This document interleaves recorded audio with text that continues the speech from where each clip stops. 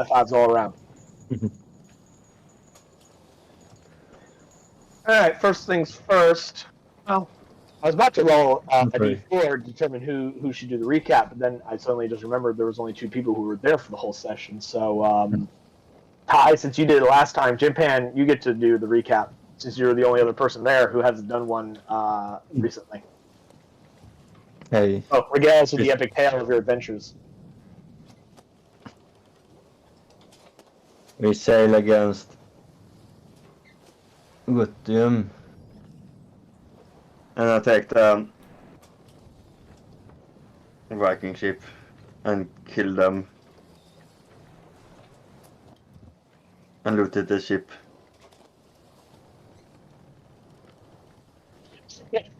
Not a whole lot happened last time, Yeah. because it was mostly combat. But you guys did end with some decisions that one needs to make, such as what to do with the Seawolf, the Ruthium dragon ship that you have. That most of the rigging is destroyed, but it is still sailable with oars, as well as if you guys gave a little bit of repairing to the rigging, because you guys do have, I believe, supplies that can be used to repair rigging. And you do have a fairly skilled carpenter in Bosun Ryota. You guys could fix it up and either sell it, or you can tow it behind your ship, which will slow your ship speed down a hair bit, but it can be done. Or you could simply just abandon it and just leave it there, or you could stuff it somewhere and hope it stays there until you come back for it. There's a bunch of different options you guys got. But in addition to that, you guys also need to make the decision of where do you want to be in 5 days? Well, we probably want to be near some random island so we can have the captain off so he can enjoy his first transformation. I mean, there are whalebones. The whalebone islands are fairly mostly uninhabited other than a few natives here and there, and of course monsters. There's the one island that has the sea hags that you guys are currently in a possible deal with to create a safe harbor on their island if you bring back a magical grimoire. Which, if I recall correctly, the only ones that know that are, of course, Daniel's character and the captain. I don't believe you guys discussed it with anyone below those ranks. So the quartermaster and Kiri, character Ice, doesn't know that. Speaking of which, I do have a slight curiosity question. Obviously, the first mate, quartermaster, and the captain are your 3 highest-ranking members on the ship. They make up the senior officer area. Where does Dr. Ice fall into that? Would you consider him a junior officer or a senior officer? Also, who would you say is your primary, ship surgeon? Would that be Dr. Ice or Dr. Leibowitz? I guess Dr. Ice, because even if Leibowitz has more experience, he's not exactly as fast as he used to be, if you know what I mean. Leibowitz is also a man of science and less of magic. That's true.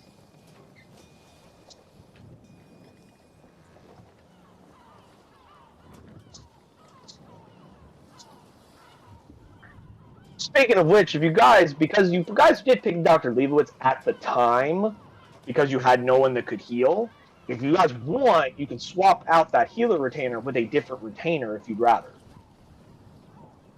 And I could create a different NPC for that person, and then we can have Dr. Ice be your sole and or primary surgeon. Up to you guys. No, I think we should keep him for now. It's always good having a backup surgeon. I was about to say, a secondary medic is always the option. I was about to say, a secondary medic is always preferable.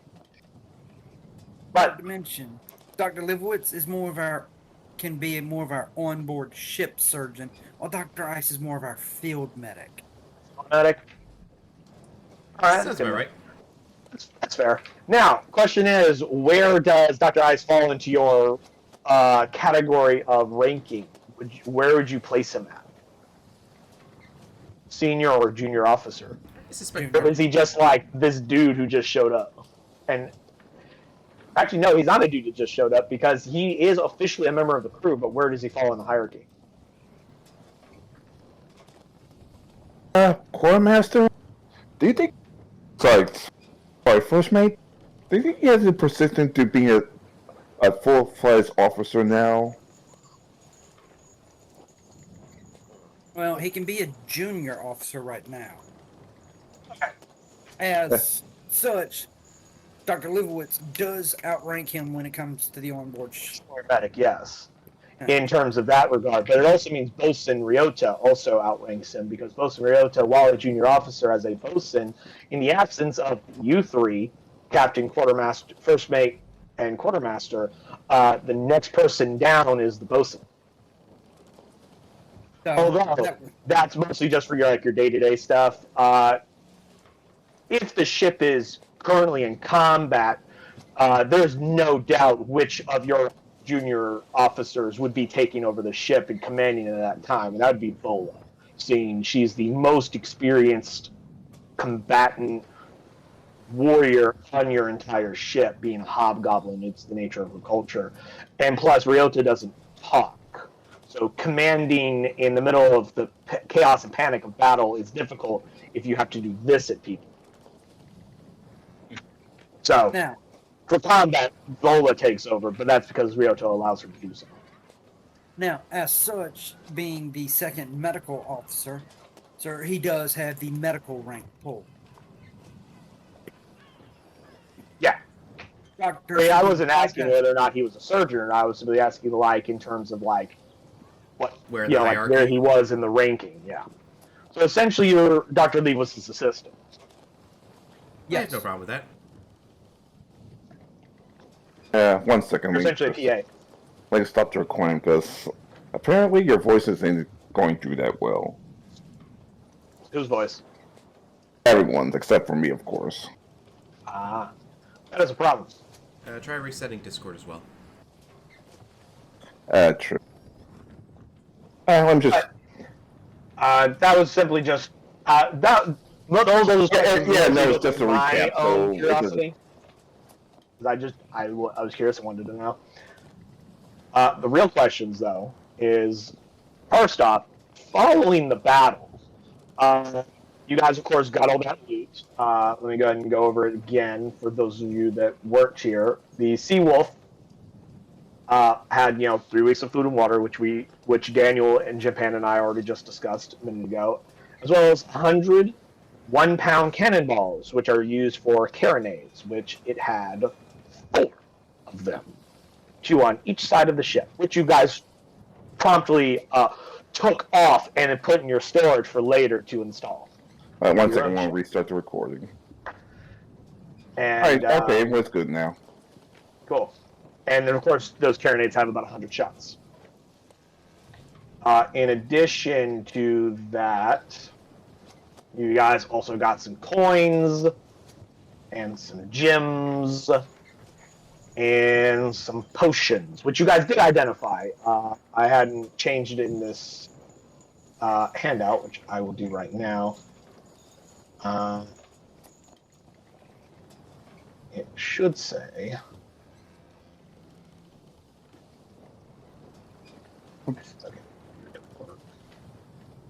Five potions of healing.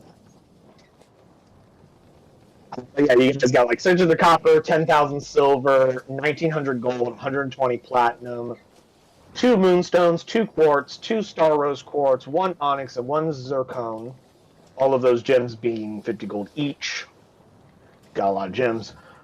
That was 2, 4, 6. That was 10 gems.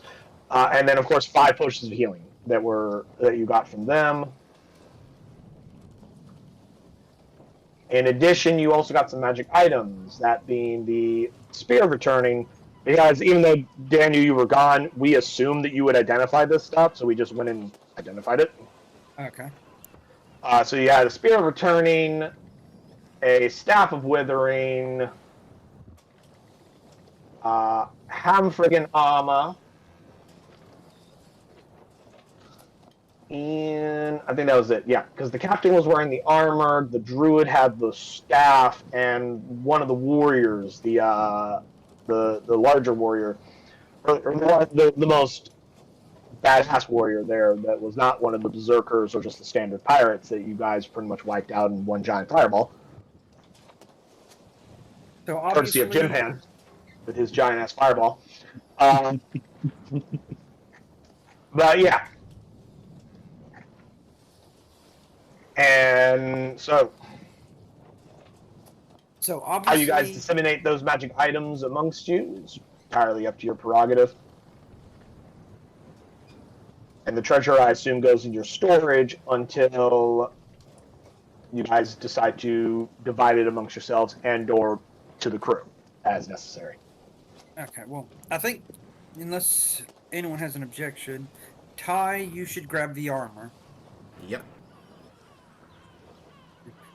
Now, what's the armor you were As a quick point, when it comes to barbarians and armor, is they have that. Well, one of their class features is the unarmored defense, where they can add their dex and constitution into their armor class. That only applies when they're not wearing armor. He puts the armor on, then his armor class becomes whatever it is with that armor. So it'd be his armor bonus plus his dex. This being hide armor is medium armor, so it can only apply up to 2. I don't remember what his dex is off the top of my head. It is +1 magic hide, though. And also, it's great for shape changing. Which it's only good for shape changing because you have to be a shape changer to wear it. It's for shape changers because sometimes when you shape change into something, your anatomy will change or your form changes sizes or whatever. This armor is magically attuned to shape changing. It changes with you so you can retain the armor bonus. Now, So if you shape change into something that had less armor than you, then you could have the armor class or the armor bonus of the armor. that being said, if Ty, you do not want the armor, the druid should be able to do it because the druid does have wild shape, which is a type of shape change. Yeah. But he is not the shape changer type. Oh, so it has to be the shape changer type. Ah. Yes, shape changer is a type. Being able to wild shape is a magical ability granted by his class. So right now I can't. If So I can't. you guys took time to study it and worked with it, because this is Ruthium rune carved magic, rune carving magic. They essentially took some hide armor and carved runes into it to give it this property. If you were to take time to try and figure out how the rune carving worked and kind of fiddled with the armor a little bit, you could possibly manipulate it in a way to where it would allow the ability of your shape change to effect. But that would require some time.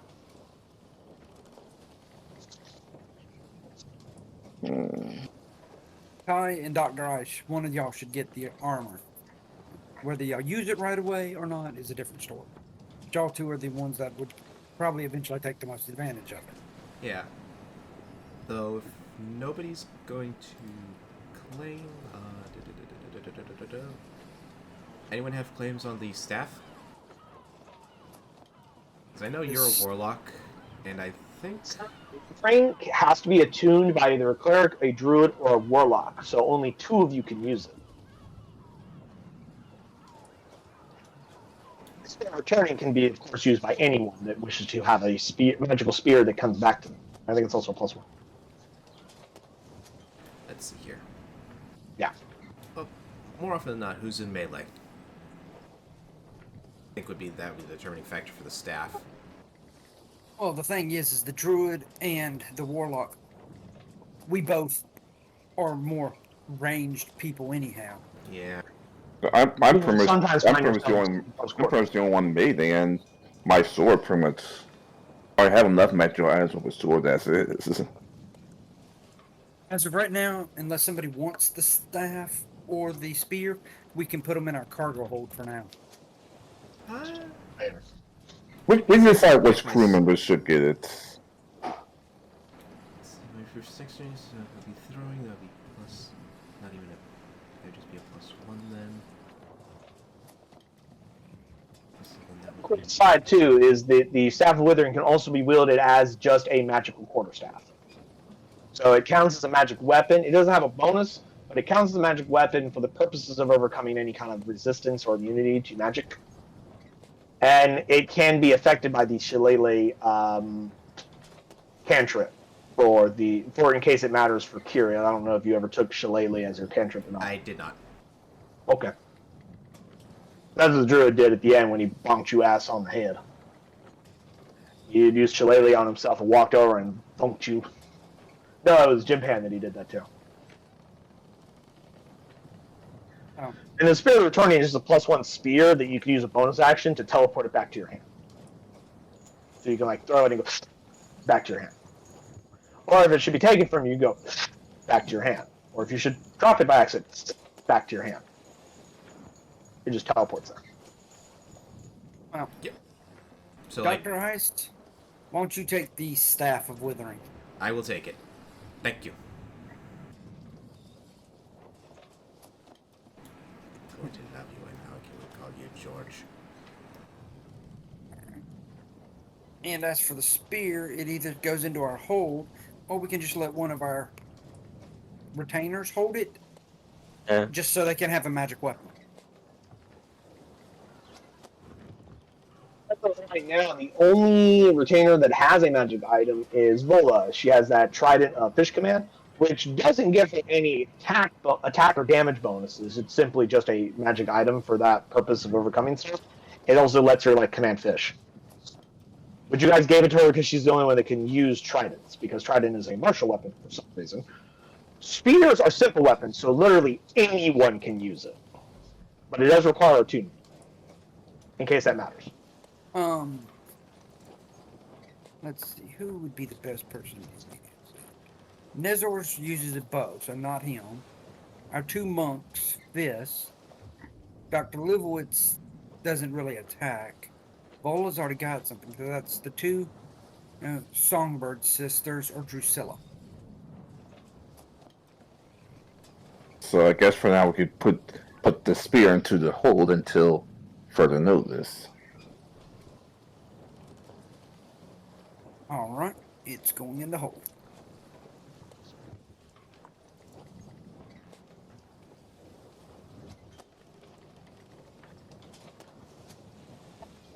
Question that the next order of business is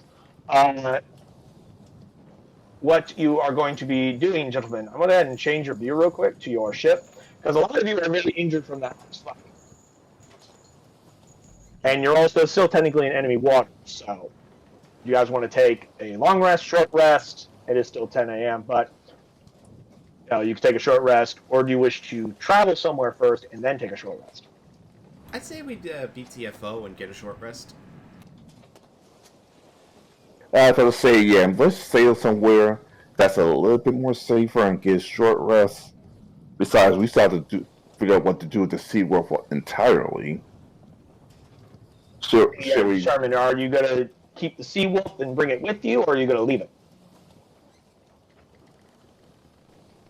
I had an idea to use it to sail into freaking Rustport, the ports. With you? Captain, I disagree with that. Oh, That odds are this ship, port of call, is that hometown. It would be bad for us to show up on a ship that they probably easily recognize as being owned by somebody else. That would just cause conflict on the dock. that's true. On that ship is that guy.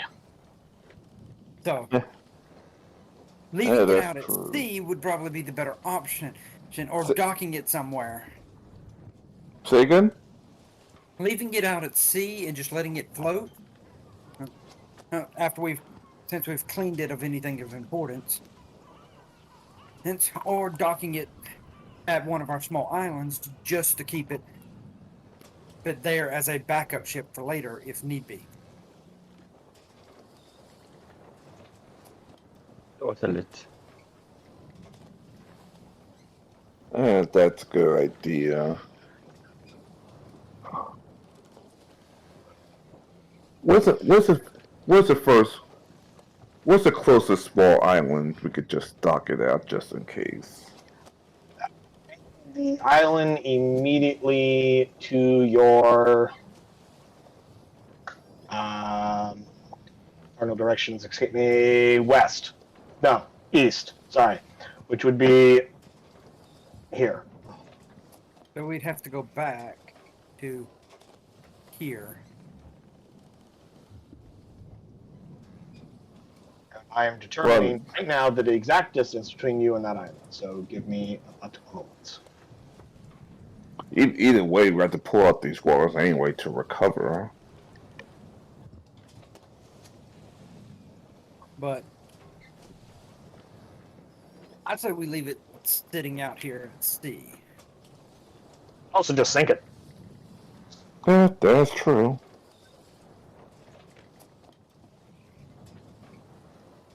Yeah, we don't have enough. Yeah, we don't have enough time by transformation. And other options are you can also just have a small skeleton crew take it somewhere. If you fix up the rigging a little bit, which you can do fairly quickly enough, I guess, not super long. If you kind of fix the rigging up a little bit and you put like a small skeleton crew, which it only needs 5 people to operate it as a skeleton crew, you can put like a junior officer and a couple of deckhands on it and tell them to take it somewhere. Now, Or you can just drag it somewhere. here is an option. Since Ty's transformation or the captain's transformation is in 5 days. If we were to stay near the ship and basically leave the captain on this ship, we could tie him to the ship here, and it would be an island. We stay close enough to monitor, and then once he's done transforming, for the first time, we can then go back and retrieve him. Sounds good. True, but other than Dr. Ice, who's going to be the 3 victims to stay with me? None, because if we tie you to the boat, we can then take the ship and sail it off just a little bit, and you'll be over there by yourself. And if we need to tie you up, the doctor and I can do it because we can fly back to the ship. And me and him can take turns flying over and monitoring you at a distance, while we stay close enough to the ship to protect you and still move. Looks like the SeaWorld's going to be my island. My island after all. Because whether we put you on an island or a ship, you can swim. Well, The ship is small enough. technically, I could just walk in the bottom of the sea, but no, you'd get crushed. I know I'm joking. But His ability makes him immune to the those types of effects. Because he has a swim speed and the ability to breathe underwater, he doesn't have to worry about what we know, the real mechanics of like crushing depth. Pressure. There we go. That's what I was looking for. Couldn't think of it. oh, so if you have a swim speed and can breathe underwater, you ain't got to worry about the crushing so much. As far as I know. Like, there's technically D&D has no mechanic that says if you swim deep enough, you go. So as far as I'm concerned, if you are an aquatic creature or have the ability to you have a swim speed, and if you have a swim speed, my assumption is that you are adapted enough to not immediately turn into a tiny tin can. Okay. But either way, whether we put you on an island or a ship, you could easily swim away. The ship is just small enough to where we could all watch it and watch you easier. So I say we use the ship. I'll tie you up over there so we can watch you. Probably tie you up below deck. That way you're not out in the sun baking. That's a horrible thing to do. That it is. Yeah, I probably would try to throw you overboard after that. Sure, the ship would be best. And then after that, we can either just abandon the ship or scuttle it. And I'm more for abandoning it. That way we're not wasting anything to scuttle it. Yeah, we don't want to waste ammo or anything like that anymore. I mean, We're you wasting. blow it away with spells, but still you don't want to waste spells just to blow up a ship for no reason. Yeah.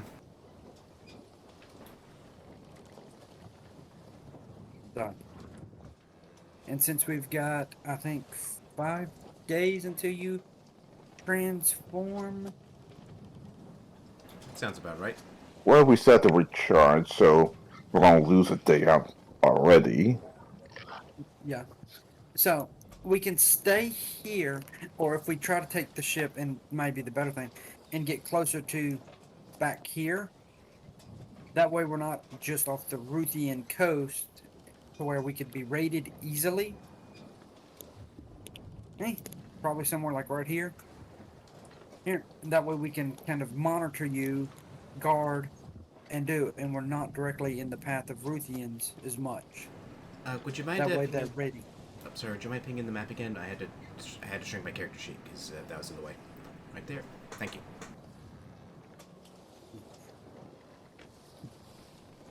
And that is my recommendation, Captain. Well, like I said, we do need to recharge from the battle since we still have to go into roofing to get the item anyway.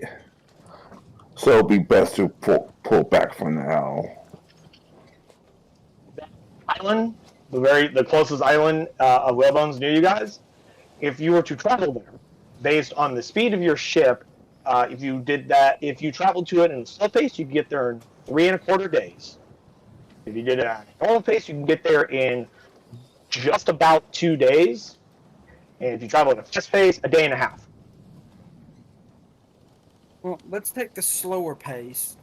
That way we can. Slow pace, you are more than capable of dragging the Sea Wolf, because you would be at a slow pace dragging it. So, just thoughts. Because it's 80 miles.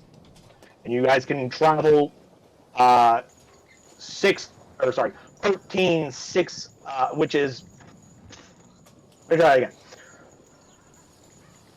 80 divided by 6 gives you about approximately 13, which is how many 6-mile hexes you travel at, or that it would take to travel it. And based on your speed, because you guys are an interceptor type ship, you guys travel as a first rate rather than a second rate ship. So you travel pretty fucking quick.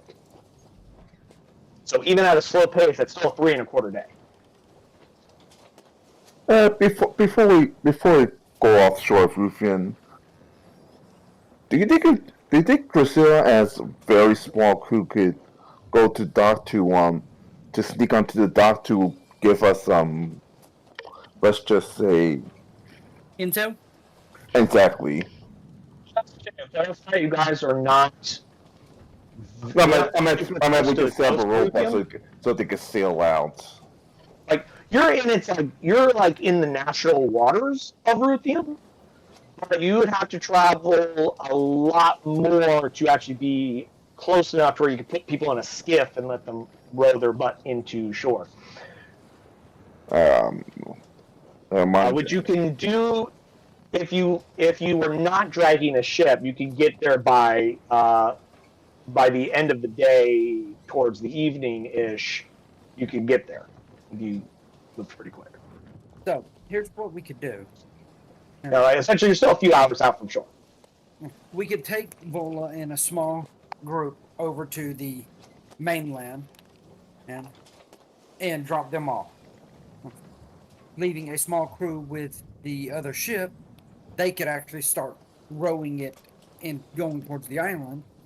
They run the risk, though, of being in combat or having issues. So if we're going to do that, probably our best combatants probably need to be with the opposing ship, because it will have a skeleton crew. So, if I may make recommendations, Captain. And let's see.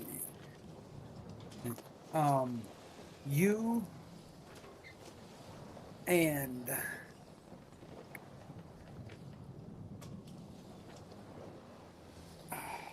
the quartermaster, the bosun,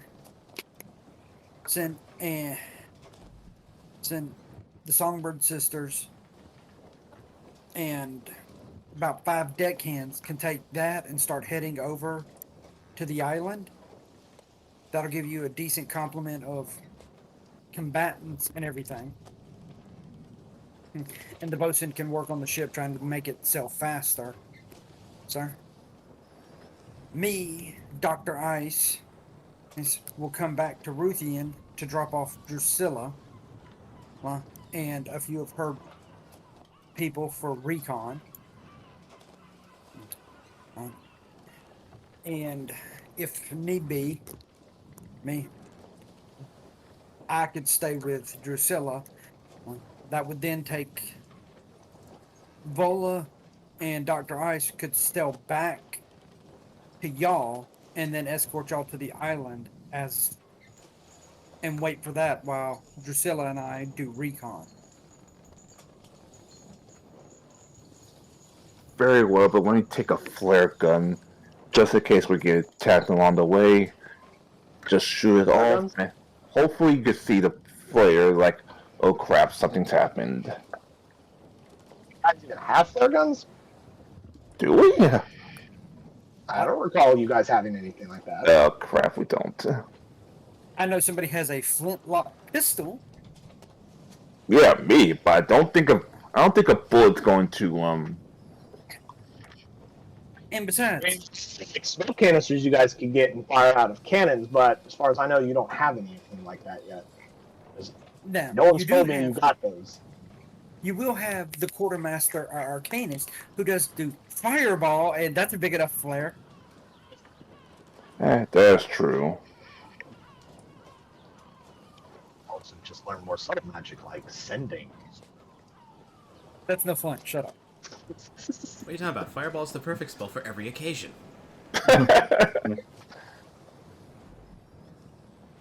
You're getting jump fireball. You want to jump someone? Fireball. So, unless anyone has any other suggestions, this is my recommendation, Captain. Sounds good. Yeah, we need some what you call on this ship. This is probably the best idea. All right, first mates. I'm leaving you in charge of the Stormbreaker. Clarification. What is the plan? Okay. The captain. The captain, the arcanist, our bosun, the Songbird sisters, and 5 deckhands are gonna go to All right. We got. You said the captain, the arcanist. arcanist. Pulling out bosun. your tokens so I can put all this together in my mind. You said the bosun, Yes. and the bosun, and you said the songbirds. The Songbird sisters and 5 deckhands. All right, hold on.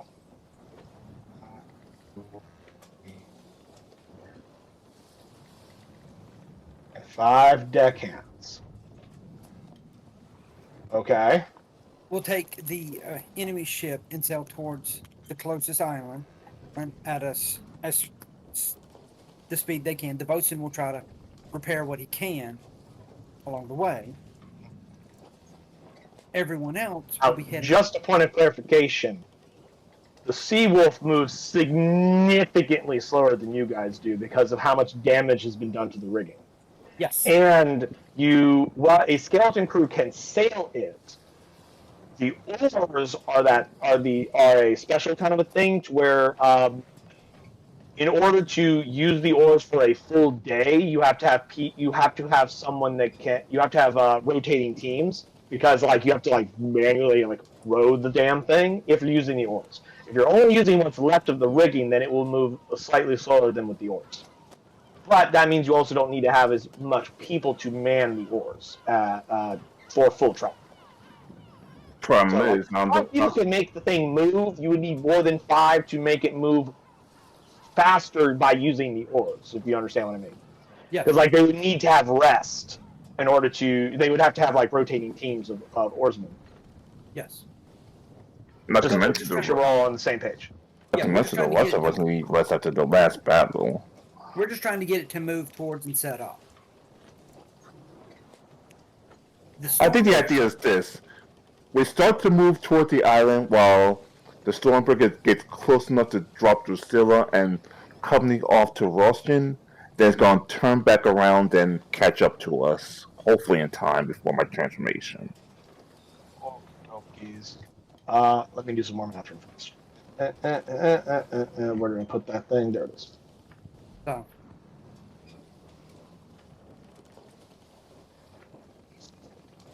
when we head back to the island, Drusilla, 5 deckhands, and the first officer will be doing recon.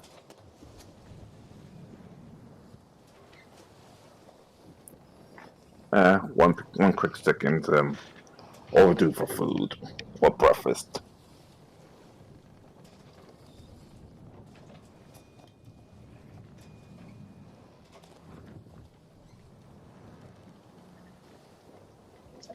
Make sure. So, because it's essentially 13 6-mile hexes, because that's approximately like 80 miles, the Seawolf moves 1 hex. That is its speed. So it would take it 13 days to get there. Well, don't worry, the Stormbreakers are going to come back and help tow it in eventually. We're just Okay. trying to get it moving towards the island.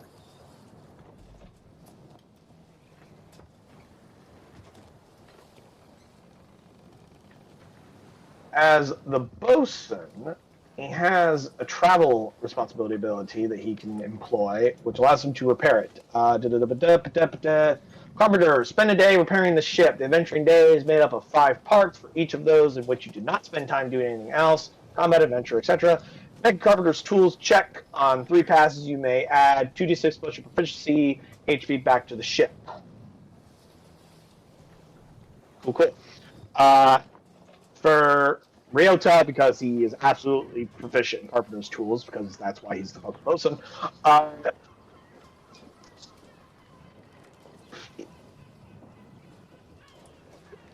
The Carpenter's tools check. So it would be his proficiency, because he's proficient in them. I would say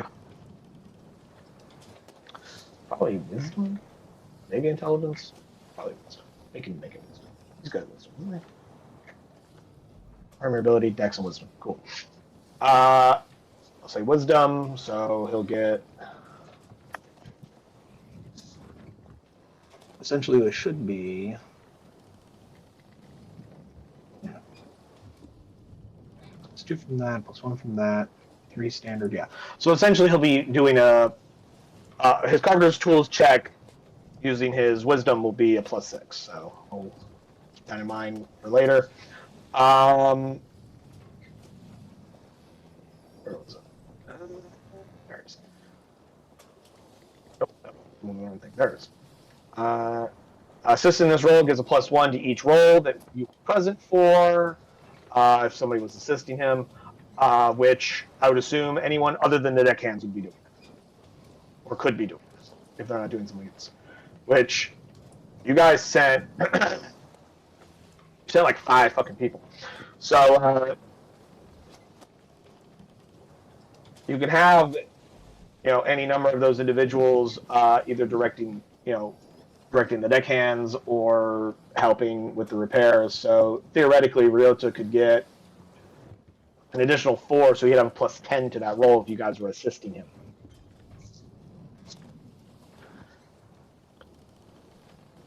The 2 songbirds, the captain, and the arcanist. So I would say that a plus. Let's see. It doesn't give me a DC, so I guess I would have to come up with a DC. I would say that.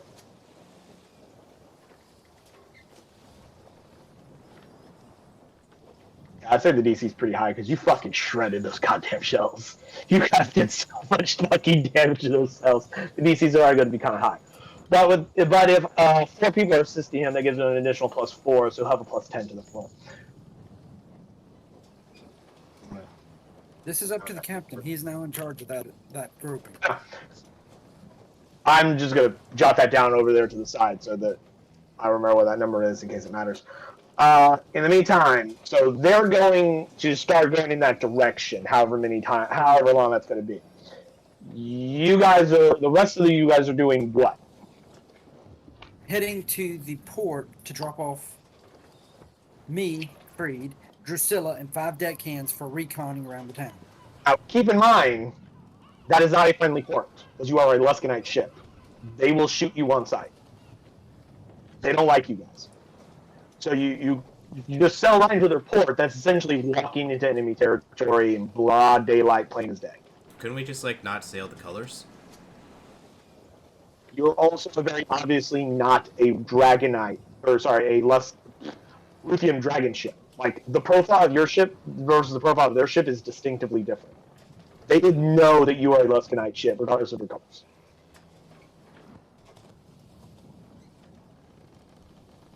They have fought They have fought the Luskanites, and the Ruthians have fought each other many times throughout history. They know each other's ships.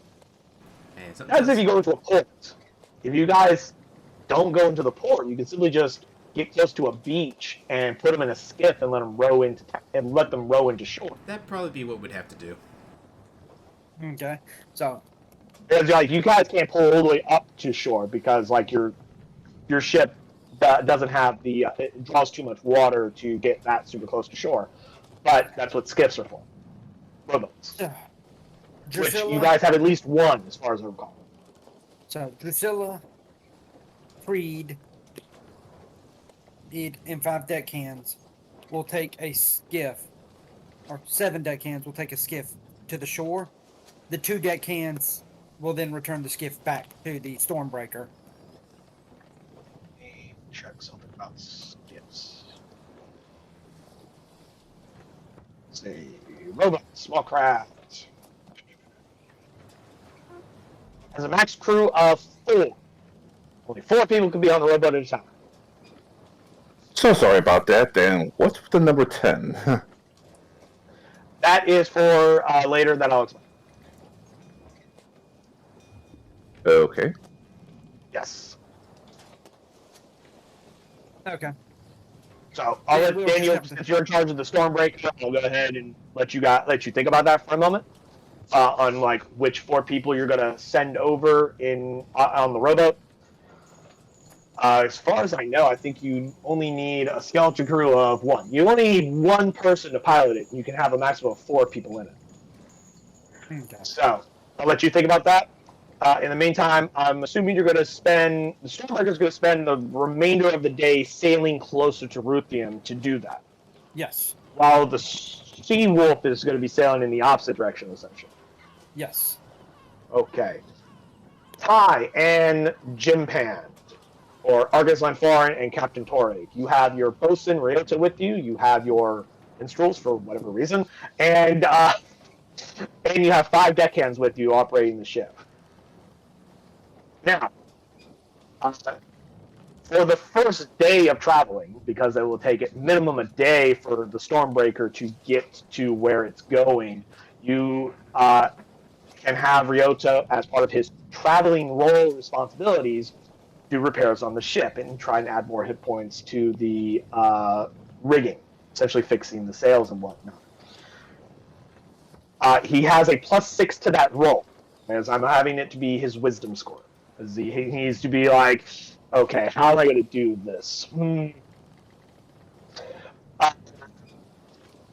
So I'll have a +6 to that. The +10 that I have written down is for every person that is assisting him with repairs, he'll gain an additional +1.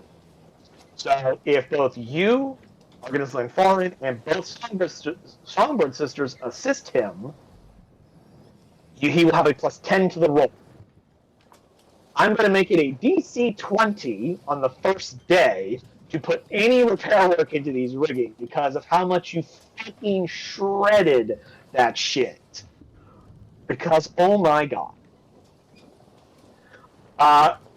During the day of traveling, he rolls 5 times, and if he gets the best 3 out of 5, he can add some extra points to it. He can add some hit points to the rigging HP, of which is 9 out of 40 right now, because you guys did 31 fucking points of damage in 1 volley. It wasn't even full broadside, it was just fire both ballistas. Hey, we're under attack. we didn't know we might have had to use the same ship. So, unless there is something else you'd rather the 4 non-deckhands to be doing, you let me know. But what are your orders for the first day, Captain Paul? What do you want your people to be doing? For the first day, all of us will help with the rigging. After that, we get a short rest. We On the work, you don't get a short rest. we rotate roster until we get to the island and hopefully reunite with the main ship. That's farther. It's going to take you. At your current speed, it's going to take you guys fucking 13 days to get there. I'm assuming the Stormbreaker will catch up to you much fucking sooner than that, and we'll figure it out from there. Because you're traveling 1 6-mile hex per 8-hour day of travel. Because you move at 1 hex right now. You're essentially moving at the speed of a rowboat through the ocean. It's super slow.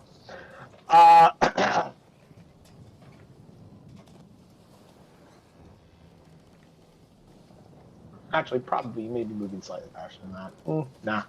Nah, you guys fucked it up too bad. But either Ty or Jinpan, they do this if let me clear my chat here. If all 4 non-deckhands on the ship that is not Ryota is assisting Ryota wishes to do so, go ahead and one of you go ahead and roll a d20 plus 10 5 times for the full day.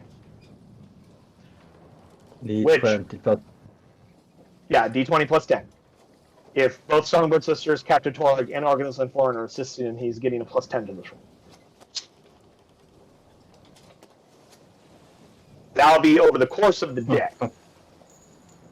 So, which is also, during that same time, Stormbreaker will be getting just offshore of one of the Ruthium coasts.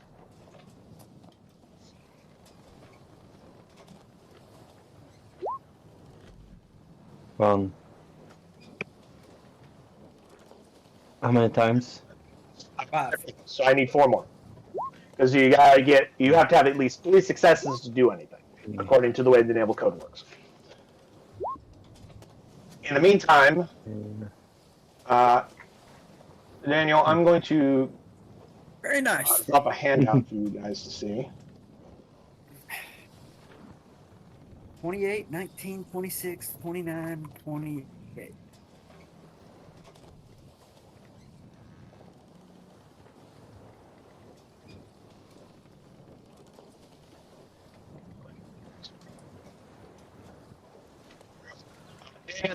Ruthium that you'll need to have once you guys are traveling to it. Just a fun fact: if you guys click on the image on the handout, it will actually blow the image up bigger, so you can actually see more detail on the map. So if you have the handout open and you click on the image on the handout, it will expand it. So that is for the Stormbreaker crew, which is where Dr. Ice and Daniel's character, Master Creed, is. For when I come back to you guys in just a second. Wow, 28, 29, 26, 19, 28. All except 1 beat that, so you guys made it. Go ahead. 1 second.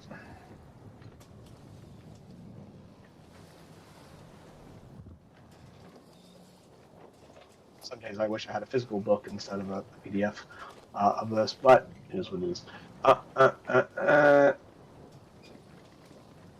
There we go. Jim Pence, as you were rolling for Ryota, go ahead and roll 2d6 plus 2d6 and then multiply that by 3. I don't think you can actually do that and roll 20, so just go ahead and have it roll 2d6 and then just multiply it by 3. Is 6. You got a 6, multiplied by 3 is 9. Sorry. No, 18. I know math. Do you? I like to think I do. 2d6. Oh, I'm sorry. I thought you said you rolled 6. Sorry. Yes, 2d6 was correct. So 10 times 3 is 30. So you repair... wow. In the first day, Bosun Ryota does amazing. He repairs it by 30, Yeah, which that's why brings we it hired almost them. back to its full rigging hit points, because it's 39 out of 40 now. If I'm understanding that correctly. Let me sure. Yeah, 2d6. On 3 passes, you may add 2d6 times proficiency HP back to the ship. Yeah. Yeah. Cool. So essentially, he just like came back onto the deck of the Stormbreaker before he went over with like all the extra ropes and sails and shit that you guys have, and then just replaced all the ropes of the sails during the day where you guys were moving. So like the first day, you guys are using the oars, and he just. And after that, you guys have pretty much almost full functionality back. So we'll cut from you for now, because that's what you guys did over the whole course of the day. So no short rest, no rest whatsoever, because everybody was working the whole time. In the meantime, though, we cut over to the Stormbreaker.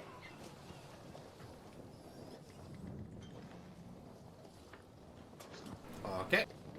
Acting Captain Master Creed, what are your orders for your crew?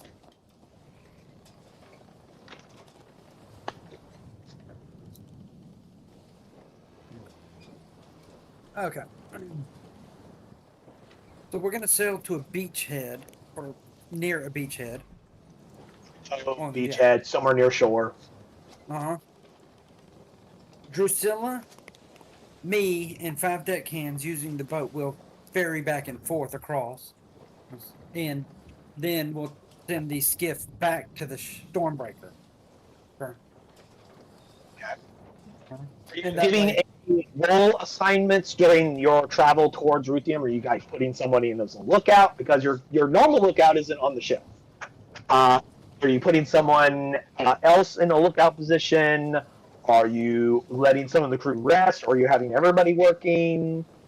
Stuff like that. Because I'm more asking, like, what do you do? What are your orders during the travel to that location? Once we get there, you can tell me about your plan with the skiff. But I need to know, like, what you're doing on the way there. Well, Nezar's staying with the ship, or at the helm. Obviously. Dr. Ice, I'm putting you in the crow's nest, because you can get up there just as easy as I can. Mm-hmm. Yeah. You're in the crow's nest. No racial stuff intended.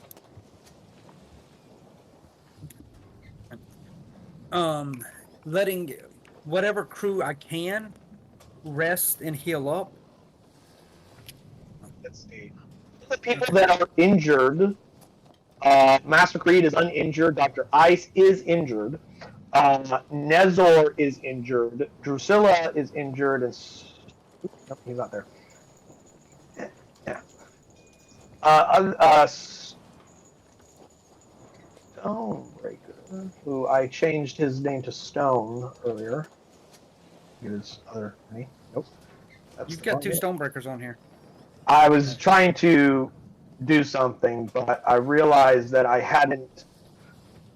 While I changed it on a mini, I didn't, or a token. I forgot to reattach that token, the new edited token.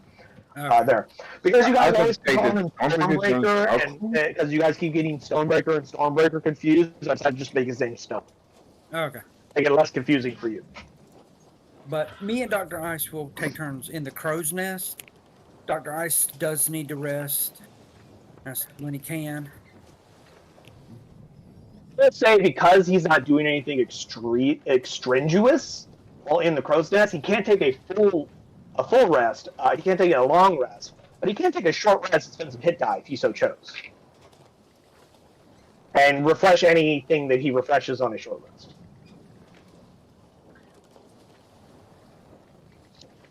Because none of your crew were like majorly injured, your Dr. Leibowitz doesn't need to do his like special like surgeon stuff, since the enemy barely got any shots off in return.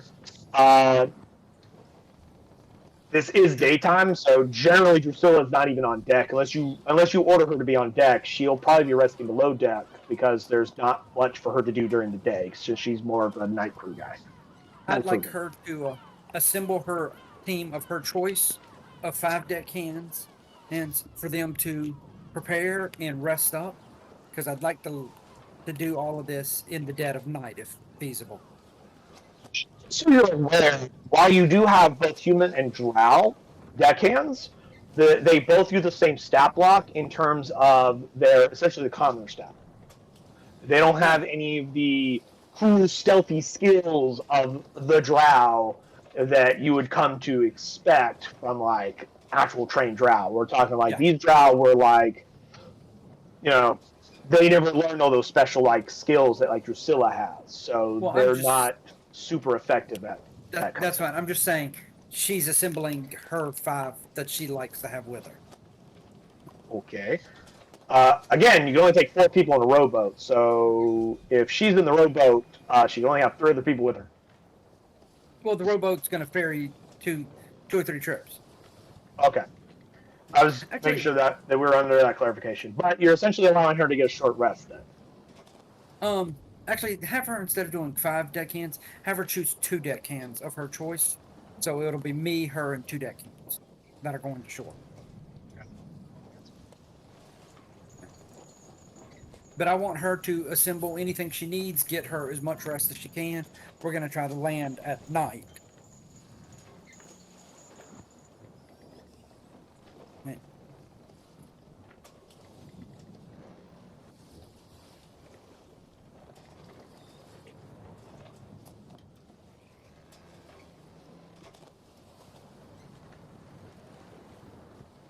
But essentially you're letting her be below decks while she's doing this and recovering, essentially allowing her to do a short rest.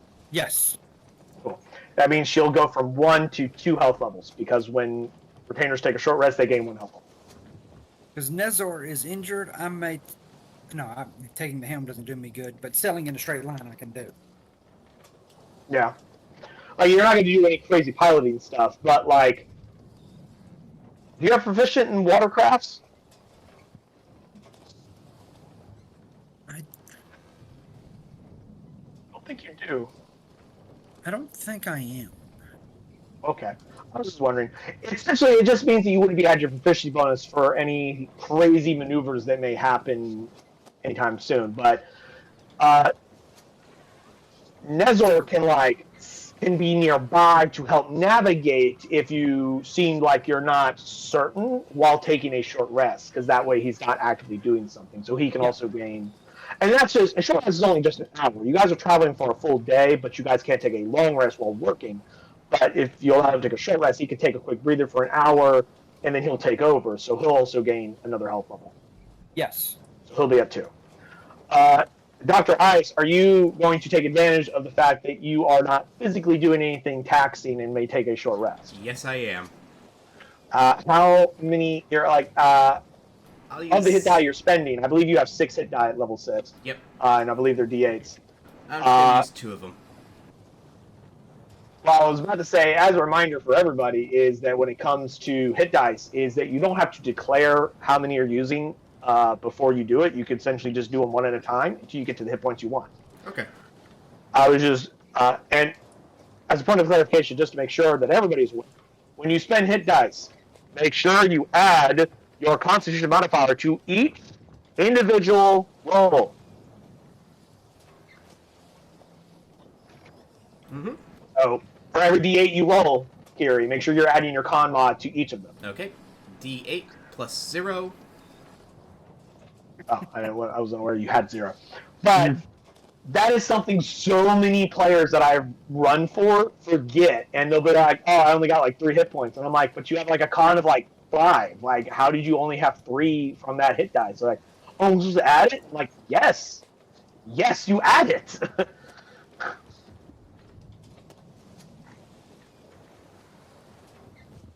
So that's 6, 7.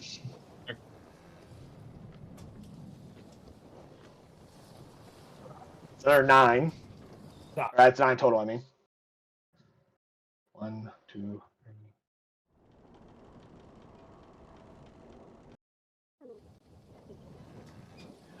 or you can only spend up to the maximum hit dice you have, which is 6. So if you use all 6, then you're done.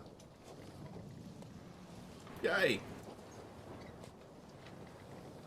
So Brings me 5, to 6, 7, 34. 8, 9, 10, 11, 12, 13, 14, 15, 16. So you recovered 16 hit points by burning every hit dice you had.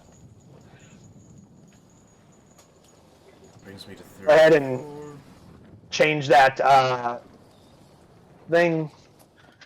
So Did you're it? almost at maximum. Hooray! When you take a Change- long rest, you will recover half of your total hit dice back. Okay. Okay. Good.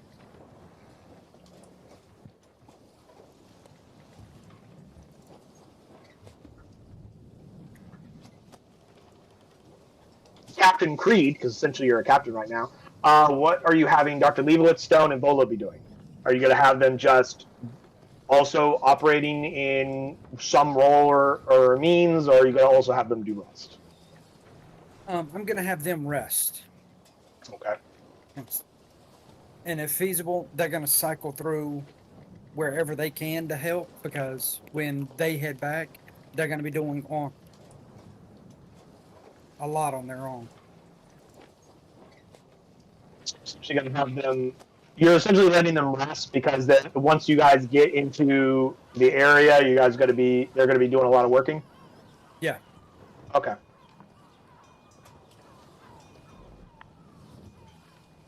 And they say wait a never minute. split the party, and here I am just dividing the party all to back again. I mean, you guys have a Oh, much that's larger right. party, That's- so theoretically you get away with it a little bit more.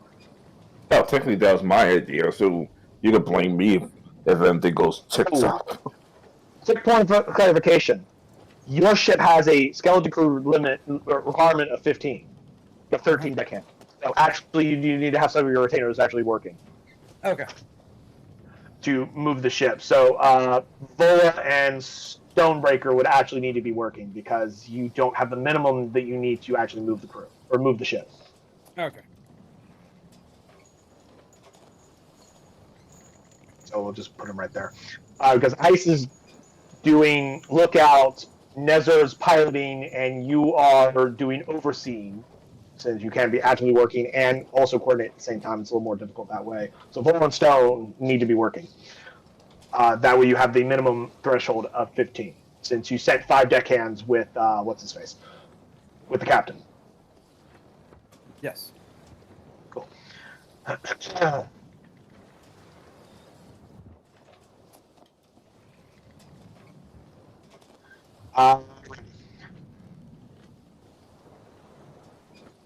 Switching to our world map here.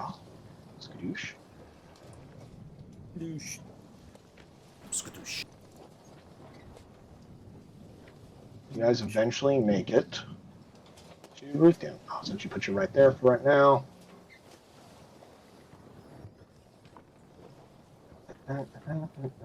You get there at pretty late in the evening.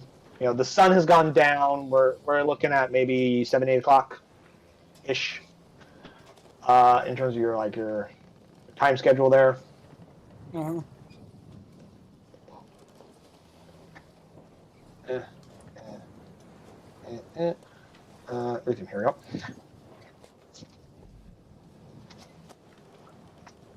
Looking at your lithium map here, you have there's a few little villages here and there marked with names. Some of them don't have names, but you could still see them in terms of the image in and of itself. As well as some islands. The main capital of Ruthium, also named Ruthium, is of course right there in that center. I can't actually ping the image. Yeah, I see it. Yeah, and then there's that little peninsula, a little southwest of it. Uh-huh. My assumption is that you probably would try to land there, hoping that no one will notice you in the cover of night. So do you want to wait till the dead of night, like midnight, before you try and sneak in there, or are you gonna go? I think dead of night might be the safest.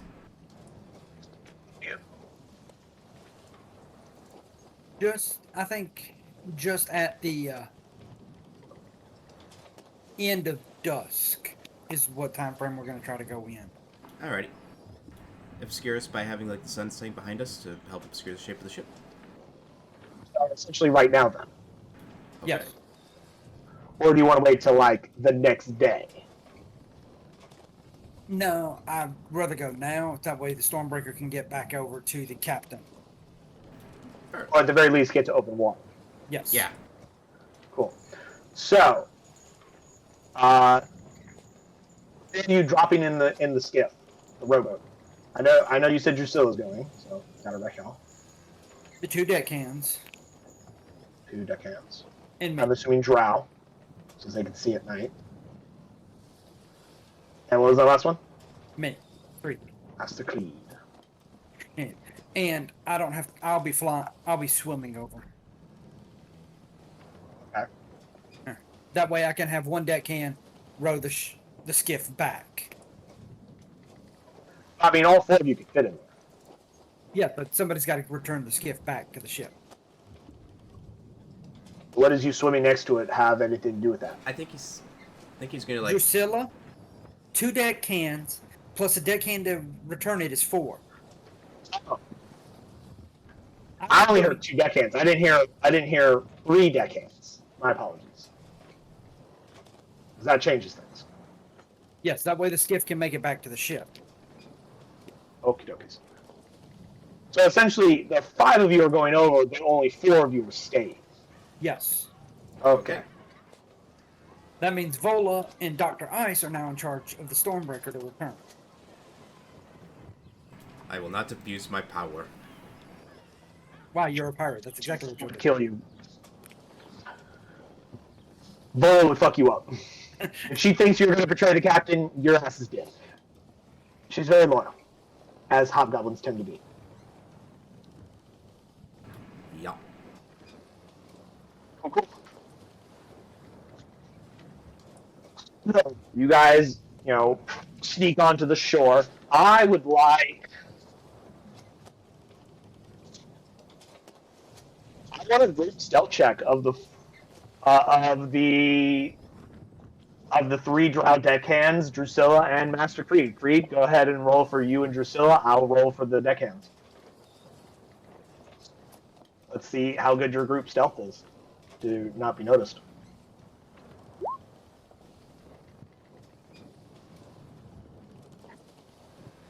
Oh, the deckhands are really fucking stealthy. Hold on. Oh, I'm about to say. No, Drusilla failed her stealth check, basically.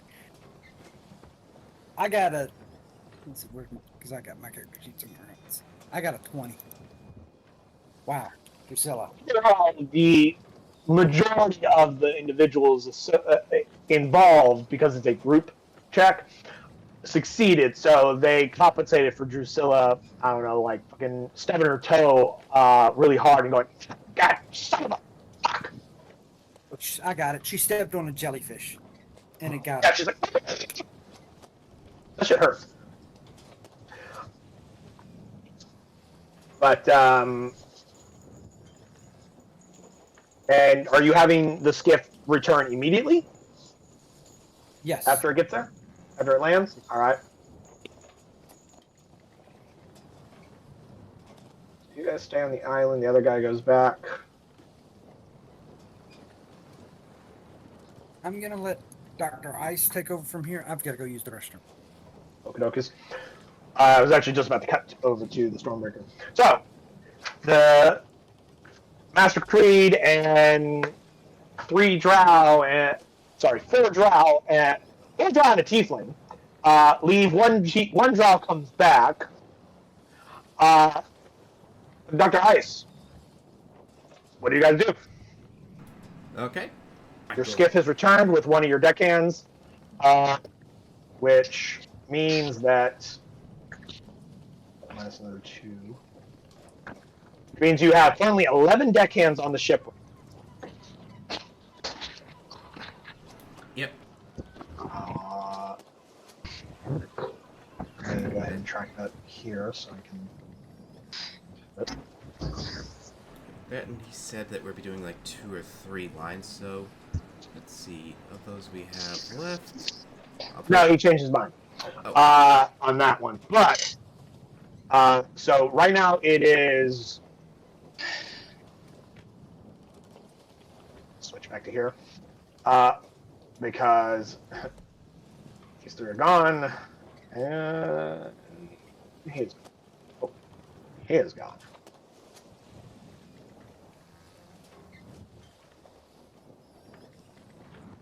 Cool. Right now is Stone, Bola, you, Nezor, Leibowitz, plus 11 deckhands. You needed minimum 15 people operating the ship in a non-travel role to move this ship.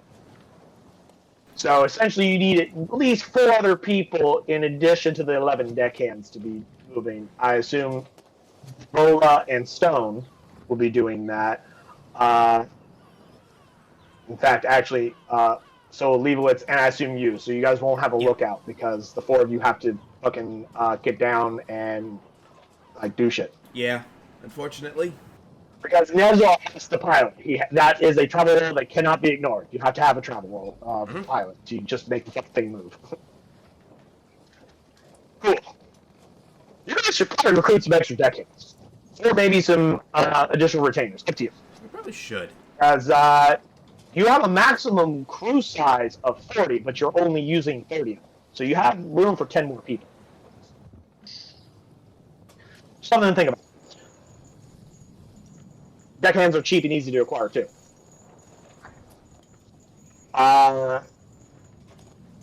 So I assume you're going to be going back in the general direction of the Redbone Island to pick up the rest of your crew, or at least follow along with them in their ways. Who is moving significantly faster now. After the 1 day of repairs.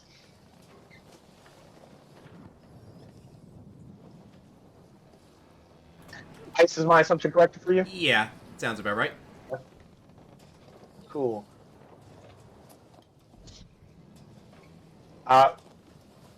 Daniel, have you returned? I'm listening in. Okay, I was checking if you were back or not. No. I can't roll, but I can talk. Okay, we'll come back to you in just a second then. In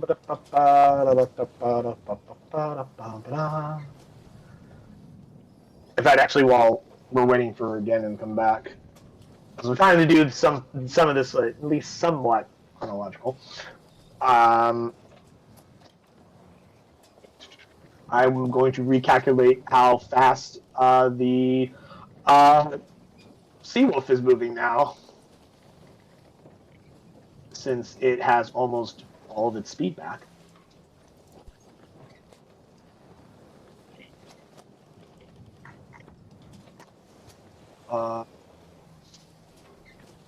It is an unrated ship because it is also an interceptor, it actually travels at the speed of the second light.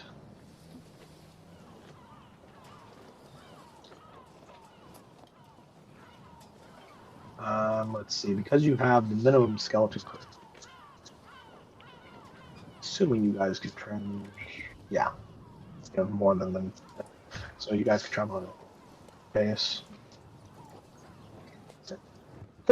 So, in fact, Ty, Pan, after those repairs, you guys went from the ETA of 13 days after the first day to, now being 12 days to you can get there in 2 days. Because you went from 1 hex every 8 hours to 6 hexes every 8 hours, which, because there's 12 hexes left, you could do in 2 8-hour days. So you guys would go from this fast to now you have sails. Cool. Good job. Expect a bonus soon. After we get back to this ship. The Stormbreaker does travel slightly faster. At a normal pace, it travels at 7, whereas a normal pace for you guys is 6. So they will catch up to you by approximately end of your second day of travel. They will catch up to you. And then the day after that, you guys will make it to the island.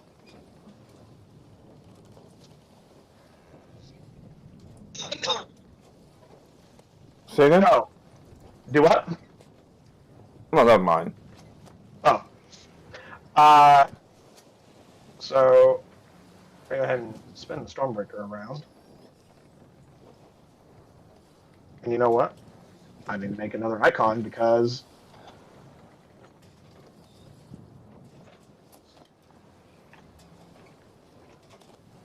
so let's see. So the Sea Wolf is approximately, give or take, right there, and the Stormbreaker after travel will be right there. So you guys are about like halfway there. You were so like Argonist. You see in the distance your familiar ship with all of its colors being flown. Yeah, Starbreaker ahoy on your aft. So the Stormbreaker easily catches up. Kiri and the rest of your, or Dr. Ice and the rest of your remaining crew give you a quick salute from the deck, and you guys travel together.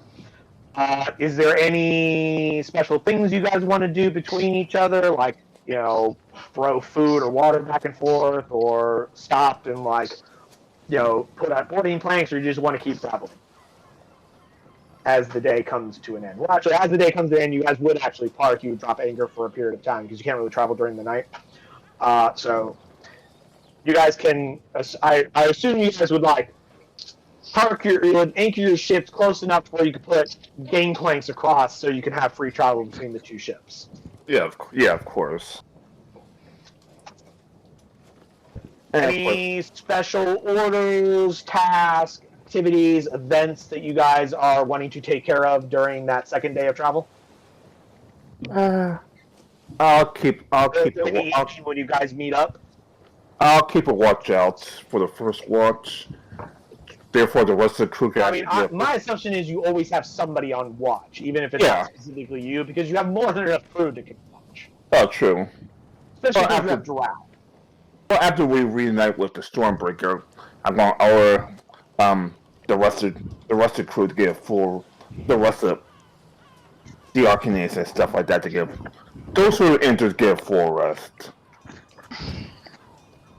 Assume that eventually, during at the end of the second day, you guys would actually take time to get a long rest throughout the night. Yeah. You guys can do that. So anyone that wishes to take a long rest may do so. Other than I will. Other than those that are on the island, we'll come back to you guys in just a second. So you refresh any spell slots, get all your hit points back. If you spent hit dice, you get half your level back worth of hit dice. So Kira, you have 3 hit dice back out of your 6 that you spent during that first day. Mm-hmm. So, let's see, Ryota gains his. Mockingbird.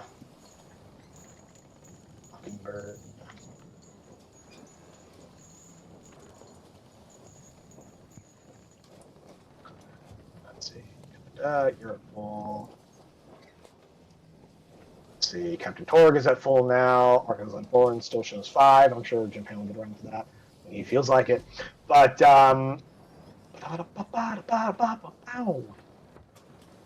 so that's what you guys accomplished by the end of your second day. Back to our good buddies over at Ruthia. First mate, Master Creed. What are you going to do on the first night after you arrived? Alright. First night, we've already rested. Drusilla and her 2 rested on the thing. And we're gonna inventory. Will help then, because she only has to rest for 4 hours. Do what? So you guys made sure and then hid somewhere in the woods nearby and slept the rest of the night to do shit the next morning. Yes. Okay. So that means everybody in your group has had the benefits of a full rest.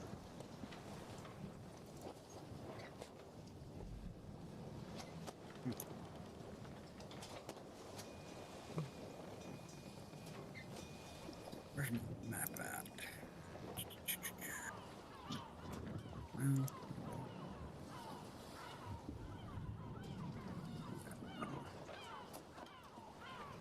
We are going to slowly, like, trying to stay in the woods but watching the coastline, travel northward to the capital.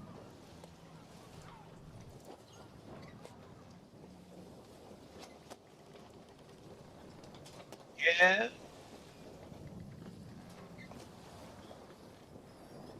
So between that the next morning, Yes. right? Okay. Give me stealth checks for you and Drusilla, and I will handle the deckhands. This will be another group stealth to, keep you guys in low profile. Come on, Drusilla, do better today.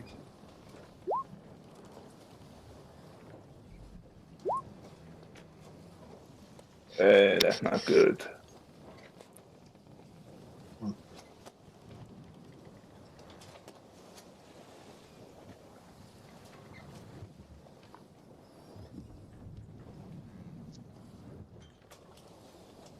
So just a heads up, all three of your drow, I probably should have remembered to mark this on their thing, but they have sunlight sensitivity, which means any wisdom perception checks or attack rolls they make while they themselves are in sunlight or something that's in sunlight is with disadvantage because they are essentially half blind.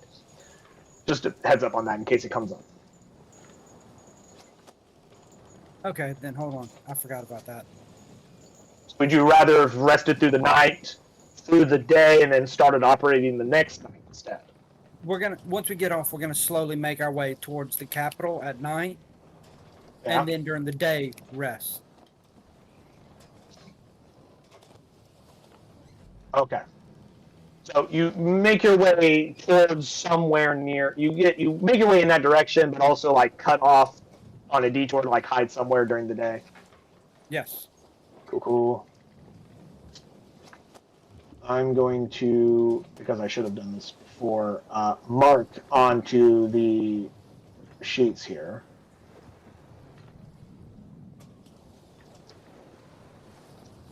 On both the deckhands, the drow deckhands, and Drusilla, that they do have some sensitivity to something I should have had marked in there. Because, they have dark vision out to 120 feet, which is far greater than most everybody. But the downside is that they are more sensitive to sunlight.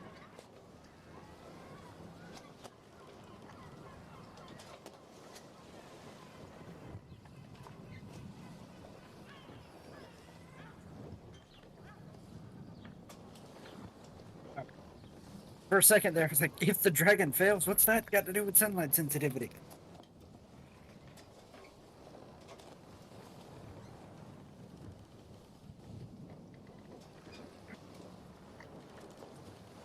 And just so we don't forget again, I'm going to make a little macro as essentially a reminder to us.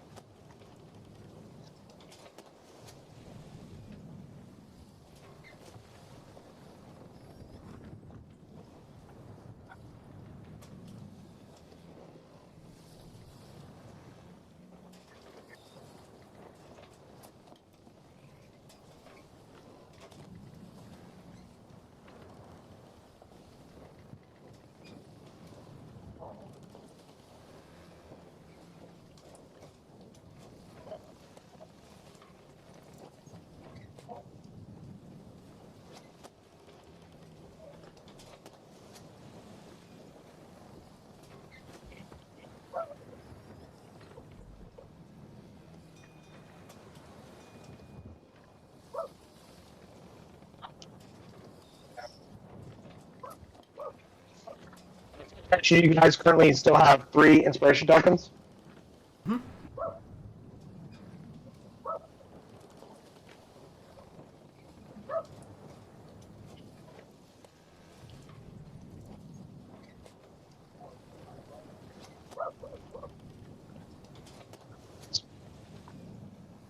That was the first day of travel to drop them off. You guys go. Second day. Okay. At the evening of the second day is when both the Stormbreaker and the Sea Wolf meet up and they do their blast. On the evening of the second day is also when the Drow and the Tiefling come out to play. So on the second evening that you are on the island, what do you and your team do, Master Creed? Well, during the daylight, we're going to be resting at night. Yeah. But yeah, I assume you're resting during the day. That's why I asked what you're doing on the second evening, when sun falls. All right. How far away would we be from the town?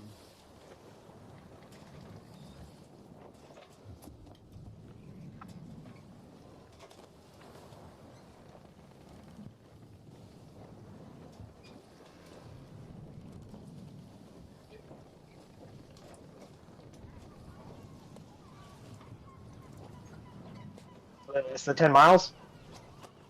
Okay, so Based on the scale of the map that says that's 50 miles and there's 5 sections, my assumption is that each of those little ticks is 10 miles, and I'm just going to eyeball it, and I'm going to say approximately less than 10 miles. So you can probably get there relatively quickly.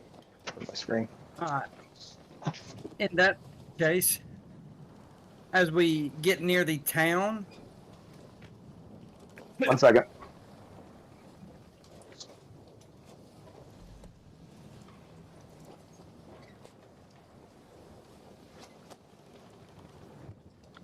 At a slow pace, you guys can cover easily 10 miles in a day of travel. Because at a slow pace is where you can use stealth. That lets you, in a day, travel 18 miles or 2 miles per hour. So, yeah. So in like 5 hours, you can get there easily while still maintaining stealth. So give me a group stealth check again for this little sneak up to the town.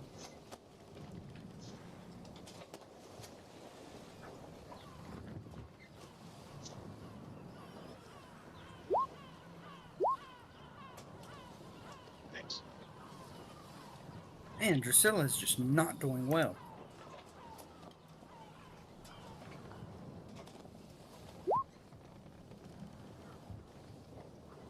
There hasn't been a lot of people to notice you guys because you haven't been super close yet. So overall, okay. If there was someone in the woods with you, they'd probably notice something. But because you guys aren't super close to the town, you guys are, I assume, going to keep some distance. But once we get within visual range of the town, Yeah. we're going to study the town for about 24 hours to watch the comings and goings of people. You know, gates, is large crowds going through, and stuff like that. Let's see. It does have a bit of a wall around it. It does have gates. And you don't see large groups coming and going, but you do see people do travel through freely. Majority of Ruthians are human. And it does, of course, have a port and a docks where they do have ships that come and go. Frequently enough, you see multiple dragon ships.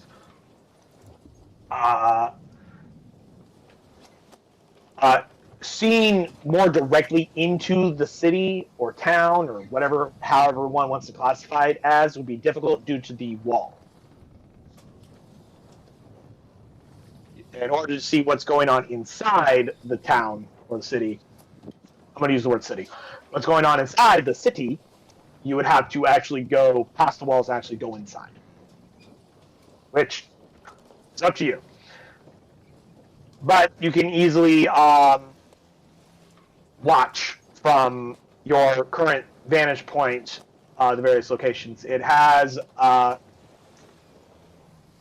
going to say it probably has, if it's like a normal average city, it probably has 3 gates plus the port town. 3 gates being pointing to the north, south, and west, because the port being to the east. It's my assumption. I don't have a fucking actual layout of the Ruthium city, but we're going to say that. The 4 of you can easily watch from multiple vantage points around the city and gain fairly similar information, or as you collaborate with one another at the end of watching it. During the evening, there's not a lot of movement. All the gates are closed. During the day, the gates are open. There's fairly free traffic going through. Not super heavy traffic, but also not like a ghost town level of traffic, if you know what I mean. Somewhere in that average middle ground. Okay. Because if you look, like, Ruthium isn't super close to, like, a lot of settlements. Ruthium, the settlements that people live in Ruthium are kind of spread out. So there's not a lot of travel between different locations other than by sea.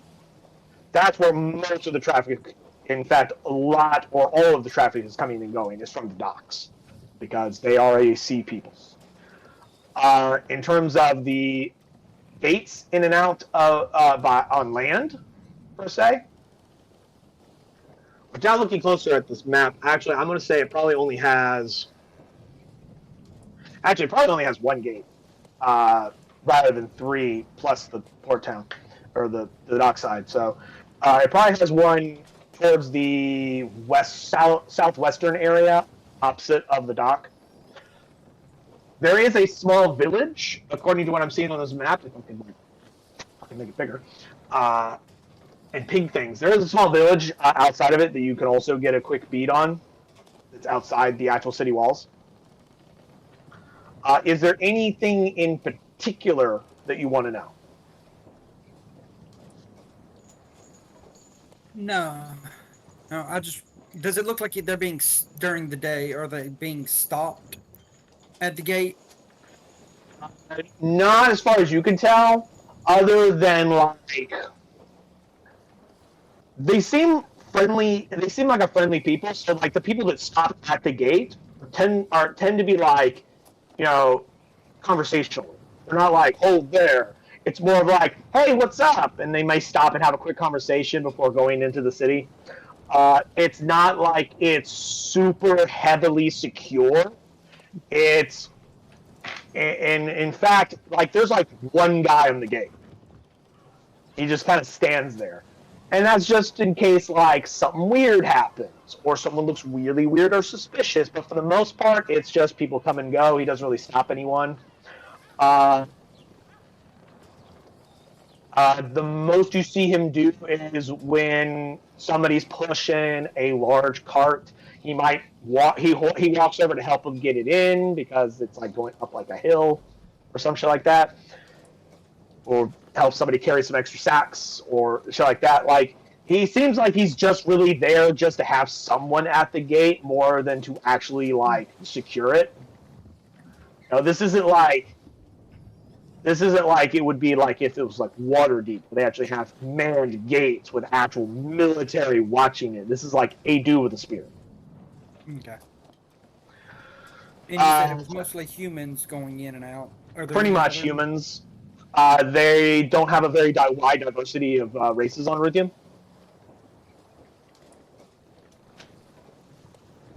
They're pretty much all humans, and they all look like, you know, Viking-esque, Scandinavian, Norwegian, Swedish people. Like Japan. Essentially, it's a bunch of Jampans running around.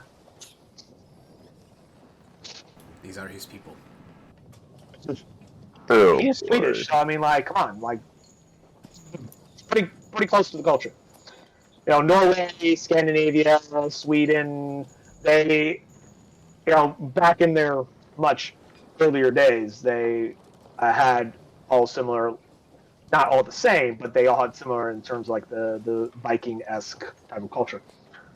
Okay, so it's going to be hard for me and Drusilla and our crew to just walk in because we will stand out. Difficult, given the nature that, one, none of you are human, and two, none of you also fit the same body type. A lot of these people are very large and muscular. We're talking like Viking people are here. These are Viking people. So a lot of them are big, muscular, blonde hair, blue eye, or black haired. Some of them are darker haired. But, you know, big bushy beards. You could probably disguise yourself as one of them, depending on your skill level in terms of that nature. But you just walking up as a tiefling, they're gonna be like, "Come in," which pretty much everywhere you go. But you would be very obvious and noticeable. Same thing with any drow. I'm assuming the town that's outside of the gate or outside of this capital is about a similar. Once again, all humans and such. You don't see any other kind. You don't see a lot of any other kind of race, if at all. You might. I don't know.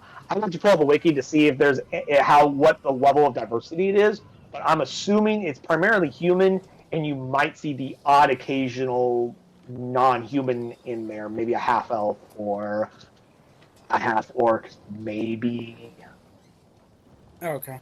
I don't have the wiki up open in front of me, so pretty much anyone of human descent of some kind is going to be here, primarily human, probably 99% human. Is my assumption without taking the time to like do some quick like find that Wikipedia page and shit like that, which is fairly bare bone limited in the first place anyway. The village though is, it's a very homely kind of like village. It's what you would expect in a Viking-like village. It's got a well, it's got stables, it has a blacksmith, it's got the usual shit. There's some farm. Nope, never mind. There's not farms. Their soil is not very conducive for that. I almost forgot. But the majority of their stuff that they're doing is the sea. You see constantly ships coming and going, coming and going, coming and going. It's like nonstop all day.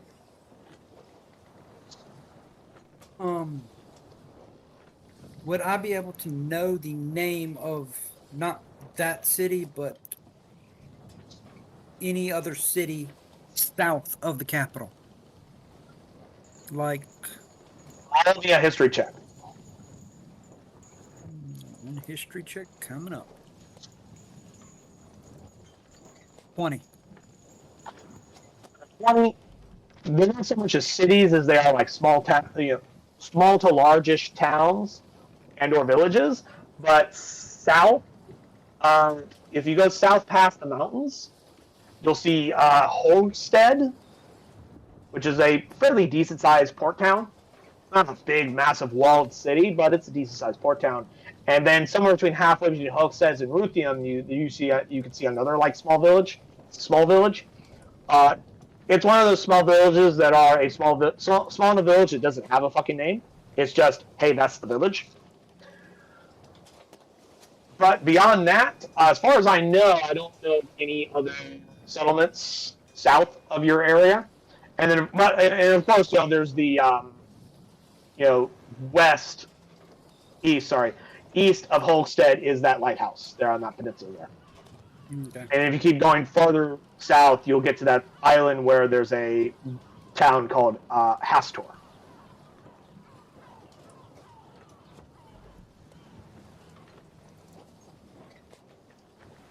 Okay. Anything else more specific you'd like to know? No.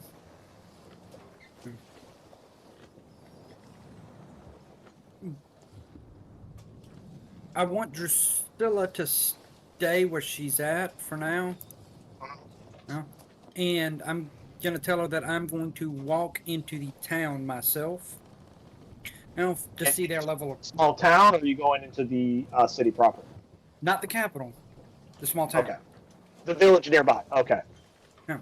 I want to gauge their reaction. To what gauge your reaction as in, like, you're just going to walk up in your standard form and be like, hey, guys, what's up? I'm just going to kind of walk up as though traveling through. I know it's rare, but coming from the south, maybe I can get away with coming up from a smaller town.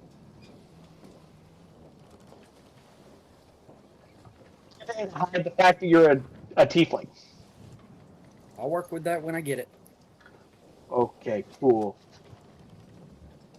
I always work on the fly.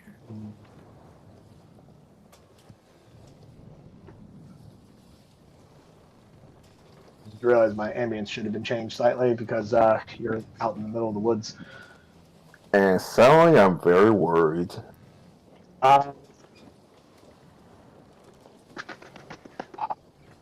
1 second.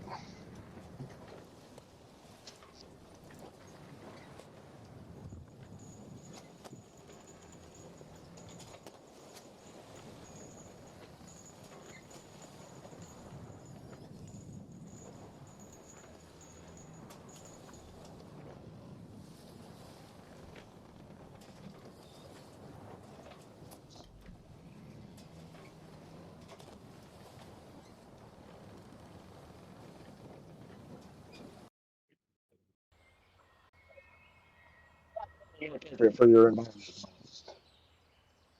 Alrighty. So you start to walk up. Oh, okay. I did not expect you to do this. I almost don't know how I would react. Roll me an insight check as people start to spot you.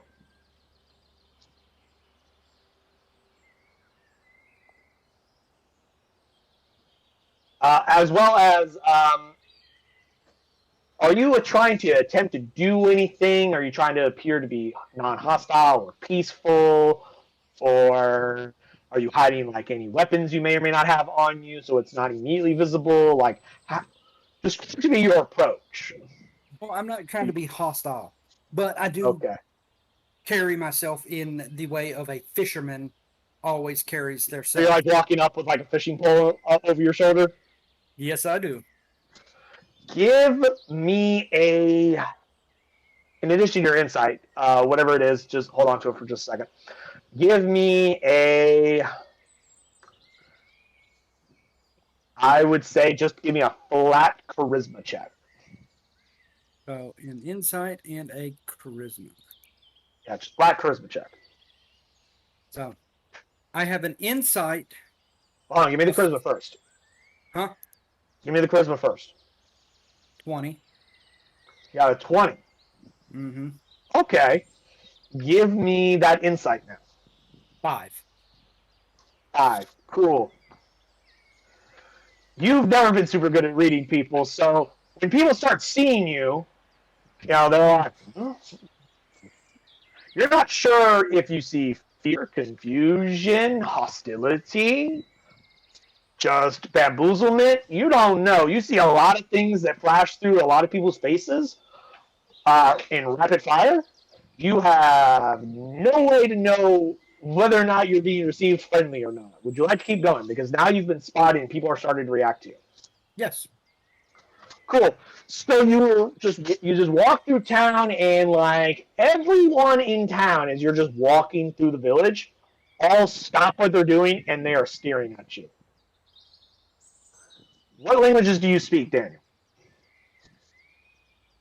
Probably not theirs. What languages do you speak? Working I know. trying to find my. I assume you speak it. Minimum common. Yes. Where is my languages listing at? Let's see. I didn't list it There on it your is. character. Common, Infernal, and Primordial. Common, Infernal, and Primordial. Cool. Yep. Specifically, what type of Primordial? Because there's 4 different types. Aquan, Terran, and Igni. Aquan. Okay. Cool. One of the more young lads, you probably caught this kid at like maybe 15, 16 or whatever, and is like, what's up?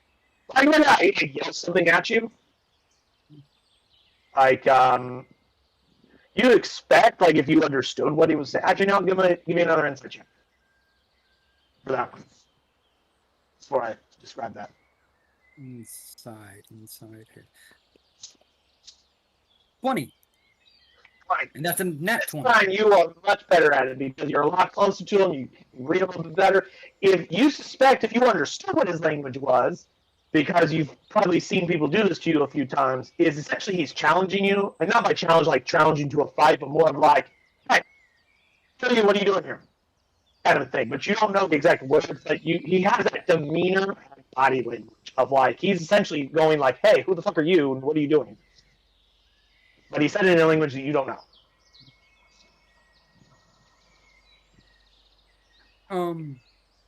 Where about in the town would this be? Would there be By a this market? point, you're probably past the outer edge of the town. You're not like in the center of it yet, but you've passed like the outer edge. So you're maybe past like the first couple houses in like the circle of the town, give or take. So like maybe you're 100 feet in, past like the outer edge of the town, where like the edge of town ends.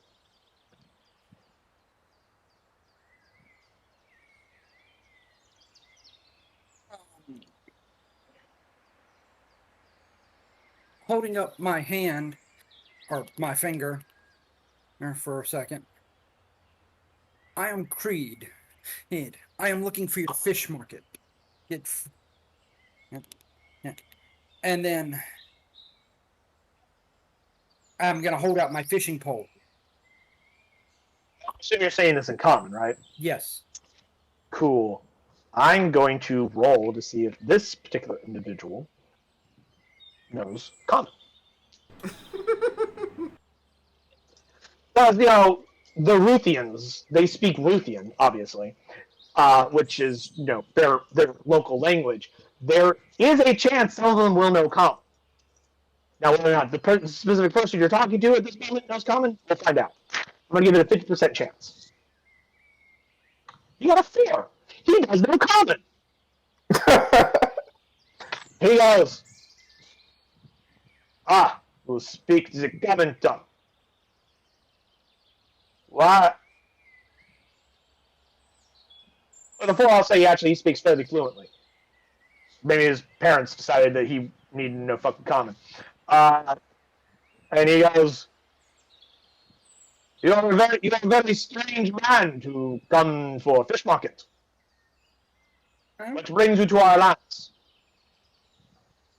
I'm here looking, but deep down, I'm a man of the sea, and I like to travel and fish where I can to taste the great wonders of the sea.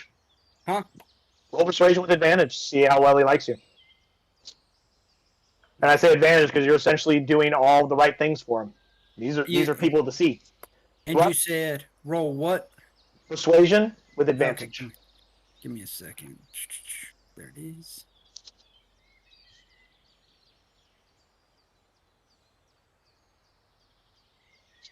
Mm-hmm. 15. And he's like, okay, sir, you appear to be cursed. Cursed is nothing more than a blessing in disguise. You have horns, wings, and tail. You know that. Which to use a knowledge history, if feasible. For what purpose? To see if I know anything about the culture of this area. Go for it. 14. 14. You don't know a huge heavy amount. You do know that they're very similar to like real world equivalent would be they're very similar to like the Vikings and or the Celts. You know, they're sea raiders. They're very isolated from the world at large. Many scholars would describe them as just one step above barbarians. Would be the way they would be described, you know, with your little quotation marks, and the fact that, you know, they're essentially Norsemen. You know, you remember John that we played back a long time ago, who was a favorite soul of yes, John Doodle? Essentially, you know, their culture are the Norse, fairly similar to it. So they're very warrior-esque based culture. That's what you know. In addition to that, you also know that tieflings are not super common here. They're not super common in most places, but definitely not super common here. So you're probably the first tiefling this kid has ever seen. And from his perspective, he thinks you're cursed. And he's like, hey, I know a local wise woman who might be able to help with that. Are you aware you don't look like us? Are you okay, sir? Are you okay? Do you understand me? Like, he's essentially doing like that thing where it's like, I don't know if this guy understands how fucked up he looks. I think I should help him. Good kid. No, I don't think of it. You're super nice, peaceful. You got a fishing pole over your shoulder. You're like, oh yeah, I'm looking for the fish market. And he's like, did he get like jumped by like a hag and like cursed? Oh my god, this poor dude. No, not cursed. Cursed. Some people would consider someone born with no hand cursed by the gods because they were not given a hand. But if they let that hold them back, they are weak. But if they take that obstacle and turn it into their strength, they become strong. It takes a long moment to process what you just said, mostly because he's like, okay, like, this is probably the first like full conversation I've had with someone who's a fluent common speaker. Maybe I better make sure that I translated all that correctly. And then he goes, are you saying you were born this way? Yes. Are you a demon? No. Oh. But you look like a demon. Wait, no. My grand told me. Does that mean you're a devil? She said they're different. No. Okay. What are you? What I am, most people refer to as a tiefling. But What is tiefling? Tastes good? no, but who I am is a man of the sea. And some of my dreams is to sail the sea, fishing wherever I can with freedom.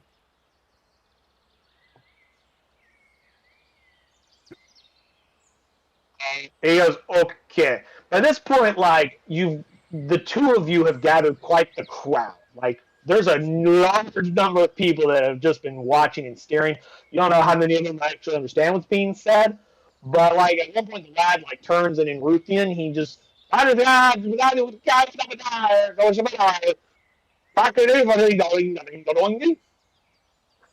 don't know how to speak any kind of language that the Norse would speak, including Sweden.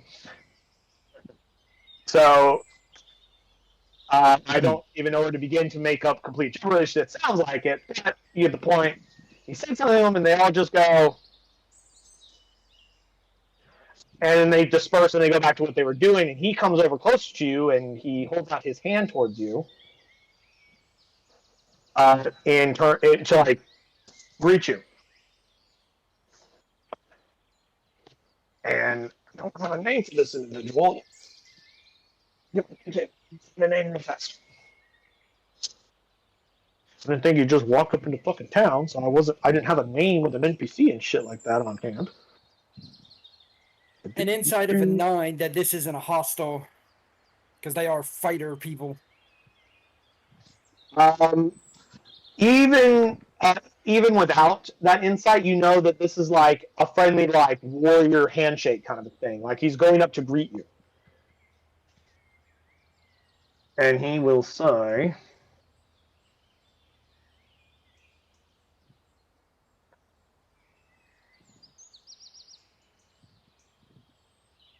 "There we go. I like that name." He goes up to you and goes, "We met then, Creed. I am Sven." Repeat that He again. holds his hand out to you. What'd you say his name was? Was what? Sven. Sven? Sven. Sven. Sven.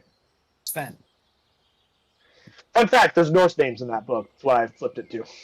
Okay. And I Sven. Sven. Swapping the pole from my primary hand to my offhand, I will clasp his hand. I will place my hand at his forearm in a more... Clasp your forearm in the full, like, warrior handshake.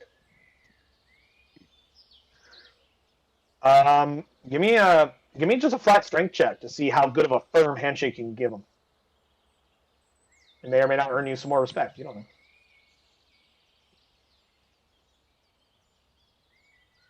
I'm hoping that the kid can't beat a 17. It wasn't a close check. I was just wanting to see how firm your handshake was.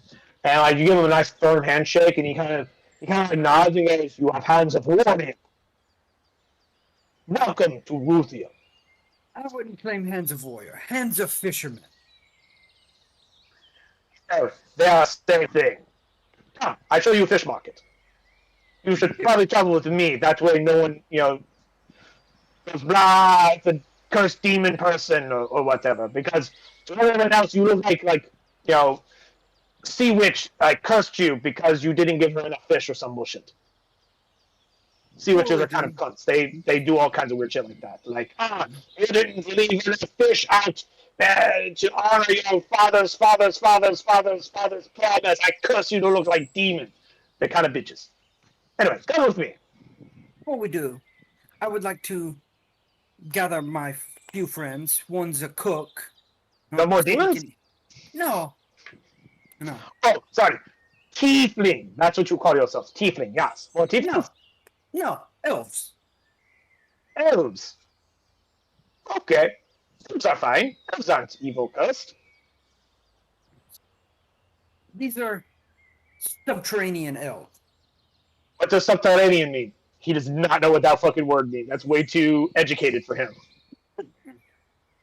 These elves were born underground. Born underground. And now they travel with me. One is a cook. Fairly good cook. She's a master of spice. Wait, underground. Oh, wait a minute. Do you mean, actually, I have a word for this. Hold on, let me find it. You mean Dark Elfar? Dark elf? Oh, yes. Sorry. That's what you guys say. Yes, we call them Dark Elfar. I think we might be meaning Dark to skin, say... white hair, Yes. 20 ears. Oh, yes, we know about them. There are many stories of the Dark Elfar who once came to our island long ago, who helped us rediscover the Hamfriggin. Allowed the Hamfriggin to be returned to our population. Strong warriors. Well, then I will go and grab mine, since you are going to show us around. Huh? Yes, Dark Elfar always welcome here in with you. But because I know we are strangers, we have to be cautious. No caution required for you, my friend. You are with Sven. Sven would look out for you. And Dark Elfar, as I said, Your always people's welcome you. reputation of being strong warriors, yes, came first, and I did not want to invoke y'all's wrath. It's mine. Sven like you. Come, let's go get your Dark Elfar. So I'm gonna go back and get Drusilla and the two deckhands. We're going to say, just for fun, that we'll name... I'm going to pull out two elven names for your two drow, just so we can stop calling them the deckhands and actually give them names, at least for the purposes of this time period. Only 2d100, just for fun. It goes from a spying mission to a personal escort around the town. Now it's still a spy mission, but now it's less cloak and dagger and more diplomat.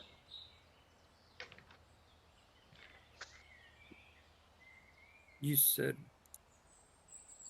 Yeah, I need two separate rolls of D100s because they're D100 tables. Okay. 91 and 17. 91.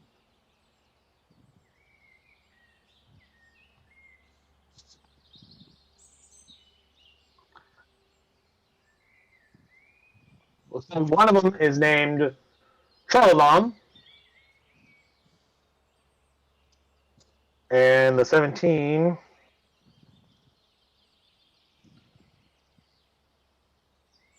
Lithuania.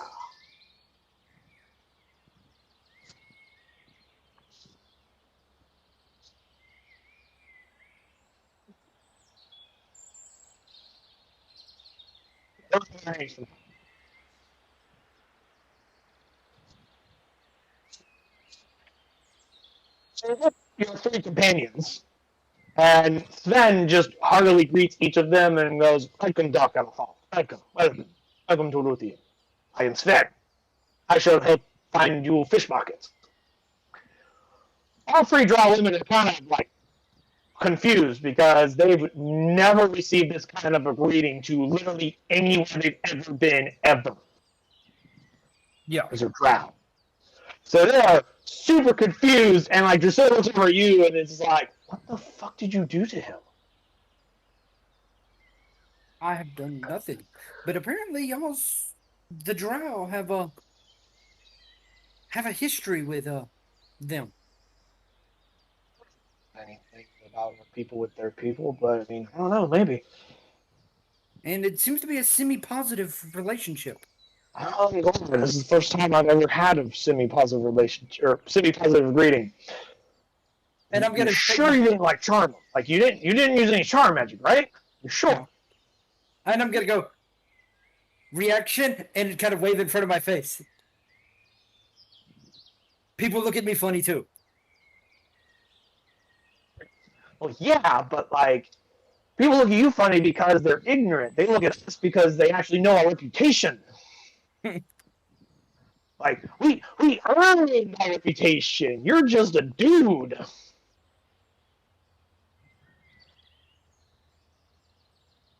But let's get us some lunch and see how and get some fresh fish. Into the fish market. Your three drow companions are, of course, they have their hoods up to kind of like try and block the sun because it's blinding. It is daytime now. 1 second.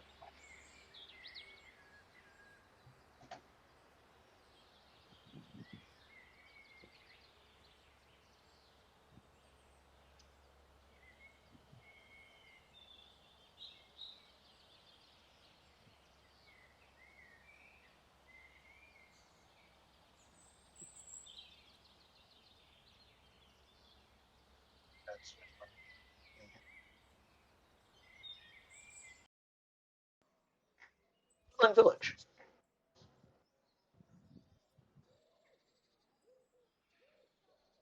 What? You were breaking up a bit, Spencer. I was changing our background from just we're in a forest to now we're in a woodland forest. Or sorry, woodland village. But you guys enter the area and kind of shows you around. He's like, blacksmith's over there, or like the fucking. Actually, I should probably do a town instead.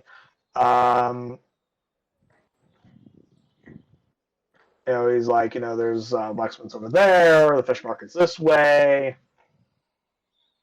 et cetera, et cetera.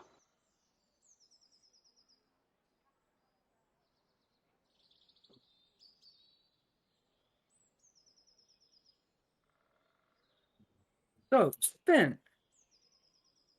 Yes, my friend. What would you say is the best type of fish that y'all have here?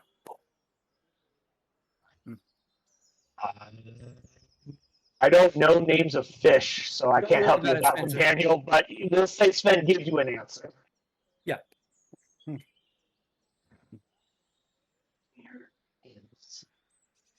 And I'm assuming he would at least I'd talk to him about the fish, about how to catch it. Sven's a fisherman too, so like he'll top shop with you all fucking night or all day.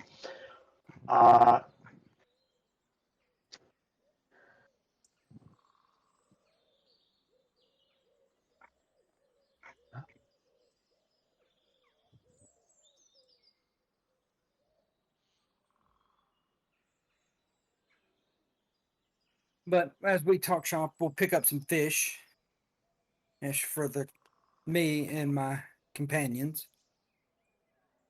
And I'm buying it myself, so I ain't got to worry with anything else. Did you bring any fish with you, or are you just going to the fish market with your fishing pole? No, I'm actually going to buy some fish. Okay. Yeah, this is why. ID may as well there. Why not? One, it I mean, shows of course, you still need to eat too. that I'm not here for absolute violent purposes.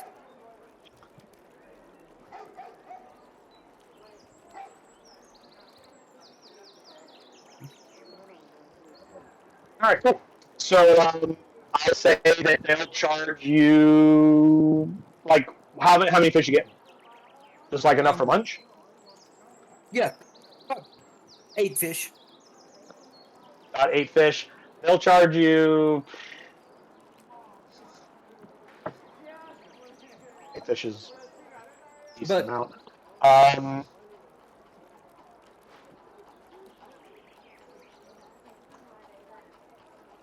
And me and Drusilla will kind of hold a They'll conversation. charge you like 3 silver pieces for the batch.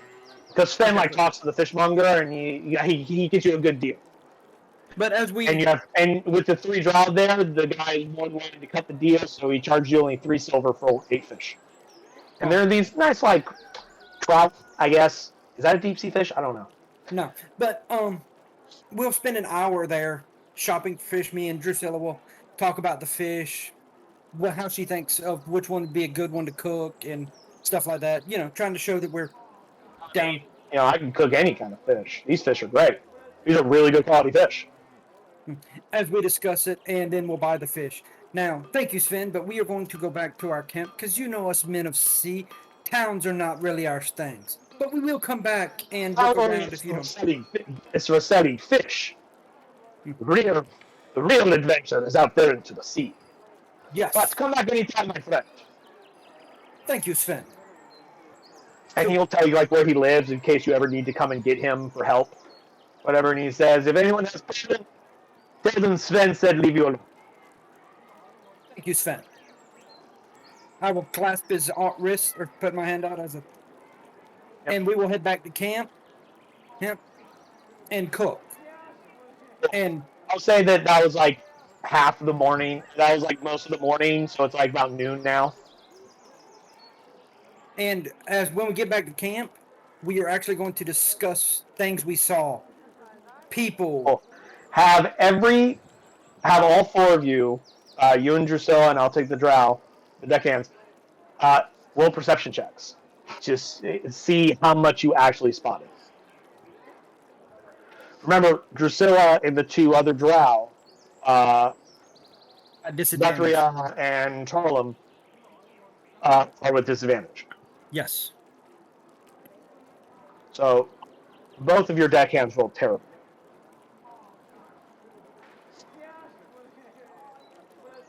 Drusilla rolled slightly better. And I came out with a 12. Cool. So, what is it that you were looking for? And tell me how much of what you want to know you actually received. All right. Things I'm looking for. General population of, mind you, this is a warrior town and stuff, warrior species. How many? For your people. Yes. How many of these people actually carry full-on weapons, axes, and stuff on them at all times? And what? Perception, the 12 perception, pretty much everybody. Like, you don't need a high perception for that. Everyone has some kind of a weapon on them. Whether or not it's a fighting weapon, you can't be certain because you also know that the world is dangerous and they do live in a wild land. It could be just to protect them. Much like in the Wild West, if everybody had a fucking gun, mostly for those fucking mountain lions and shit, or wolves. Everybody in this village is armed. Everyone is carrying a weapon. Be it a short sword, or a dagger, or a spear, or a club. You do spot occasionally someone with like a full-on weapon, like an actual like Norse Viking sword, or a battle axe, or a great sword sometimes, or a great axe. But for the most part, everybody has some kind of a weapon, be it even if it's something like a staff, or a spear, or some other kind of simple weapon. But most Everybody of is the weapons armed. that the common people have is spears, daggers, hand axes. Yeah, your common simple weapons. The weapons that pretty much all the weapons that you would expect to find in like the simple weapon section. And occasionally you saw individuals with like martial weapons. But that's all you The got. percentage of martial weapons. Do what? What would be the percentage of people with martial weapons? You spotted maybe in that village probably like 10 people that had a martial weapon with a perception of 12. That's about all you saw. No. Like 5-10 people. So most of A these people are huge village. Like it's a fairly decent sized town because it is right next to a larger city. But with your low perception, that's about all you got out of it. Alright. Well, we will eat, discuss kind of general things we saw, of notes and stuff. Nothing major. After lunch, we will attempt to see if we can easily and without difficulty pass into the capital from the gate.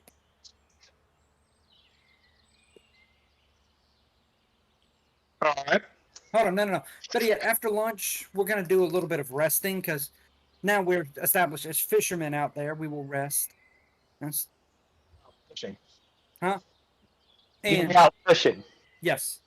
Is But there anything else besides just kind of what weaponry they were carrying? Do you want to know? right before it gets dusk, we will attempt to try going into the capital. But on, Down where they would normally close the gates. right Close the gate.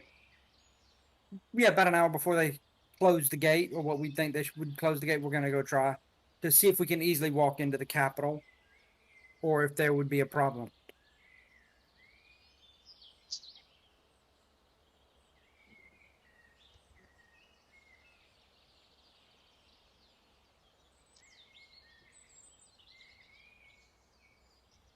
Day. On the Sea Wolf and the Stormbreaker. There we go. During this day, this being essentially the third day since the beginning of the session, but the second day of like. No, sorry. Yes, this is the third day. This is the third day you guys have been traveling. Can one of you roll me a percentile dice, please? No modifiers, just pure 100. Just percentile, yes. As I pull up my random nonsense that may happen at C table. That's not good. Well, it's like minor issues. So like minor issues would include things like a bird is like attacking your fucking people or whatever, or there's a very angry albatross on the deck. Yeah, 6 mid ranges are probably your best things Yeah, because either really low or really high tend to be really bad. like Mid numbers. 62. if it's an angry about a bird, I can mid-number. deal with it. I can talk to it. If talking fails, Oh boy. 62. It's a hot day and the sails don't catch a single breeze of wind. It's up to the players to either wait it up or create some form of energy to keep going. You guys are at a standstill. You don't make any headway during this day of travel. What do? There's no wind. When? But one event we would get there by end of day is now like we may not get there by today. We may not be getting anywhere today. Unless you can think of some way to move your ships. Crap, that's only up for a minute at a time. Theoretically, with how the wording is done, would a wind wall at least get us something, or no, not really? Wind wall creates wind that shoots in like upward like a wall. Like so, like if an arrow is coming towards you, it deflects it up and away. So more So like wind wall will not. So more like You need something else. like tornado than just pushing. Like gust of wind, the spell could actually move you, depending on how high a level you cast it at. But I don't know if any of you have that spell. I do. Did you Okay. prepare it that morning? I did not. fuck. Don't worry, I didn't prepare my gust of wind either. You don't prepare any spells. You're a warlock. That's not the point. I was trying to make him feel good. Also, Jinpei, I noticed you're still at 5 hit points. Have you not updated your health after your long rest? I forgot. Okay. Well, make sure you do that, as well as also refresh your spell slots if you haven't done that yet either. Joy being Since you guys have had more than enough time to have a long rest by this point. Done. Cool. Out of curiosity, Uh, what are your hit points?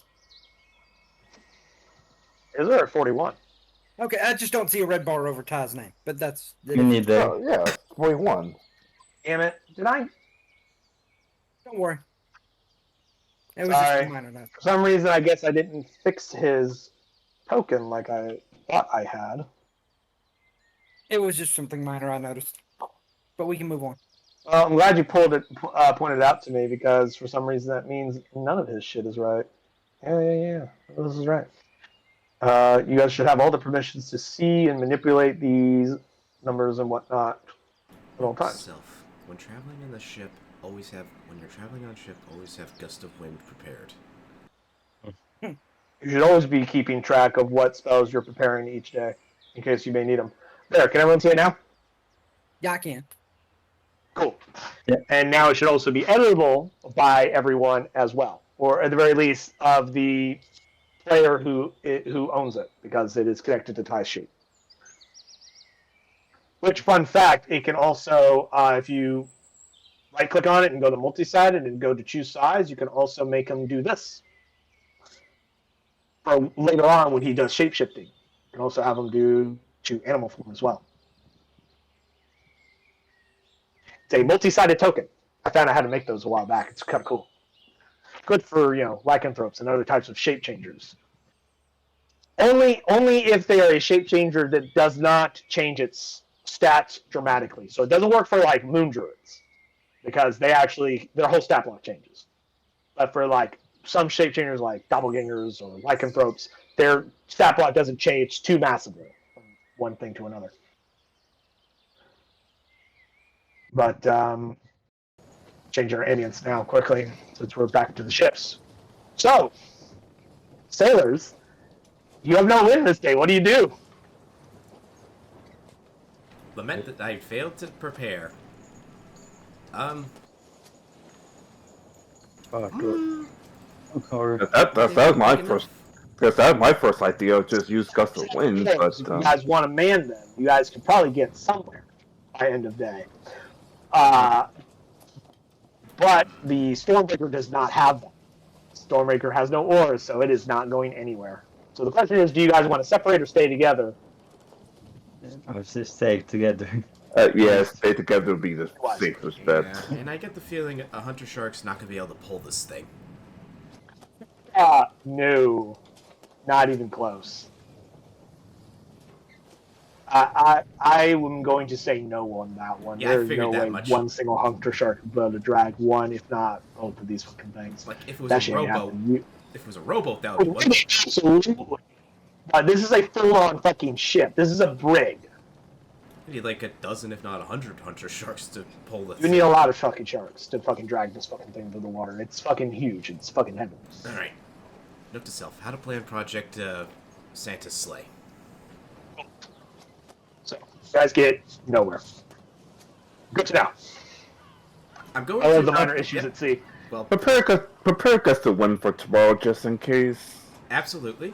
What would have been, we get there by the end of the day, is now, well, we're going nowhere today. We'll have to wait till hopefully tomorrow where we have some breeze. Should we roll another percentile? No, because chances are I'm going I to was get like a actually going to shark cut back over attack. to Daniel. I prefer but no he- wind.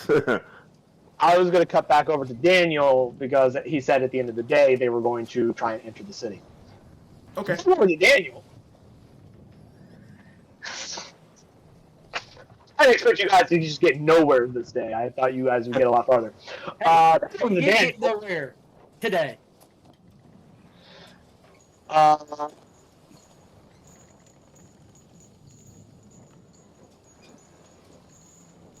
You approach the city and the city gates, or the gate. knowing that Drow seem to be fairly well welcome, your Drow are not doing a super hard, are not doing super hard to conceal the fact that they are Drow, since they had such a pleasant, since they were received so warmly in town. They're hoping the same result will be in the city. Are you attempting to hide your identity in any way as you approach the gate? Yeah. No, Or Master Creed, I should say. Master Creed is not. Cool. Putting this in. You approach. The guy at the gate's just kind of hanging out, and he like sees you, and at first he doesn't think anything of it, and then he's like, "Oh, wait a minute," and he's like, and he says something in Ruthian, which you don't understand.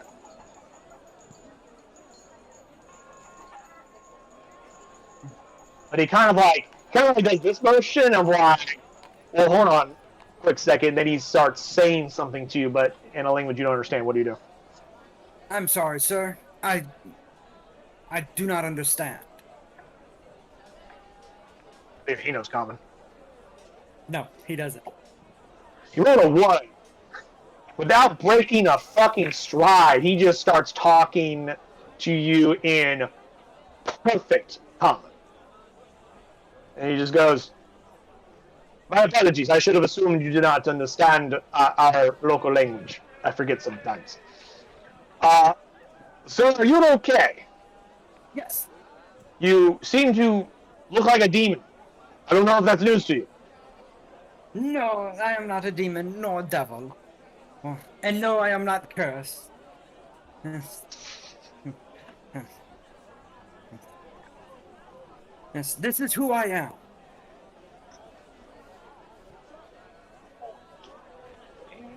He kind of like does like a quick nod, like, okay. And then he turns to Drusilla, and he goes, "Welcome, Dr. Anafar. What brings you to our city?" She kind of is like, "What's he talking to me for?" She looks at you and like, "What are we fucking?" I, the Dungeon Master, don't remember, like, what was your thing to get in here? Are you just selling fish? No, today we're looking for an inn on the inside of the city if feasible. Oh, you're looking for lodging. So because she would know that. I forgot. She would know this. She goes, "We are looking for lodging." And he goes, "Okay. Make sure your demon doesn't run around and eat anyone. And if you just go," and he like gives her directions, because he assumes that she's the leader of your group and that you're her pet. That's his assumption. You can correct him or roll with it, up to you. But he gives you directions to like some lodging that is somewhere inside the town or city, and he just lets you through. He doesn't bat it. He's just like, 3 dark elves and a weird demon dude. Whatever. Lean in close to Drusilla and be like, "Let's just play along with this." And with a slight thing, Master Drusilla. Be Mistress Drusilla, as she replies. And I will take 2 steps behind her and let her lead. She does so, with her 2 other drow flanking her. And people stop and they'll stare, but you don't get any like super hostility. A couple people are like, "Takarafa, takarafa, takarafa." And some of them use it as a greeting, some of them like say it to each other. It's like, "Hey, this is Takarafa." Some wave. Because you appear to be subservient to her, nobody reacts any weirdly because they're like, "It's a trial of the demon. What else?" That's totally normal. There are a couple warriors that do stop you guys as you guys are entering the city and are like, they start talking to Drusilla.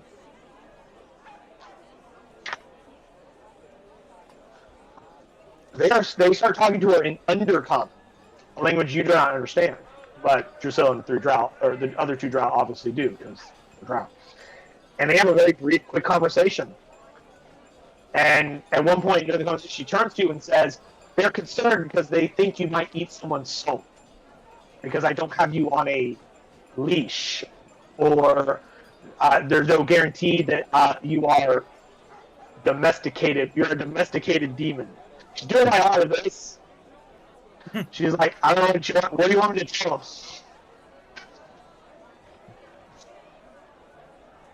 Trolls are not tasty. But fish is. Want me to tell him that? Souls aren't tasty? He prefers Sure. fish over souls. Okay. She turns and says an undercommon to him, which, when they first started talking to her, the three drow kind of like, what? They were kind of taking it back because they didn't expect these random, fucking Ruthians to just know fucking undercommon. It's not a super prevalent language on the surface. And so she turns to him in undercommon and talks to him, and he kind of like nods, but is kind of like says some other stuff to her, and she kind of turns to you and she says, they would feel more comfortable overall if we had a small escort of a couple of Ruthian warriors just to put the rest of the town at ease, because to them you're a fucking demon walking around with three drow. That's what they said. Escort. That is fine. I will nod an approval, but keep quiet.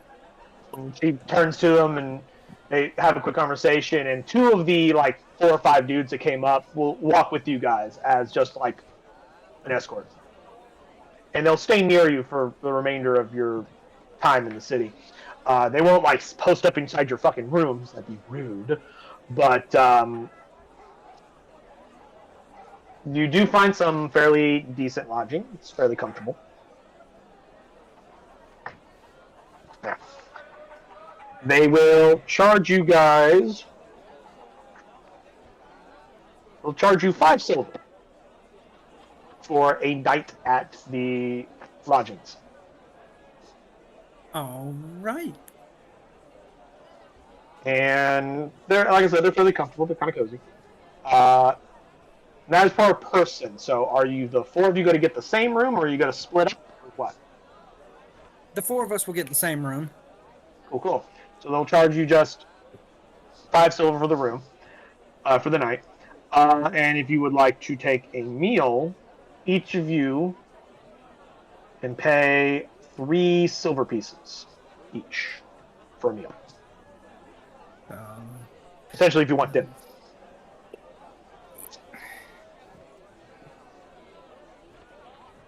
So you may choose to take that and mark it as you see fit. The 2 warriors, they stay nearby. They're like down in like the common room. They're giving you the benefit of the doubt that you're not going to try and sneak out while, and run amok in the town when they're not around. So they're not going to like follow you into your room and stand outside the door. They're just hanging out near the common room. And when you guys come back down and exit the building at some point, they will follow with you. But that's where they're hanging out. So once you guys get to said lodgings, this being now about sundown, or after sundown. Just as a minor note, because I am pretending she is my master, or my mistress.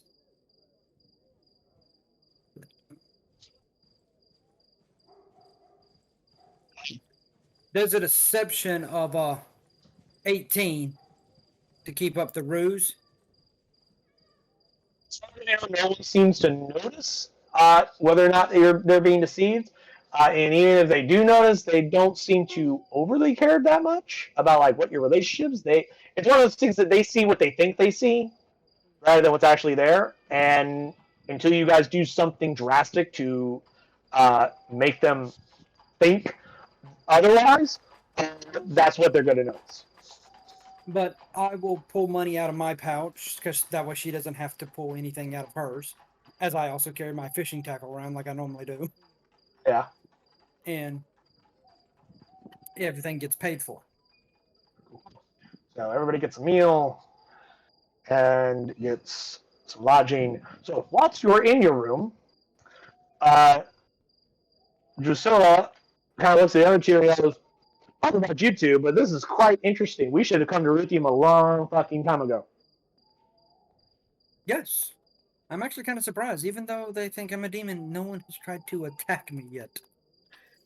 It's kind of nice. Probably because you're with us. I don't know. It may be different if you were by yourself. But But they seem to be not overly concerned with the fact that there's some drow running around with the demon. tonight I will sleep. One of y'all will stay here with me as a air quoting my guard. And since they seem to be aware of what y'all are as drows, then they probably know most drow like to be awake at night. So if Being humans, they may not be a lot of things going on. But if y'all were to walk the streets, especially since this is an experience for y'all, just to see what it's like to be out at night without being attacked, as y'all look around. Luskin either, but like we're not as warmly received in Luskin. It's more of a difference. Yes. But just to kind of walk around and enjoy the cool night air. So, like, who are you sending? Are you saying Drusilla with like one of the deckhands, or are you sending both deckhands? Okay. Drusilla with one deckhand. Because the other one will stay here with me just so that it makes the town less Cool. uncomfortable. Is there anything you want them to like look into or try to figure out while they're out and about? And as well as what are you doing with the other drow at the inn? Well, I'm going to sleep. Okay. The drow can monitor and just kind of keep Drow things stuff. out. She can do drow stuff. And Drusilla, I'd like her to wander the town a bit, looking at the layout of it. And where would the, mayor's house equivalent, the leader's house be? Because that should be where the library is. Both of them roll investigation checks. Then roll it for Drusilla. I'll roll it for Berthania here.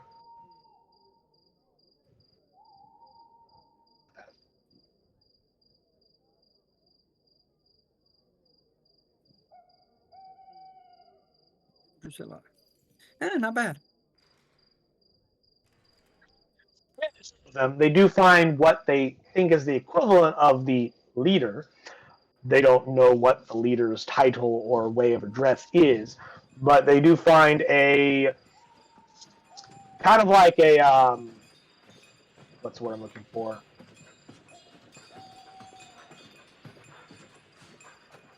Pull knowledge off the top of my head as I try to remember. They find like one of those like Viking longhouses, where like the leader, the chieftain or whatever would live. Ruthians use the term of the Jarl.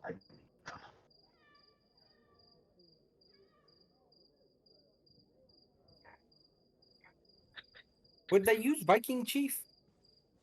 They wouldn't use Viking Chief. No, I think they would use like Jarl.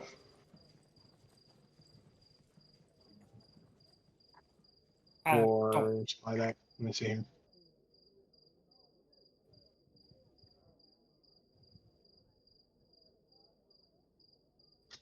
Just checking some real fast. Yeah, they would use the term Jarl, Jarl, Jarl, for a high-ranking member of the society who is in a leadership-esque position.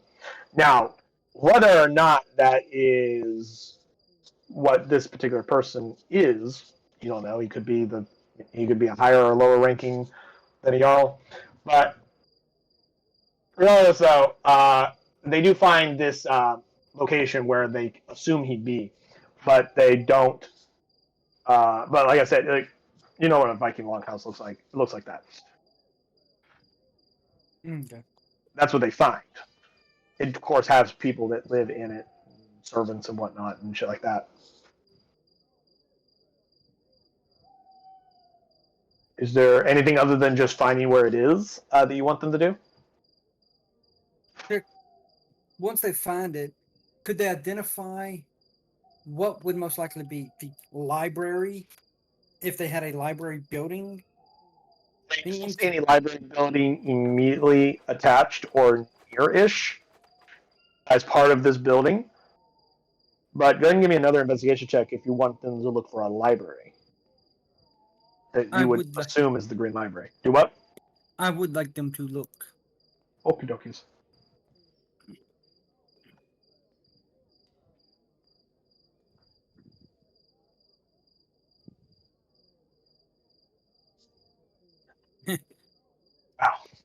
Wow.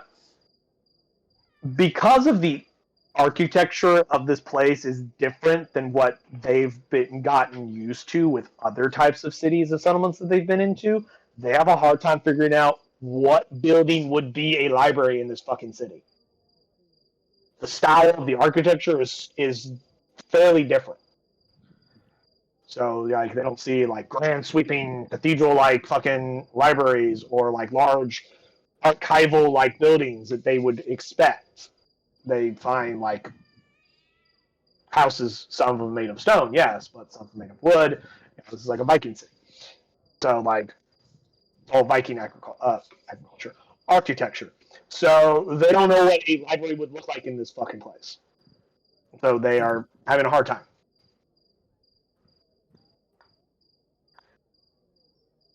But that's what you guys do during the evening. Eventually they'll come back, of course. Unless there's something else specifically you want to know. No. I will talk to them again, and we'll stay here a few days. Nice, enjoying the hospitality, and I will be like, yes, I will let, as the crew, we will stay, let y'all enjoy the hospitality of the place, because they seem to be friendly towards y'all, and y'all don't get it a lot. Right? And if anyone asks, I mean, yeah, but we don't really care about enjoy. Like when you say enjoy, they're just kind of like, whatever, dude. Like, I thought we were here to do a job. we are. But if anyone asks, we are staying because it is nice to have something different. Well, so far no one's asked us, and our usual response would be like, "Why are you staying here?" We'd be like, "Mind your own fucking business." But that's just us. But we will stay here and just kind of watch the comings and goings of the town. Shop, look around. And if you want, we can look for any spices that may be unique that you'd like for the ship. I mean, I could use some more exotic spices. I'm always looking for more spices. Anyway, so that's what the night goes. We go through the night there. Next morning, we cut back to the ship people. You know, the ones that haven't gone nowhere. The ones that hadn't gone anywhere in the last day.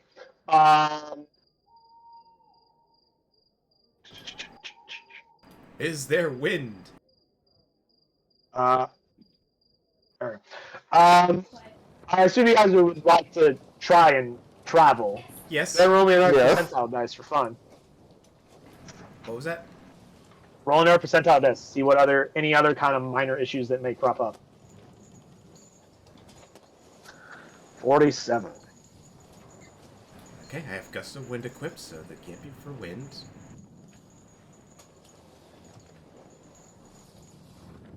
I have speak with animals prepared, so in case it's animals that we need to deal with.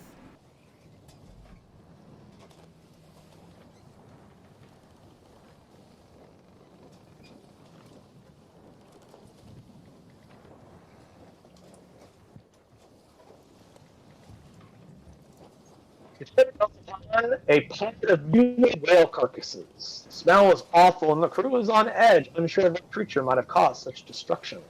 So basically, there's just Again, just bread. okay. So there's a bunch of whale corpses floating about. Mutilated whale carcasses. Like as you guys are traveling and getting closer to whale bones, which isn't super unusual. There's a reason why the islands are called whale bones, but there's a difference between like, oh, it's called whale bones because like there's a bunch of whale bones on the islands of whales having beached themselves and died and then rotted. And then there's what you guys are finding where like floating in the sea are corpses of whales that have been ripped apart and have been mutilated. Like something like shredded these fucking things, and there's like more than one. There's like a bunch of carcasses.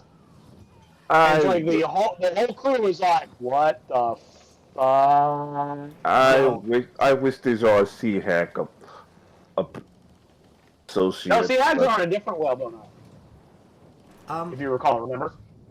Let me switch to the map here.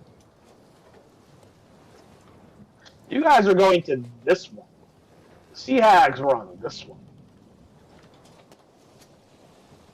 Different item. They're all collectively called whale bones, but there's like it's like an archipelago of like different islands. Yep. All collectively called whale bones. Looking at the corpses with a nature check, could I maybe get an idea of what it is that just slaughter fucks? And roll. Let's see. Everything okay? 18. 18.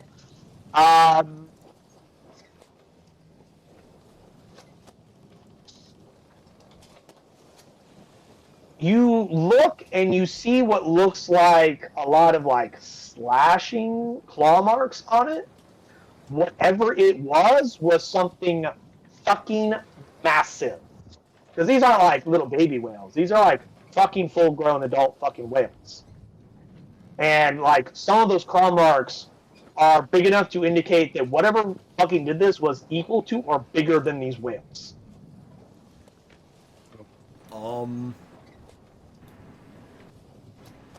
And with your nature check, you can think of a few different creatures that may be the size of a whale, but you don't know very many of them that are, that have large talon-like claws, because that's what you're gaining. I was like, so I'm not going to make you roll a medicine check for this. I'm going to assume that your passive medicine check isn't figuring it out. Where like, it's like whatever like did these deep claw marks, they were like long, sharp like talons, and they come in groups of 3. Like 5 or 4, but groups of like 3. So like 3 talons. Okay, 3 tens. They're deep and they slice very cleanly. So what? You said 3 tens, so I was just gonna go like, okay, so it's 3 tens and not 4 tens, so it's not as terrible. No, I'm talking like the claw marks. Like, when you see a claw mark across the fucking whale, it's not like 5 slashes of claws or 4 slashes, it's 3 slashes. Like, whatever it is had 3 talons. That's what I'm getting at. Oh, okay. Alright, you broke up a little bit. And they're deep and very clean. They're not teared, they're sliced. So whatever did it had very sharp talons. Love you. Do the wounds look fresh? I'm going to need you to roll a medicine check to determine how long these things have been dead. 25. Power of self-preservation. You would say they have been dead for a couple days. A couple days. Okay. Very rotty, they're very gross. Alright, so So it's possibly whoever did this could be gone, just in case. But your crew is uneasy, and there's a lot of rumors spreading about what could have done it. I'm gonna just spend my time with Gust of Wind to try and get us a little bit of speed. But I'm running the crew for combat just in case we ran into that thing. Stand by just in case. Well, if they're standing by, they're not operating the ship, and you guys are operating with like minimum skeleton crews right now because you're trying to sail. Yeah, we kind of have to. Okay. Get us out here as fast as we could then. Aye, Captain.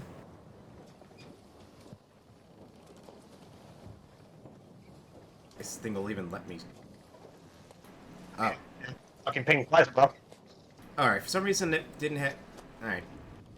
Okay, so spell card. Okay, so. I mean, yeah, it's not an attack. It doesn't need an attack roll. It's a spell card. It tells you what it does. Just so used to having attacks as not spell cards. But yeah, I'll Well, be. not every spell is an attack, so it doesn't always need an attack. Some of them don't even do damage. But you can pretty much have any spell if you click on the little like word bubble thing next to the name of the spell when you mouse over it. You can, even if it's an attack, you can click on that and it will give the spell description. Much in the same format. But if it's an attack, of course, if you click on it, then it will roll it as an attack, showing you the description. So yeah, I'll be casting I'll be casting like one instance of the gust of wind spell for the minute, just to try and get us out of here as quickly as Go possible. ahead and make sure you mark off that spell. Or spell slot, I mean. Yep. One If you're piece is doing what I so. said. Eventually, though, you guys do get to the island by the end of the day. Hooray! Yay. But what are you guys going to do about your ship morale? Because, like I said, your crew is very uneasy because they do not know what did this, and there are like a dozen freaking whales out here that are dead, just kind of floating and rotting. So your crew's taking a hit to morale. So, like, what are you guys going to do about that? Or are you just going to just let it fucking whatever? And we can't exactly let the morale drop too low. Up to you. Captain, do we have any? Listen, crew. We survive worse. Don't let a couple of whales that's been dead for a couple of days break your spirits. We're the crew of the Stormbreaker. We shall survive anything. Advantage, good Captain Torg. How much mojitos? Say again? How much mojitos?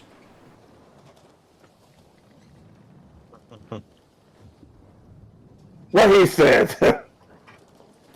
Basically, he said, "Who wants mojitos?" Little rum, little lime. And I asked for a persuasion check for Captain Torg after that little speech with advantage, because I like the speech. Also, because I hadn't recalled to do so up until just now, Daniel, go ahead and mark that the group, everybody, is getting an additional inspiration, so you now have a pool of 4 inspiration because of the events of you just pulling the fucking fast one on me and just going, hey, walk into town. Okay. So, you guys now have a pool of 4. Because I don't assign inspiration to each individual anymore, because it's impossible for me to keep track of who has what inspiration. Ooh. So, it's a pool that you all share now. Perfect. Not Wow. After that rousing speech, Captain, your crew just go, you know what? Yeah, he's right. Why are we fucking worried about fucking dead fish? And one of them was like, they're not actually fish, they're fucking mammals. And they're like, shut up, Steve. Get back to work. Okay. And you guys just fucking get out of there and you get to the island. No problem. Mm-hmm. Well, I guess this is what I'll be spending the next couple of days. Depends on what you guys want to do. But you guys get there late in the day.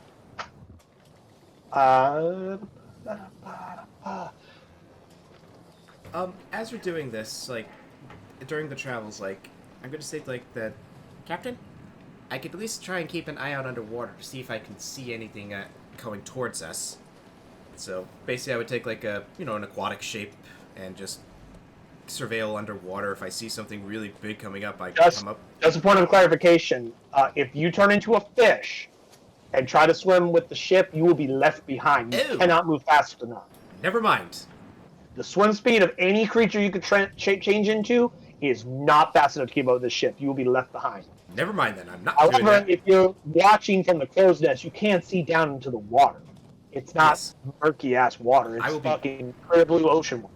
I will be very much heavily surveilling the water. Roll perception check. Oh, come on.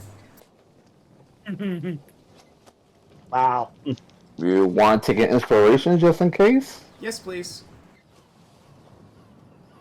All right, taking one off. Well, that's a little better. I'd rather not take another inspiration. We'll keep the 3 that we have.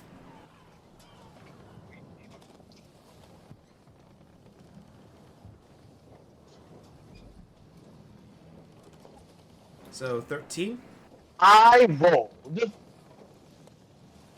and I gave a 10% chance to see if whether or not the creature may be sailing by. Kiri, with a 13 perception, let me see if, as enough to notice it, if, depending on what it can do. Let me see here.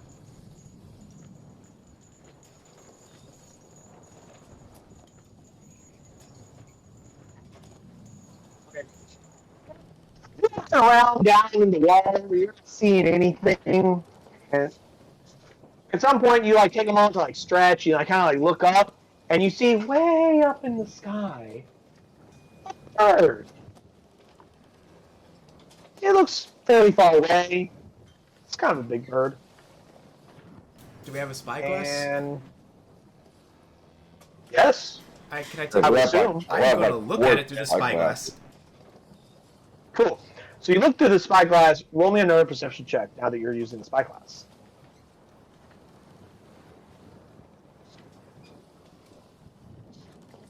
This time, I'll say with advantage.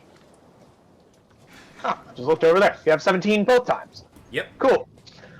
With a 17, you see that it's fairly far away. Without the spyglass, it looked like it was just a small bird, but with the spyglass, you can tell it's actually very far away, and it's a very large bird. Roll me a nature check to see if you can identify what the fuck it is. Because it's bigger than a standard seagull, bigger than a hawk, bigger than an eagle, much bigger than those birds. This is not a standard-sized bird. It's a bird of unusual size. Goddamn boats.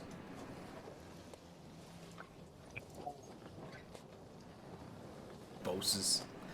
An 11, huh? Do I want to risk an inspiration? It's up to you. Guys, do you mind if I roll it, if we sacrifice an inspiration? If only just to not get caught unawares? Go for it. Go ahead. Really? Who's One this? move to the pool. Really? Wow. Wow. So the higher of those two rolls is the 11. Can we take that 11, please? Yes. Inspiration, I use it more as a reroll than you gaining advantage or something, but I still allow you to take the higher result if you do spend it. I don't have it replaced. So your second roll is a natural 1, which gave you a total of 6. You can't critically fail an ability check or a skill check, because that'd be silly. But the better of those two rolls was the 11. Yeah.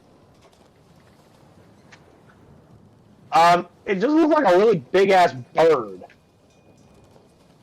It's hard to tell, because it's flying really high up in the sky, which is how you didn't notice it until you just happened to glance up. And that's also why you thought it was a much smaller bird, but you're like, hey, wait a minute, something weird about that bird. And that's how you realized it's actually not a small-ass bird, it's a really big-ass bird flying very high up. And even with the spyglass, it's a little hard to get the exact same details. In addition, you also see a whale swimming by you. I see it. Everyone's like, hey, there's a whale over there. Oh, a whale. How far away are we from the whale? Just sailing some distance off the side of you. I'm gonna try and motion the You do see that the bird seems to be going in a dive towards the whale. I'm gonna outright tell the... It's like it's a distance away from you, so it's not like coming after you. Like, you can tell it's going towards the whale. Like, the whale isn't like next to you. It's like, hey, some 1,000 yards over there, there's a fucking whale. Because you noticed it, because you're in front of the president. Okay. And you also noticed the bird running at the whale. I assume the next command will be to sail away from the whale as fast as possible. You're nowhere near the whale, so... Yeah, we're not near it. We're like 1,000 yards or so away from it. Yeah. Like, the whale is nowhere near you. That's how you can tell the fact that the bird's going after the whale and not you, because it's diving at the whale. And as it's getting closer to the water, it's getting bigger and bigger and bigger. And you realize this is a fucking huge-ass goddamn bird.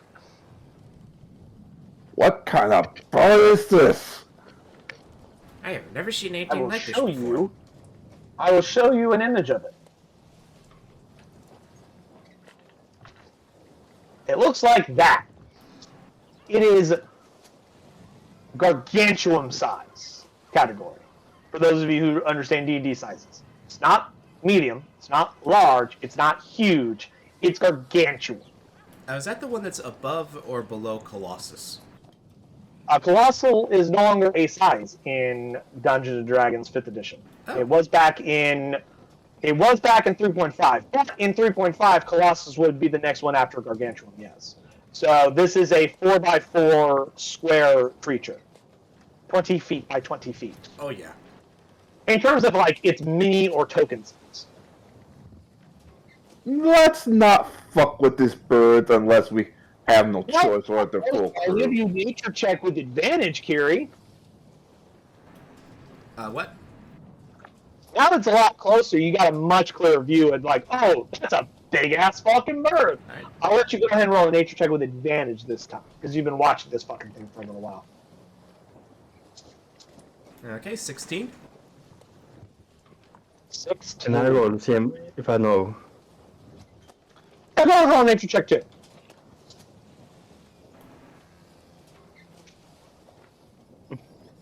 And yours is not an advantage because you're not a group. Yeah. No, what? Why not? You guys both roll the same thing. I'll join the hit parade. I rolled yours with disadvantage because you don't know shit about birds. So 10. Yeah. That bird. With 16s, let me first off tell you its actual full size. This creature has a wingspan of somewhere around 200 fucking feet. Oh god damn! Well, that's as wide as the boat, or bigger, or ship. Kira, you know this thing is called a rock. R-O-C. That's a rock. We do not want to fuck with that. Also known as The get way close. You're saying, Shindu? I said also known as the Thunderbird. Thunderbird's hoe? It's also known as a thunderbird. Well, that's what I like to call it. That is its token. Yeah, you should be able to all see it. That we do. There's its sizes. This is Arcanus Foreign standing next to it. In terms of size of mini. Or your token sizes. It would need all four of you to cover the same number of squares on one side as it does. For fun. Normally our chance to A down the sea, but one, we don't have a full crew, and two, I just pointed at the bird like, no. So it's diving towards the whale. The whale doesn't notice it as it just fucking dives down, and as it comes up like a bird of prey, claws, talons out, it grabs the whale, picks it up out of the water, and flies away with it. Just Holy and fucking just sails off towards the island that you guys are beached at, or that you're anchored off the shore of, and it sails towards like one of the larger mountains on the island, like the large mountain towards more inland of the island, and it just sails off towards that mountain presumably with its meal. Well, that was actually quite majestic, actually. It was a very beautiful creature. If it doesn't fuck with us, we're not gonna fuck with it. Because it wasn't attempting to murder you guys. You would appreciate the beauty and majesty of the great rock. Because one of the things you do know, Kiri, is that rocks are very rare. They have been hunted nearly to extinction. They don't have a very high birth rate. They don't produce a lot of children or mate very often. So seeing a rock is actually quite rare. That means their meat is rare, and their feathers are rare, and they can make profit if you kill it. If you killed a rock and bought its corpse somewhere, you could probably sell it for a fuck ton of goddamn money. Or if you had a rock egg, that'd be even worth more than a full-blown rock. Like I'd rather keep it as a pet, but for right now. Kiri, roll me a history check, only Kiri, because Kiri's the only one that that knows more about rocks or has a chance to know more about rocks. Go ahead and roll me a history check, Kiri. With You know, I advantage or cast Thunder no? Strike on it. Standard flat roll, Alright, no so 10. advantage.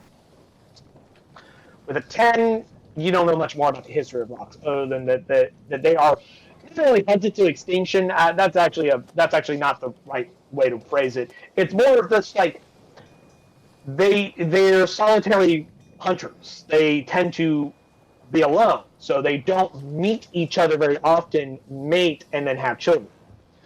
So they have very low birth rates and very infrequent mating between their kind, their species, which is why there's not so many widespread roxers running around. Plus, they tend to stay more towards places of less civilized areas, so like they're not going to be very close to a city. Mostly because if a rock is near a city, it's probably like snatching cattle and shit, and so the city would have to get rid of it. Yep. Because like that's the things it feeds on. It feeds on like whales and like cattle, like large creatures, because it's fucking massive and need. Yeah, you need a lot of meat. It needs a lot of food. Like, this thing eats like dinosaurs and shit. But obviously, you can see that it mostly primarily goes for the whales, being this is a very heavily populated whale area.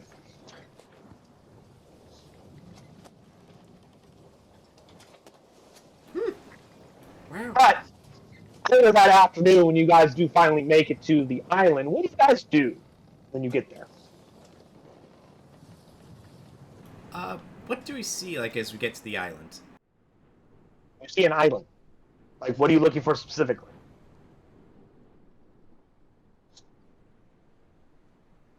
Beach. Sand beach. Well, there's a beach. Yeah, you see a beach. You guys pull up close to the shore, and then you, using like the skiffs, because both ships have a skiff. Actually, no, sorry. The Seawolf can actually beach right up onto the shore because it's a Viking longship, which is what they are made to do. The Stormbreaker cannot do so. So anyone on the Stormbreaker that wants to go from ship to shore has to take the rowboat back and forth. But you guys could set up like a small camp on the beach and whatnot and do like your thing. Like, it doesn't have. There's no water on the coast of this island that's deep enough for you to come up to the shore. So, like I said, you have to ferry people back and forth between the Stormbreaker and the island. But yeah, you got a beach. Is there something more specifically you'd like to know, Kieran? Like, Well, what are you looking for camp on the precisely? beach. What was that, Ty? I said, well, set up camp on the beach for now. Let's Put on the set up beach. camp.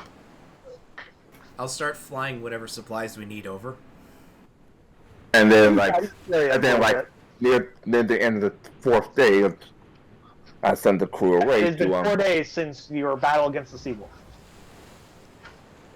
Ooh. It means that tomorrow night is when the full moon occurs, because that would mean it is currently the 29th 29th day of Mithril. Yes, it's the 29th day. I was just updating it. Well, Captain, tomorrow's the night of your transformation. Rest of the beach for now. Tomorrow, have everyone get back on ship. No. Including, except me, of course. I'll find a nice tall tree and rest in it. Very well. Rest in Arcanist, I guess until the first mate gets back, you're in charge. Until my transformation is complete. It's technically correct. Argus and Foreign having taken the position of quartermaster. She is the third-ranking senior officer, below the first mate and captain. So she would be in charge. Yeah. Well, for now, I let's assume the Seawolf would also not be near shore during this time. Yeah, of course not. Cool.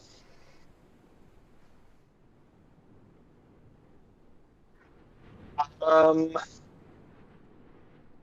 think. During this fourth day, Daniel, is there anything special you guys are doing during the fourth day? Or are you guys just intermingling amongst the people? Intermingling. Cool. Daniel, would you like Cree to make an attempt to try and see if he can figure out what the fuck's a library in this place? I can be Since escorted. only 2 people did an investigation to figure it out. Well, yeah, I'll have one of them and just kind of walk me around the town. I will have the other deckhand and you make an investigation check to see if either of you can figure it out, where Drusilla and the other one couldn't. So both deckhands failed. I got a 14. Out what I expected. 14. Uh, I'll say a 14 is good enough to figure out that what is probably the library you're looking for is near the center of town, and or rather, not so much as a building. The reason why you guys had such a hard time finding it is because it's actually underground. You find essentially a entrance near the center of town that is inside of a small building. It's like a small like hut, like shed, and then inside that you find like a basement door that has stairs that go down into it, or at least that's what you figured out based on watching. You didn't actually go into the building. Is there But you're anyone like, guarding the door? yes. There are 4 guards standing next to that fucking door. Okay. And unlike the guy at the gate, they are super vigilant. Like, they're not just some dude with a spear. Like, these are full-blown Ruthian pirate warriors who are, like, watching. Like, this is obviously a very secure building. That's why, in fact, that's what actually tipped you off, is that building's way too secure for being a random shed. Ah, well, I'm gonna grab lunch. It's that time. Yep. I'm going to say everybody take a quick 5-minute break for, like, lunch and bathroom breaks and whatnot. Okay. We'll be back in just a minute. That way I can.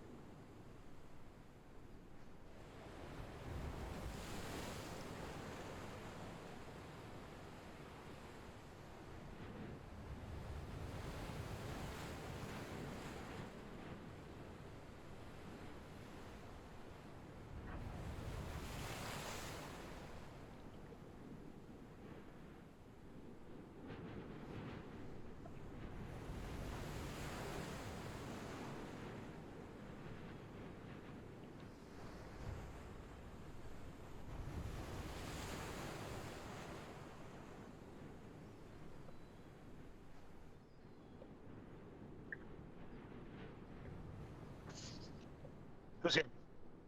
I am. I'm here. Fantastic. Is that fun? Yep.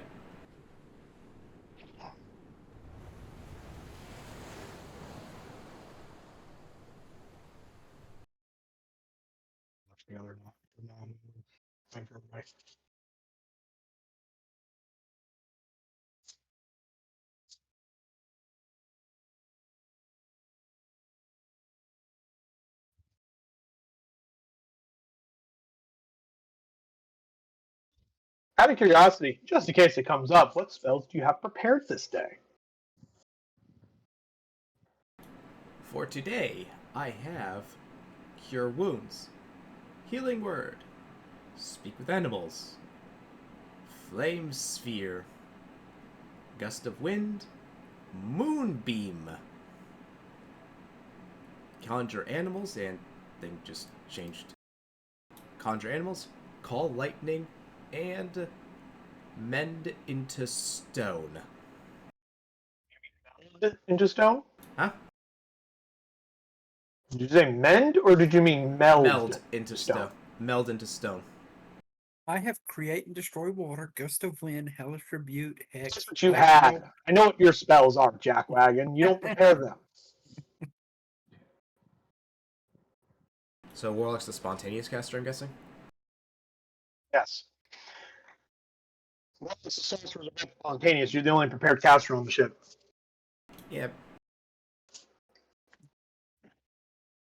Just trying to think. Inevitably want healing in some way of protecting myself when he turns. Oh. The captain has prepared the spell Blood Rage. Yes, and he always has his decapitation spell ready.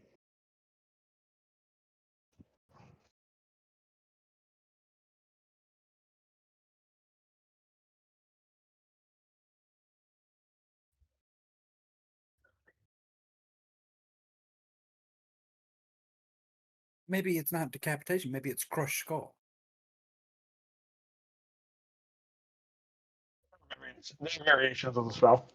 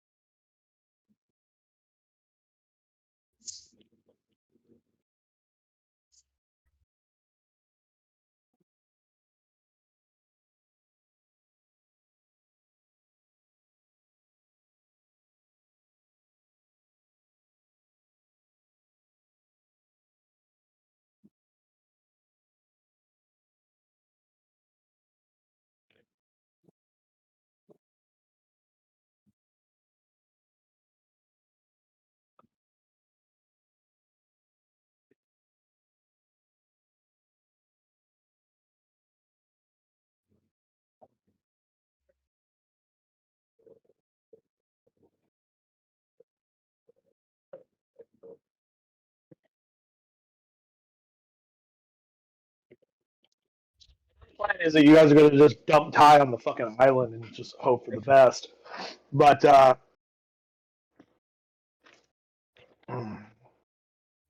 Daniel, since you're the one who's been heading the most of this part, or most of this aspect, what is the plan to get the Grimoire out of the Green Library?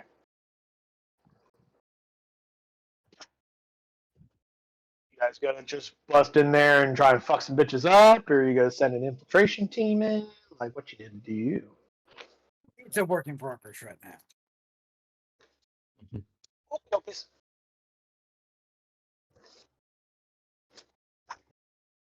I might try starting out with the plan of coercing the DM to just let me have it. No, I don't think that plan's gonna work. That sounds like a bad plan.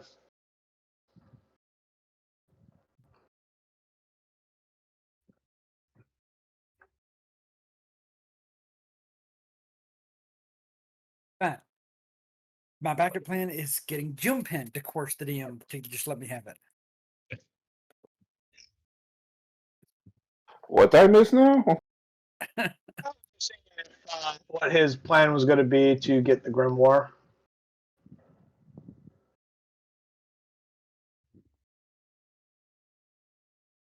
Is can I have it? No.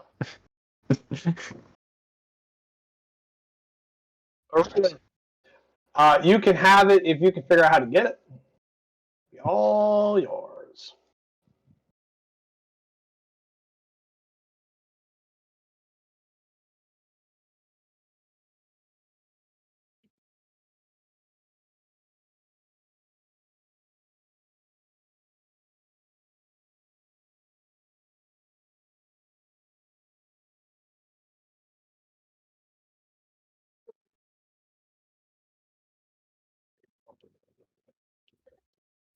Speaking of that grimoire and the hags, there's probably a few things I hadn't mentioned up until now because I only just now remembered. Um,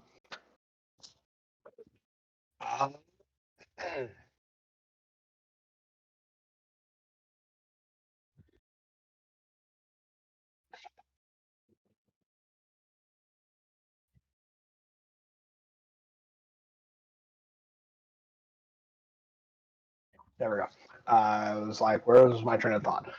Daniel, what did Creed do with that trinket that he brought back with him from the hags?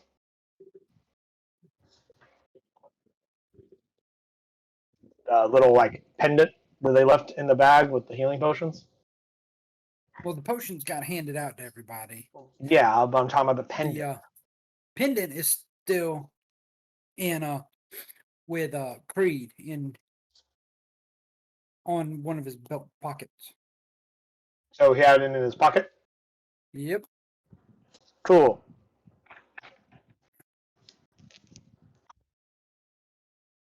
Cool. At one point,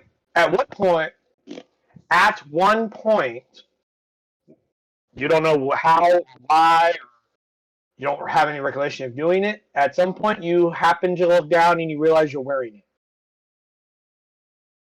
You don't know how it got there. You don't have any memory of putting it there, but it's around your neck now.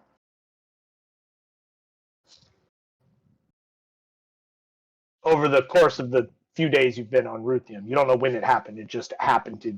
It just somehow ended up there. Well, because of its nature, I'm gonna take it off and put it back in its pouch for now.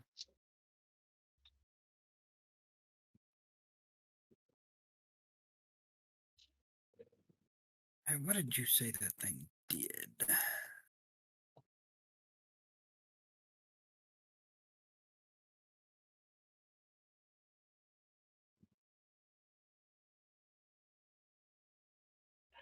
What you don't recall is that it allowed the hags to see what the pendant could see, because essentially it's a fucking eye pendant. And that's all you know of what it can do, based on your ability to decipher it. It could have other properties that you're not aware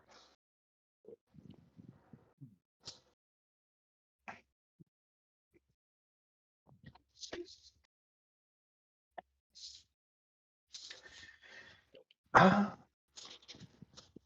So, ship guys. Everybody here? Yep. Cool. Ship Nope. guys. Yep. It is essentially like 7 p.m., 29th day of Maritol. What are you guys doing that evening? Just resting, relaxing, worried about big-ass birds coming down from the mountains and snatching you up like whales? I at least feel comforted knowing that we're too much of a small fry for it to bother. You do know enough about rocks so. to know that they generally don't like small, fast creatures, nor do they like chasing creatures near like large forests or towns, because the rocks are small enough to understand that small creatures will scurry under things and make it harder for it to catch it. So it tries to avoid going for that kind of prey because it's a waste of its time. It goes for larger, slower prey. Yeah, it's expending more energy than it would be getting. Exactly. Your ship's on the other hand, I don't know, they may think that your ship's a whale. You don't ever know. presumably you believe it's smart enough to understand that it cannot eat the wood. So I presume it's at Always least smart enough recognize to know the what wood is. Always recognize the difference between something that's wooding and something that's flesh. Or at least I hope it does. Yeah. Anyway, when it gets closer to midnight, I'll ask the crew, like, okay, crew, you know what time it is. yeah, it's midnight. Everyone would be asleep by then. Oh, Next evening, Jack. oh, it's the next evening. My bad. It says I said it's on the 30th. It's the 29th. My bad. My bad. Relaxing. Maybe he's been at sea too long. Apparently. I'm relaxing at the beach. They don't have Master Creed there to keep things in order. Yeah. I'm just gonna Apparently his salvage the island for like resources and food and stuff. I'll Careful try. of the giant nest. I'll try going below sea to get a couple of fish.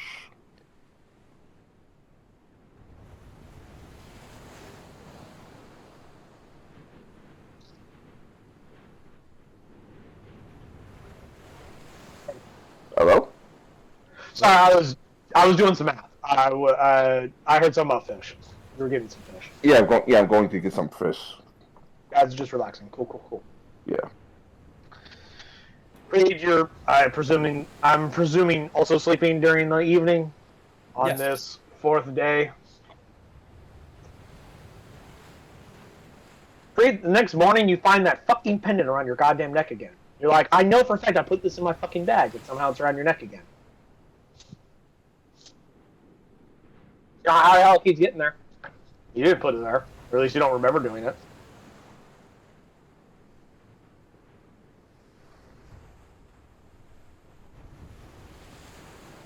But you Is roll it that one a over living for a little while. pendant? Do what? I would say, is it a living pendant? You don't know. It was made from a living eye. Spying on you. But the next morning, my ship crew, friends there, what are we doing upon the morning of the 30th day of Maritol?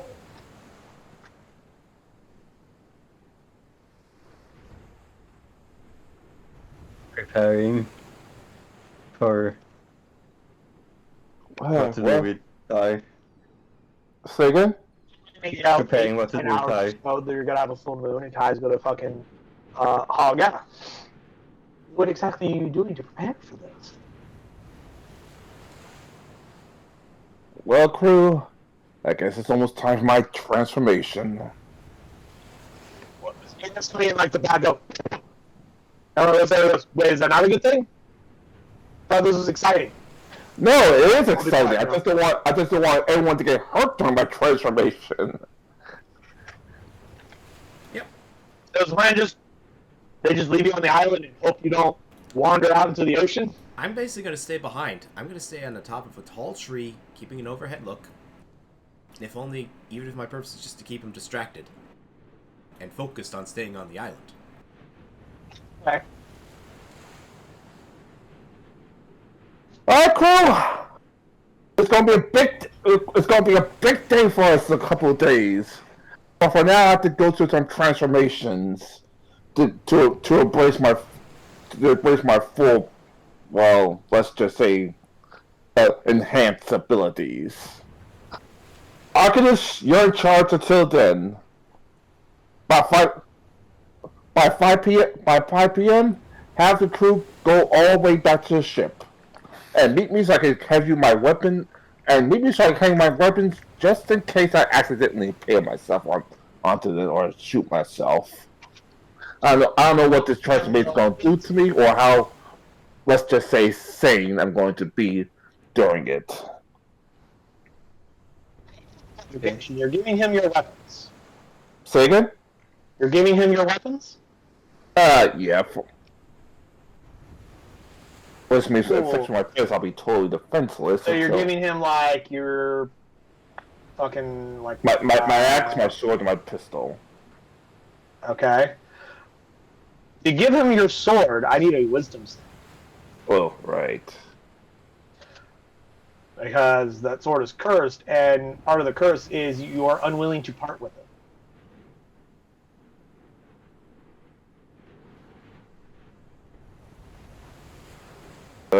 Looks like I had to stick with the sword after all. What did you get? I don't have roll 20 in front of me at the moment. Oh, 12. Yeah, I'm gonna say 12 isn't enough. And what's funny is the other one with remove curse isn't there. That's true. But what's also funny is you don't even know if he's cursed because his behavior hasn't changed significantly enough from his two different curses, or his curse and his affliction. Between the sword and the lycanthropy, his personality and demeanor and just general who he is hasn't changed significantly enough for you guys to even notice anything wrong. I mean, you have noticed that he's been a little bit more aggressive and a little bit more short-tempered than normal. But in terms of the curse of that sword, none of you even know it's cursed. Well, I think I'm a barbarian, so if you don't expect... Well, yeah, like, So the curse of the Sword of Vengeance causes you to want to, like, brutalize the shit out of anyone that slights or annoys you, or specifically, mechanically wise, does damage to you, you are compelled to attack that specific person. But because of the nature of your character, no one else on the ship has noticed any change based on what they would normally expect. So they don't even know it's cursed. They're just like, why won't he fucking get... You know, like, he used to use an axe, now he uses a sword. Like, why? That's weird, whatever. And you just really don't want to give up the sword. So I handed my axe and my pistol, and when I'm about to hand myself, like, I think I like my sword a little bit. Plus, who knows what's going to happen. Claire's making a big excuse to keep the sword.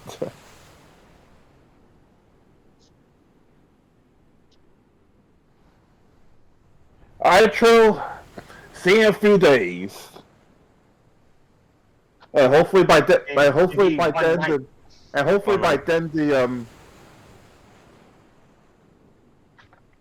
the spy team could have some intel. So wait, are you having them leave you on the island for a few days or a night? A I night. thought it was a night. Sorry, a night. Okay. That changes things a little. As I was about to say, it's like, if you're going to be there for a few days, then, you know, some other shit's going to happen. You're going to have some different shit happen.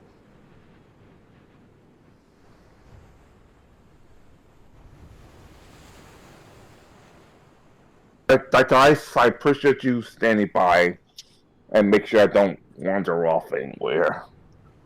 And alright, Captain. I'll keep her company.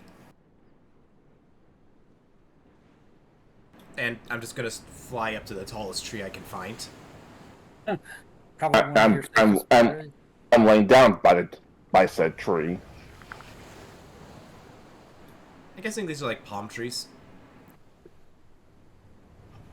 Actually making the map right now. Because I didn't know where you could be, so I didn't have any, like, maps of an island on hand. On the fly making one, I just put on the internet. So give me a few more moments for me to line up some grid lines here.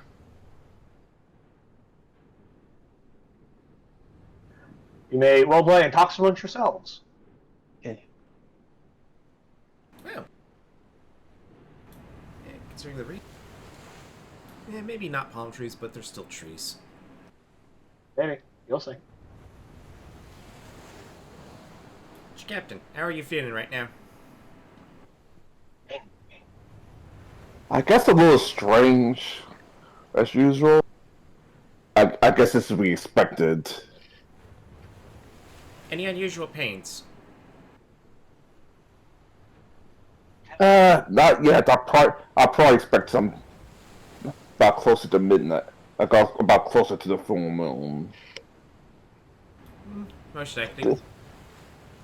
Did they bring any something to knock me out just in case I'll go too far? Yes. Beacon stick. I got a beating stick and I can summon things.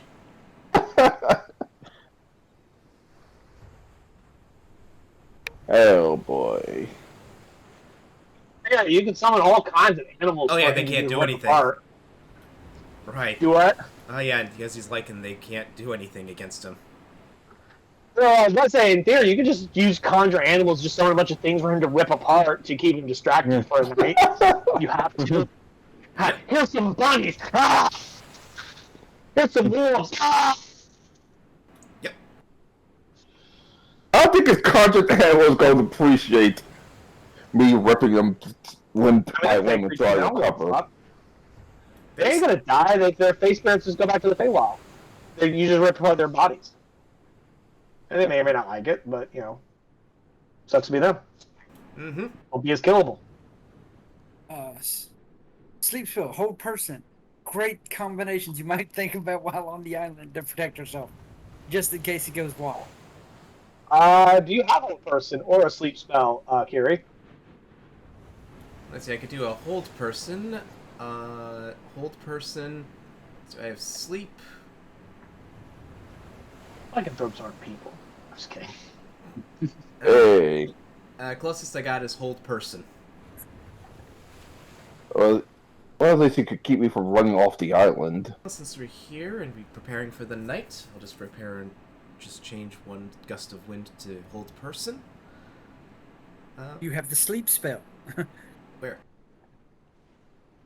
Don't see sleep spell. Now, a quick thing about the sleep spell is that it is based on the number of hit points they have. So, of course, the lower the hit points the target has, the more effective it may be. And since I'm full health at 41, I don't think it's going to help as much. I mean, you have to roll 41 or more for it to work in the dice that you roll as part of sleep. Or you injure them a little bit and then you hit them with it. Granted, because you're only trying to put in sleep one target, the chances are a lot higher because you don't have multiple targets you have to worry about. I don't have a sleep spell. What is the spell You called? don't have sleep? No.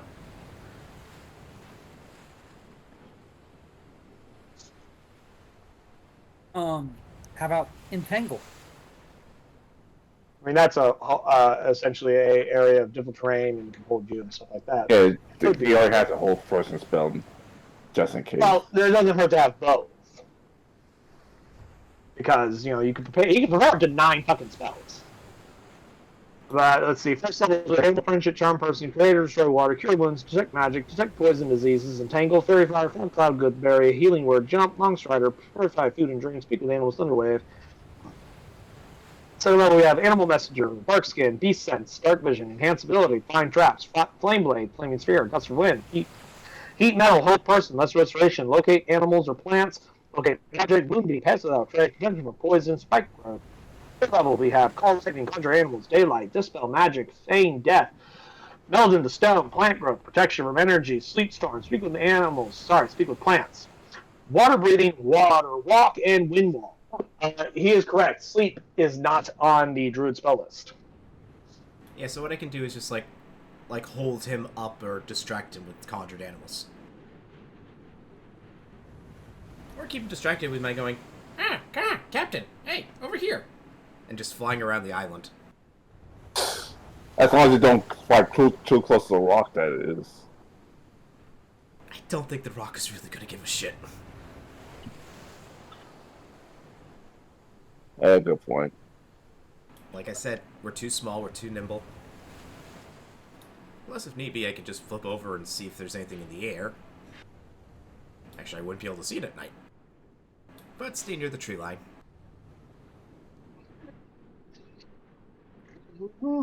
So, I think we got something of a plan. As much as a plan as we could get. Well. And you get yourself comfortable. Right by the campfire. Island.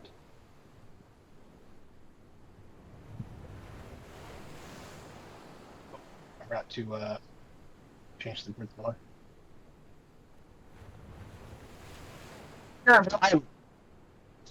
We're standing there. Alright.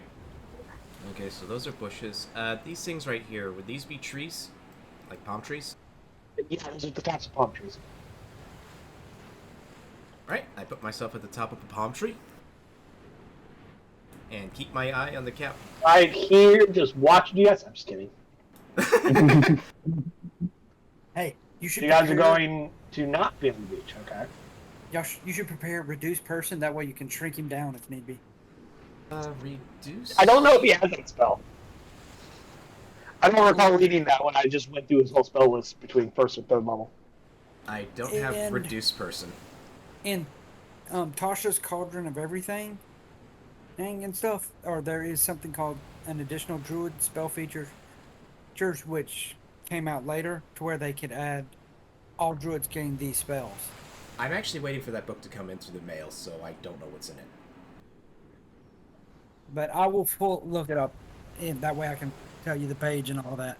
I don't have it. I don't have that book yet. It's expected to come in on Monday. Let's see. There's Summon Beast. There's a druid spell, which isn't what we're looking for. Summon Fae. Summon Elemental. It's mostly looks like summoning spells that Tasha gives to druids. Can't wait for the book to And come in. then Xanathar. Do what? Can't wait for my copy of the book to come in then.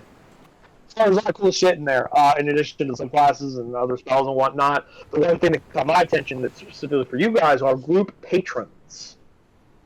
People you guys can work for and gain various benefits from, depending on who they are, such as criminal organizations, powerful, ancient entities, like a lich or like a vampire lord. Was also like a sovereign, like a king, or a queen, or some sovereign individual. There was, like an academy or a merchant guild, the aristocrats. Like there are different types of individuals that your group can gain as patrons, not magical patrons like a warlock, but patrons as in like they give us money and resources to like do jobs for them and shit like that. And it has a lot. It had a lot of mechanics for like the different kinds of benefits you get from different kinds of patrons, depending on like what you got. But So that's not my attention. So like as you guys move up in the campaign, and maybe like I don't know, getting good with like one of the high captors of Luskin, or maybe the Xanathar's Guild or something like that, then group patron benefits may start kicking in. Nice. But Shindu, in that book, there's optional druid features which give them a slightly larger spell list. Let me look.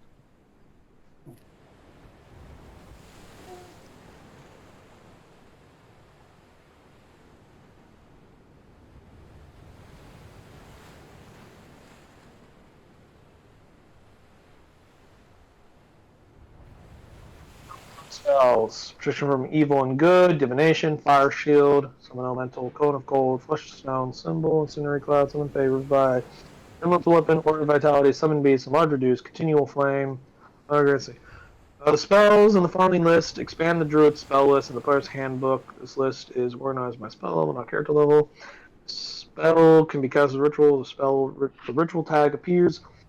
The name each spell is in the player's handbook unless it is as an asterisk. There's guide to everything also offers more spells. What I was just pulling up to look at.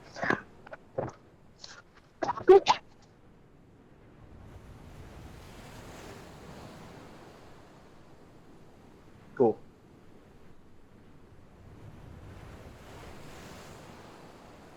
Revivify. I don't think they had Revivify.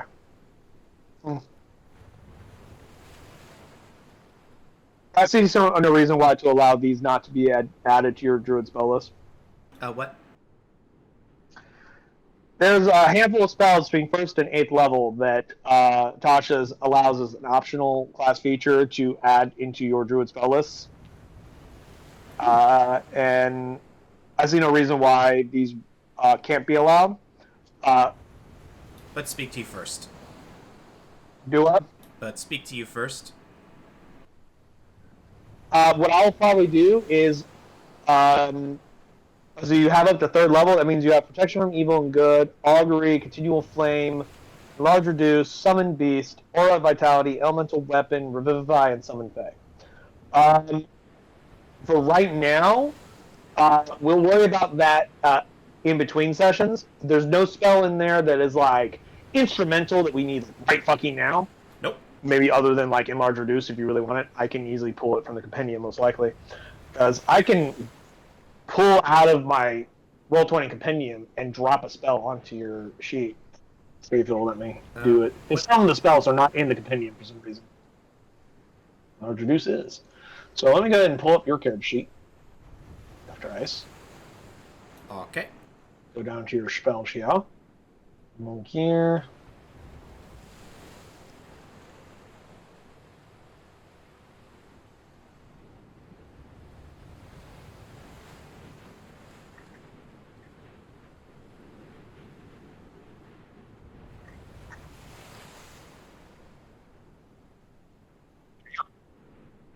Just down on your spell list on your character sheet. Okay, what level is it at? 2nd level spell. And you kind of broke. All the way down to the bottom of your list of 2nd level spells, and you'll see it. I also just dropped its description in the chat. Let's try doing that. Open up my character sheet. You may have to like close your sheet and then reopen it out of your journal. Yeah, I'm doing to that refresh right it. now. Enlarge Reduce, I see that. Yep. That is, instead of Flaming Sphere, I'll put that in. A little bit of technical utility. After the session, I'll add all the other spells on there because none of those spells are so big a deal that they shouldn't be on your spell list. I don't see any reason not to let them be on your spell list. Okay. And I didn't think about it because I haven't looked super heavily at every single optional class feature for every single fucking class in Tasha's. So if Daniel had never brought it up, I wouldn't have thought about it, but Okay. I don't see why not. So I'll just slap all those onto your sheet as appropriate for your level, so 1st through 3rd, as time goes on. As like I said, some of them may not be in the compendium, which means I have to manually, by hand, add them into your sheet. So, like I said, we'll worry about all that another time. So right now, real quick before we continue with this, cutting back to the Ruthium team, the Team Ruthium. Anything special you guys are doing, or are you still doing the same run-of-the-mill thing? Same run-of-the-mill thing. Okay, I'm gonna do the same run-of-the-mill things until I think of something else, so you can stay with them for a while. Let me know when you have something you want to do. Okay. So, coming back here. So, for just clarification, the only people from the crew that are on this island is Captain Torg and Dr. Ice, correct? Yep. Cool. Is there anything else that are being done during the day of the 30th?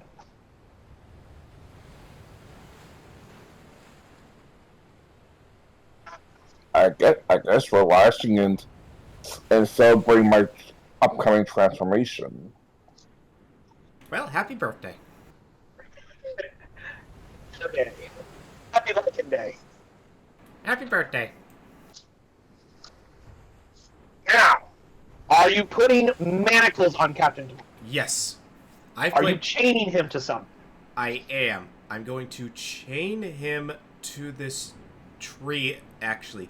I've played the Don't Escape games. I'm chaining him up to the tree. I'm double padlocking in all the chains. I'm also going to tie up his wrists with rope as well. Chain and rope around the tree. You thread it in through the links of the manacles, and you latch the manacles onto him. Yes. So Captain Torg's over here next to this tree. Mm-hmm. Like I said, I've played the I Domus. assume you want to be sitting in like a tree over here and not Yes. be in the same tree that he's changed. That is correct. Cool. Because that way, at least it'll take time for him to get out. Assuming he does. It is a... Fun fact, it is a DC 20, I believe. I looked this up recently, but I don't remember what it is now. A DC 20 to break manacles with physical strength is what I want to say. But it's a strength check, not an athletics check. So he's not adding his athletics bonus, it's only his strength bonus. But also, if he were to do that. Wouldn't that also increase because he also tried reinforcing it with ropes? I'll think about it. Let me think more on that for a second while I look this other thing up. Not trying to be that guy. Yeah. It is a DC... See, escaping the manacles requires a successful DC 20 dexterity check. Breaking them requires a successful DC 20 strength check. As for rope... Is there anything in here about rope, whether made of hemp or silk, has 2 hit points. It can be burst with a DC 17 strength check. So the rope won't make that much of a difference because the strength check to break the manacles is higher than the strength check to break the rope. So if he can break the manacles, he's breaking the rope. Oh, it was worth a thought. Now, that question does come up into: do you have chain connecting his manacles to the rope? Or sorry, to the tree, or is it rope connecting him to the tree? I don't know if there's it's chain, isn't it? Chain? Chain has 10 hit points and can be burst with a successful DC 20 strength check. Okay, so same DC to break the chain as it does to break the manacles. Mm-hmm.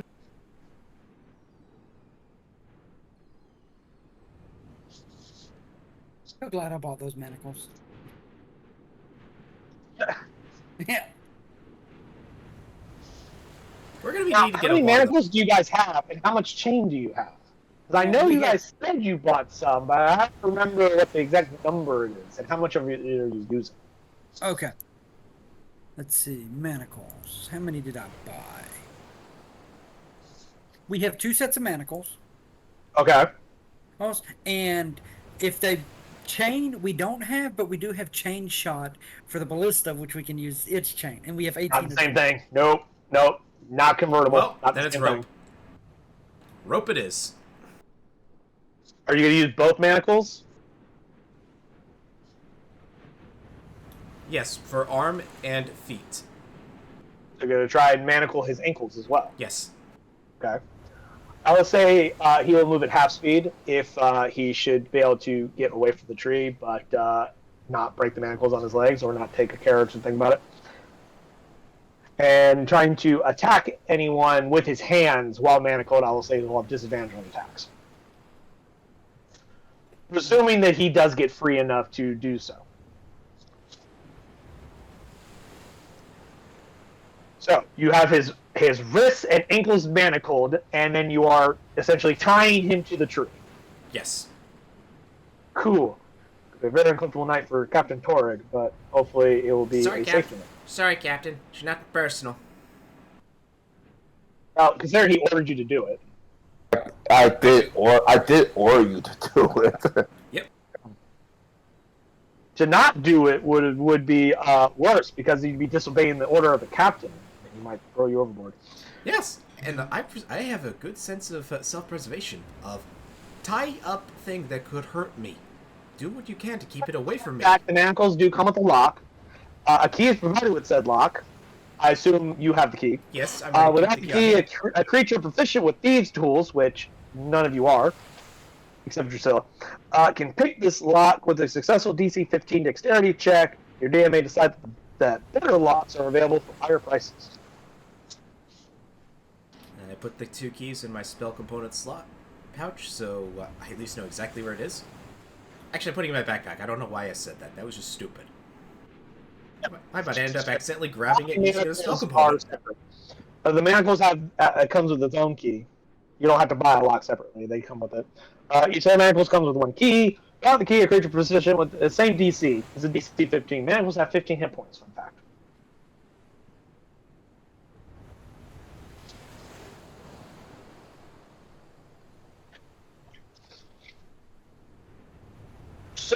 the day goes on, as the sun begins to set, you, of course, manacle and tie. Jim Pan chews on his fork for some reason. I see him just go. He's nibbling it and then he's stuffing it. Or his spork, I should say, because that looks a lot like a spork than a fork. Yeah. For you spork fans out there. I will give one inspiration to you guys for having a very clearly defined, well thought out plan for dealing with this.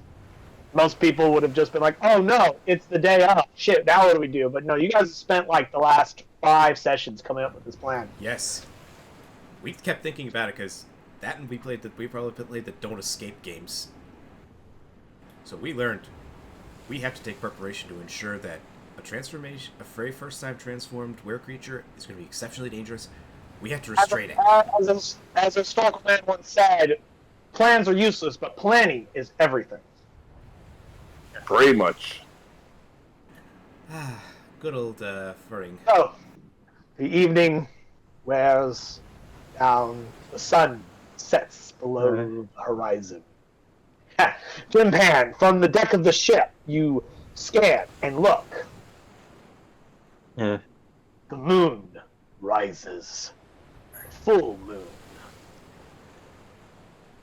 At this point, Ty, you are now an NPC. As Kiri, or as Dr. Ice, you watch as your captain begins to convulse and flash about, and he begins to transform. He grows thick, coarse hair. His orcish talks become more pronounced.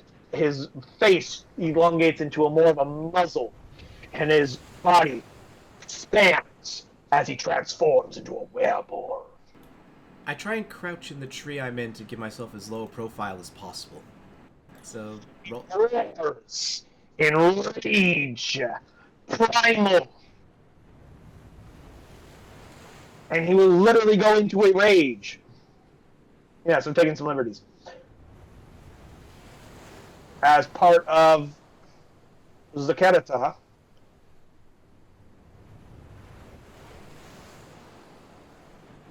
And while raging, he has advantage on all strength checks that he does. Now, he needs a 17 to break the ropes. He needs a 20 to break the manacles. He has a 17 strength. That gives him a +3. If he gets a 17 or better, the manacles come off. If he gets 15 or higher, he gets a 14 or better, he can break the ropes. So he has a fairly good chance to break the ropes and a non-zero chance to break the manacles.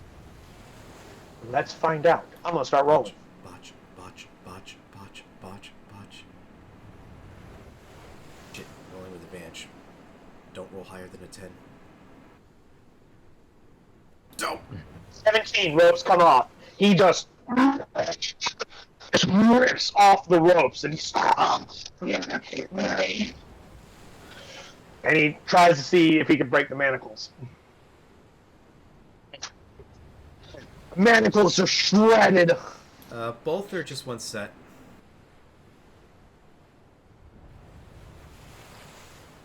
I'm gonna roll for the other set.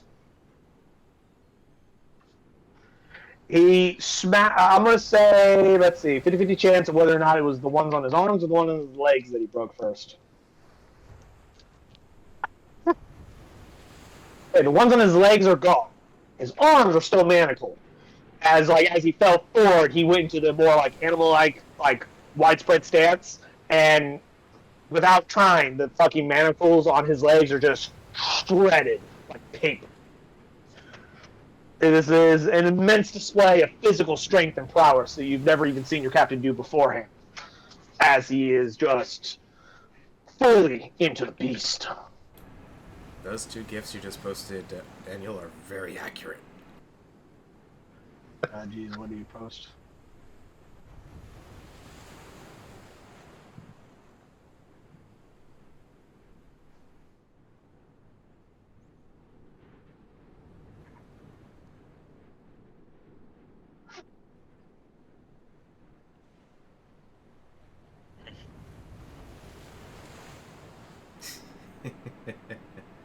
Yeah. All three of those are pretty accurate. Let's see. Because essentially he can reattempt to do this like every 6 seconds. I'm going to just start rolling and see what happens. Can I roll a stealth check just to try and get myself as low profile in the tree I'm in as possible? Sure, go ahead. His first attempt to try to break the manacles didn't work, but the second time he like gets his tusk up underneath it and he just rips it apart. Now he's free. I didn't think in 1, 2, 3, 4. I didn't think in 4 fucking rolls he just asked to be completely free. It's a good thing you guys are all on the ship when you did this. Holy God. Remember, the original plan was from Chimpan to just lock me in a coffin and just toss as many stuffs on it as possible. The original plan for like 5 sessions ago was to lock your ass in your fucking cabin. Good thing you didn't do that. Because with a +3 to the roll, a DC 20 was, you have like a 20% chance. And it's not impossible, but not super high. It was a 20% chance of success. Sorry. Yeah, no, 20% chance. I didn't think you'd get that so quickly. But yeah, he is fully free. And now at this point, I'm going to have him roll a perception check to see if he notices you. I'm going to give him advantage on this roll because he could smell your fear. 17 beats your 12. He immediately clocks you. He's running at you. What are you killing? Alright, I'm gonna take the, out of curiosity, how high is the tree? Like, is it a 10-foot tree? How high would you like it to be? Maybe 15 to 20 feet. That's usually the size. That's usually what I see. It's 10 feet. Okay, 10 feet then. Are there any coconuts on the tree I can grab and try and throw at him? Yeah, if you want. Roll initiative.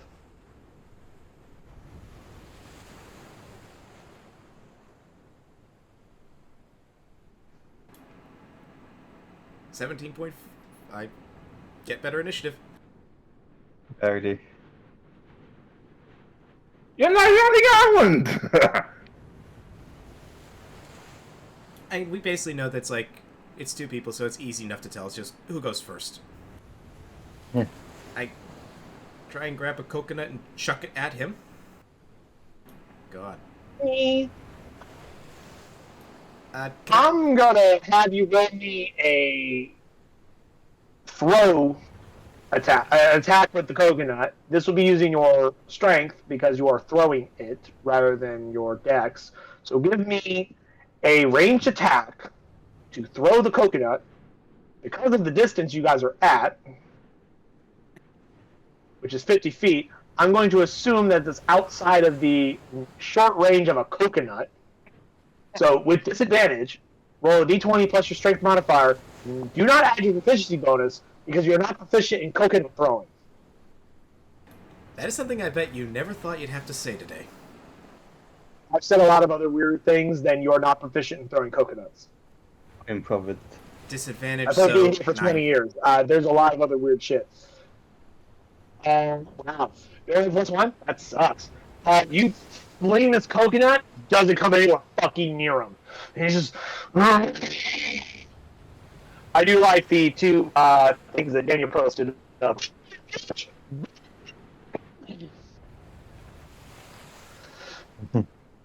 Yep. Now, I'm gonna take to the air. how high are you going to go up into the air? Okay, so I'm gonna get myself an additional 30 feet, so total of 40 feet in the air. At least Cool. for this section. Whoop. Just let me mark that down. in my notes. Because you're not technically doing damage and he can't do an attack, or he hasn't had an attack since he last raged, he is no longer raging. Ty, remind me, how many rages do you have in one go? I think 2 or 3. Like per I think 2 or 3. Let me double check. Right. Go ahead and do that for me. I'm going to say it took at least minimum 2 rages to break out because he wasn't attacking or taking damage, so he used 1 rage, early, and then he used a second one just as he was coming out, and that rage ended before he started chasing Kiri. But your 40 feet movement. Alright,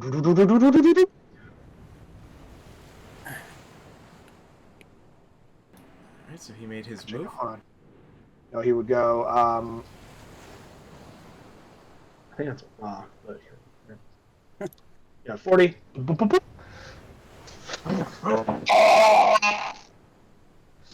Okay, and I'm looking at him from 40 feet in the air.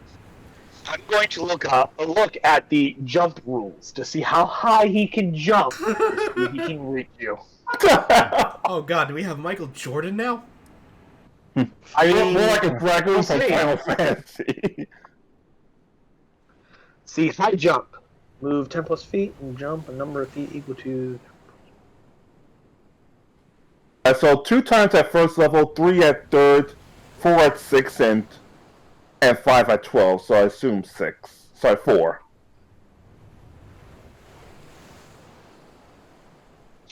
Just okay, cool. Good to know. If he can somehow jump and reach me, I think there's bigger problems. That would be amazing, but we'll see. High jump is, let's see. 3 plus your strength. He can jump 6 feet.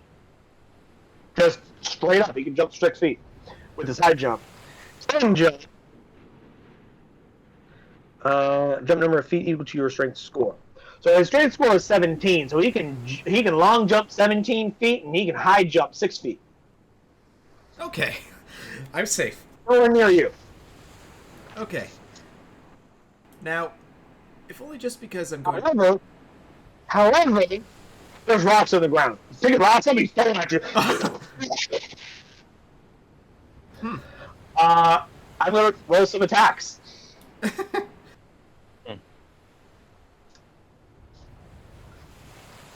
Slash R 1d20 plus 3 because he has a much better strength. He is not proficient in throwing rocks, so Disadvantage. I'm gonna say he can because he has extra attack. He's gonna throw 2 rocks at you. Ow. Second hits. Does a 6 and I'm sorry, 9 does not hit, but does a 22 hit? Yes. Ow. See, good thing I swung the pistol before then. Because he's not trying 3 to points of damage as you just get nailed with a rock. Just, oh, motherfucker! He hit me with a rock. Ow. That is Ty's turn. Kiri, what do you do? Okay. I'm definitely a little bit high in this regard, but you know what? If only just so that he can at least help burn off some excess energy. Let's give him some fun little things to play with. Shit, where are they? Let's just summon up, how many do I want? Let me unclick myself so I can actually click my thing. I'll summon him 8 beasts that are of quarter level challenge, a quarter rating CR. So things just to give him something to play with. 8 creatures, so that would be... Oh wow, I actually don't have stuff like that already prepared. So what are you tokens for?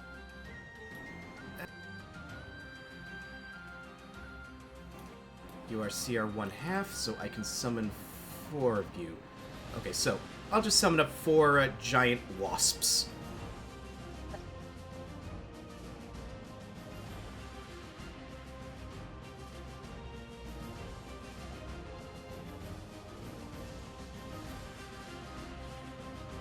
Taking wasp over off to the side here. Or the initiative. And with that, I'm going to move an additional... I'm at 40, so I'll move an additional 20 feet into the air, so bring myself to elevation 60 feet.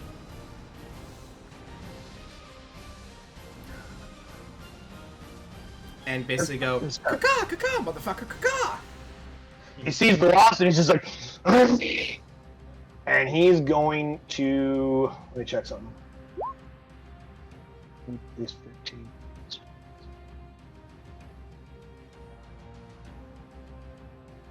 Charge this wasp over here, just. And he's gonna try and gore it with his tusk. 14 hits it. Yeah. It will take an additional 7 damage because of the charge and 10 slashing, so 17 damage It's as he dead. just fucking gores that fucking wasp.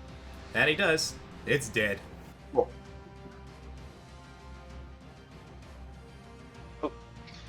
And you use its bonus action. I'm using the word it rather than him because right now it's not a person; it's a wild animal with, bipedal features of humanoidness.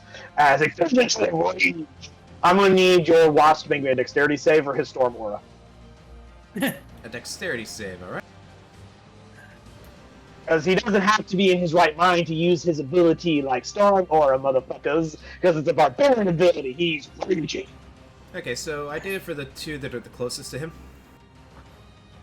Oh, if you beat a DC 12, you only take half damage of 1, which is 0. They just Matrix dodged some lightning bolts, didn't they? Like, arcs of lightning come off of it, and they're like, I see you're not the only one who rolls poorly on their lightning damage. hey, he and I use the same macros. Let me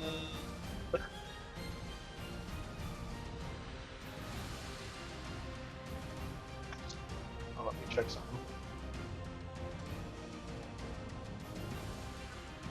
Actually, no. Yeah, fuck yeah. He can still use his, Let me think. Hold on. I remember thinking about this a while back, but I put it on the sheet. Do I need to bust it out? Okay.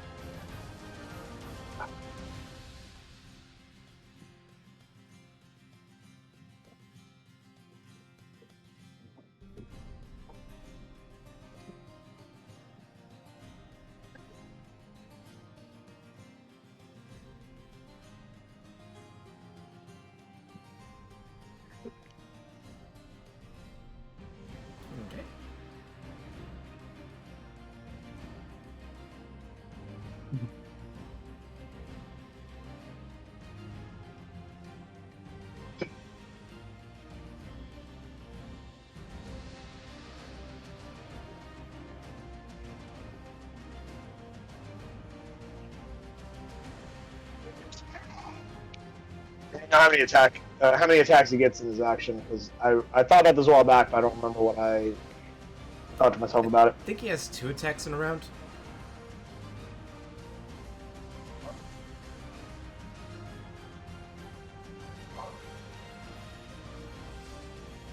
Oh, Ty gets extra attack. Yes, he gets 2 attacks. But as a werebore, he has some extra stuff. So technically, he gets 3 attacks. He can make 2 weapon attacks plus his tusk. So he's going to do 2 sword swipes at that wasp. As he just goes wild. Just hog fucking wild. Rage. Slice. Oh, it's dead. 26 to hit, 14 damage. It's dead. Cool. He hasn't plenty of movement, so he just charges forward, just and shreds that one too. Yep. The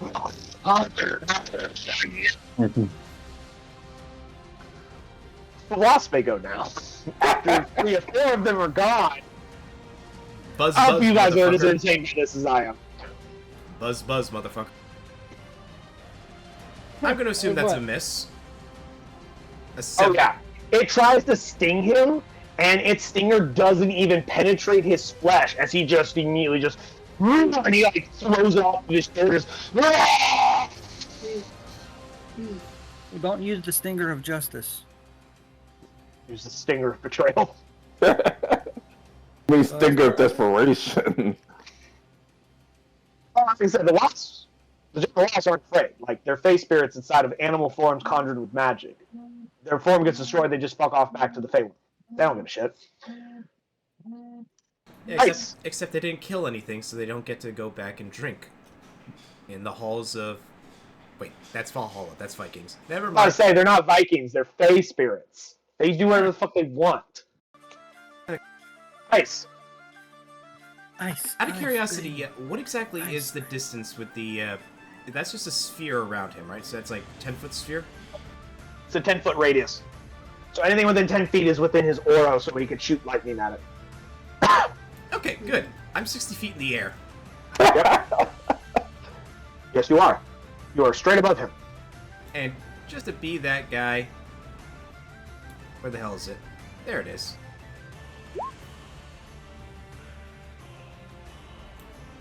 A little sling. Okay. Also, fun fact: when he transforms, his armor class actually goes up by 1, as part of being a werewolf. Oh. The thick hide.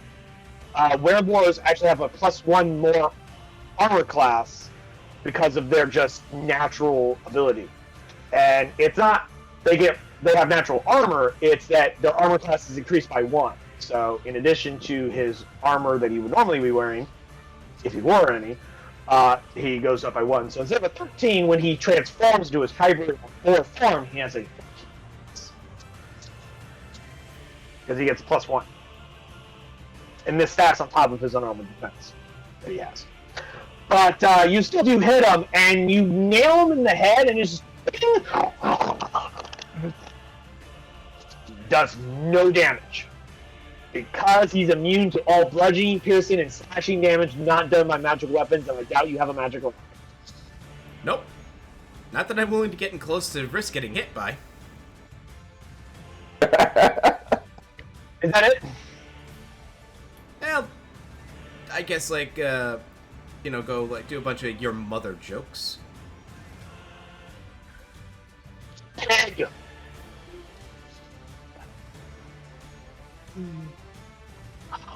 Let's...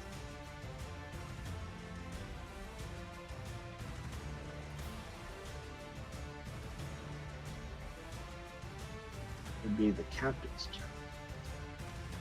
Let me see. Anything.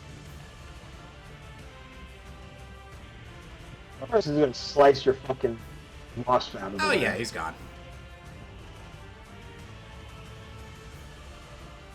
Right, Williams meeting. So he doesn't have his pistol. He doesn't have his battle axe.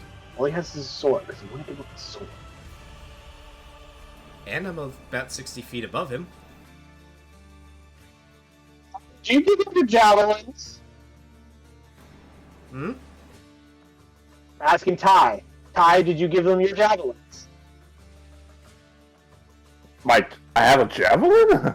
You have 4 javelins on your character sheet. I'm asking, did you give them up? Oh, Do you remember they were I there? didn't. They just in your bag and you just forgot about them? Yeah. Uh-oh. Cool. What the fuck? Be glad he doesn't have the javelin of returning. Yeah, if he had the spirit of returning, you'd be really fucked. That's in the cargo hold.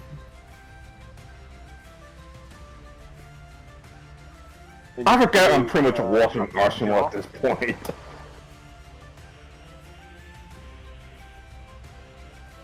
Yeah, according to this, you have 4 javelins. I'm going to quickly make a macro for you. Yeah, that's a miss.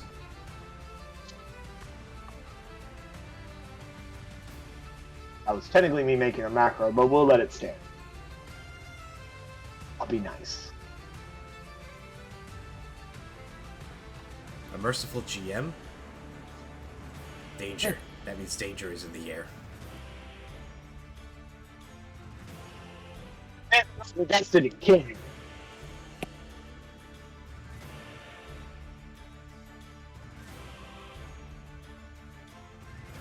That's his 2 actions because you're not close enough for him to gore you with his tusks.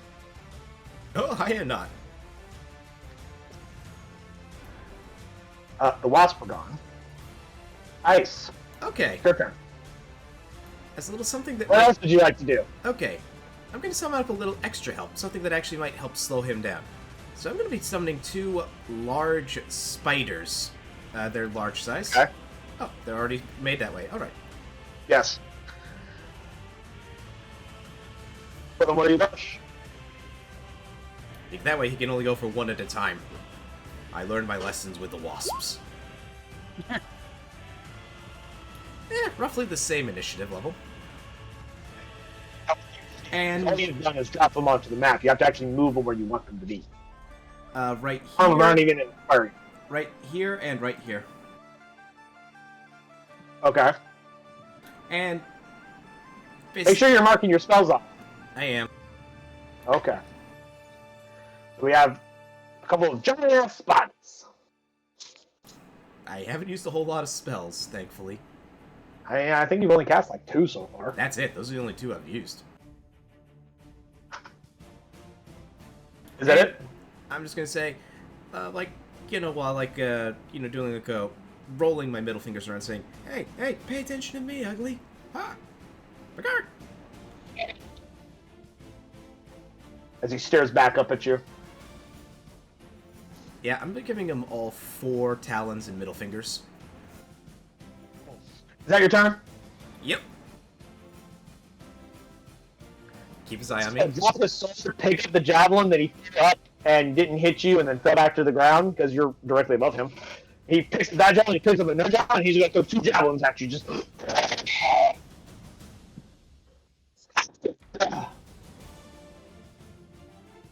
Ouch, ouch. 22 and 23!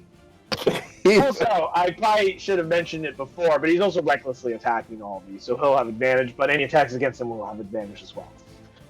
But take 6 and 4 damage for a total of 10 ice. And I need concentration check for your spiders. I need 2 separate checks. Okay, now that is a concentration. Constitution saving throw, you have to make either 10 or half damage taken, whichever one is higher. In this case, 10 is higher. Hooray! I have pure 50-50 chance both times.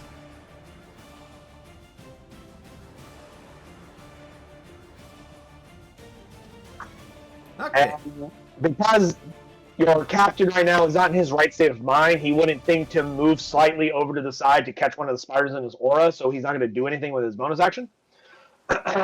He is still maintaining his rage because he did attack you. But he's not strategically fighting, he is just thrashing at whatever he can hit, and you have annoyed him, so he's attacking you. Yep. Alrighty. Now, this spider here, it's going to cast Web on him, on Captain. Nice little range attack. Target is restrained by the webbing as an action. The restrained target can make a DC 12 strength check, bursting the webbing. Success. The webbing can also be attacked and destroyed. So, a 21 does hit him, so he is now restrained by the webs. And the other spider is going to... Well, I might at least be able to know... I'm just going to try casting webbing around the area, just to try and make it as much difficult terrain as possible, to slow him down. In the web around, you're firing webbing at the specific target. Alright. Which you've already done. Yep, I just reread it how it was, so... Yeah. Yeah. Well, Meanwhile, So you can either try Jim's to watching do the that chaos. or something else. Fight attack. did you say that the attacks against him would be with advantage? Yes, for 2 different reasons. 1, he was recklessly attacking in his last round. 2, you have him restrained, so all attacks against him have advantage anyway. Yep, so... So that's a critical hit. Yep, so... Now, he's immune to the piercing damage. But what about the poison? He's not immune to poison damage. However, comma, at this point, I need to really think about this. Now let's think about this. Theoretically, poison is caused the things piercing his flesh, but he's immune to the piercing damage. How does it pierce his flesh to inject him with poison? It's French kissing him with its fangs. Say that the poison will harm him even if it comes in contact with the surface of his skin. It's a contact poison. Yeah, it's a contact For the poison. purpose of this. Those So things he takes exist. 6 points of poison damage. Yep.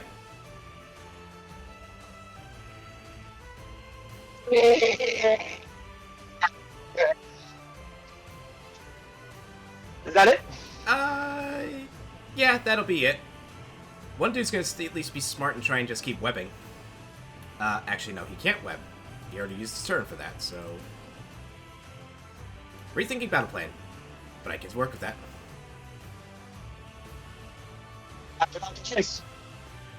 Okay. Let's see, can I do anything from this height? I cannot. All those are concentration as well. I'm going to move to here. And once again, just try and pluck him with a little bullet. The sling. Druids and their slings. 13?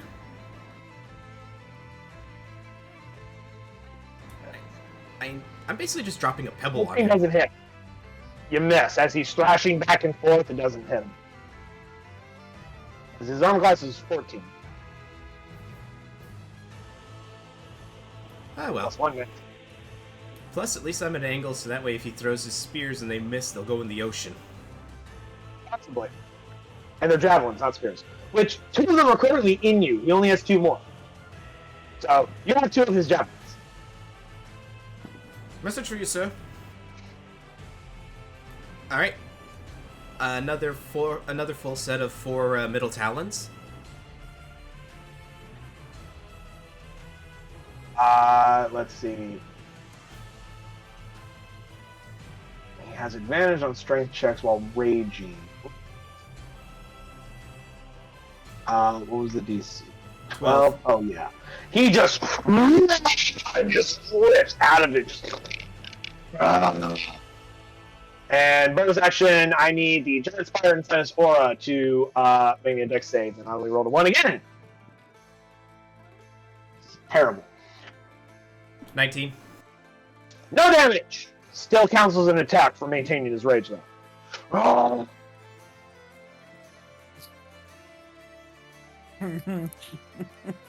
That's what, the second, third round that he's been raging? Yeah, something like that. Yeah, Second. third. Because he can only rage for a minute, so I gotta keep track of that.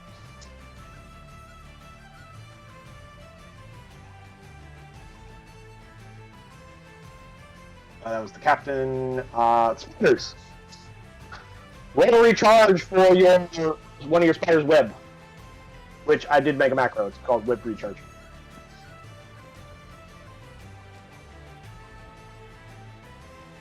It recharges. Alright, so at least he can reuse his web now. The other one. Another bite. Because he didn't recklessly attack last turn because he didn't make an attack other than his lightning.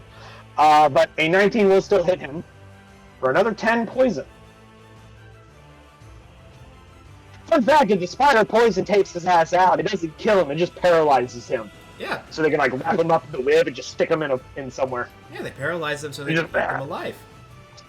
And it just picks him up and just... Look, it's the perfect way to distract him. If we can take him out Yeah, with the 'cause it's spiders, zero we can then wrap him up in a web cocoon. If the poison damage reduces the target to 0 hit points, the target is stable but poisoned for 1 hour even after regaining hit points, and is paralyzed while poisoned in this way. Which means it has both the paralyzed and poison condition. Which is bad. For him. Good for you. So what's the other spider do? Spiders are far more effective than the boss. Liking! You bastard. 16. 16 will hit.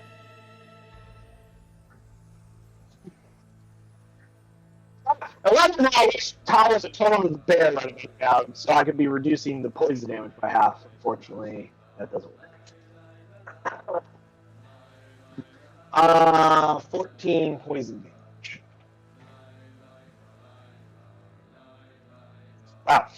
This is a He's do or doing die. alright. It's, He's just it's basically do or die for him right now.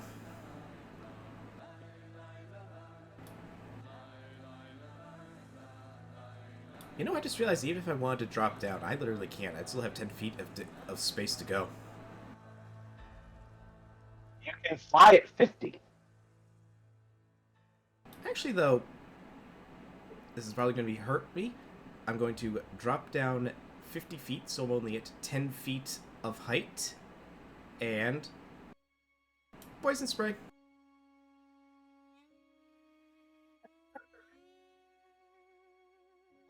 I have a can save.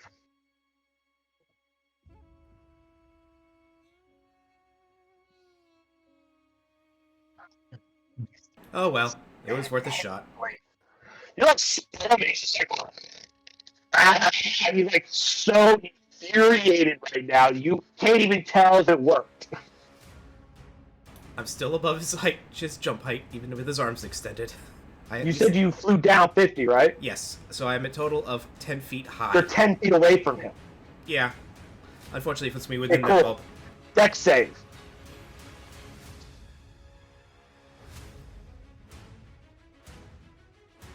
Oh, shit. Like 4 lightning damage as an arc of lightning comes off his body and hits you. Just. Oh, God. And... concentration And save. then. Yes, concentration, please. Oh, shit. How did it go? Why did I think to try this? That was a terrible idea. The spiders were doing so well. I mean, oh, that's so terrible. I'm so sorry for you.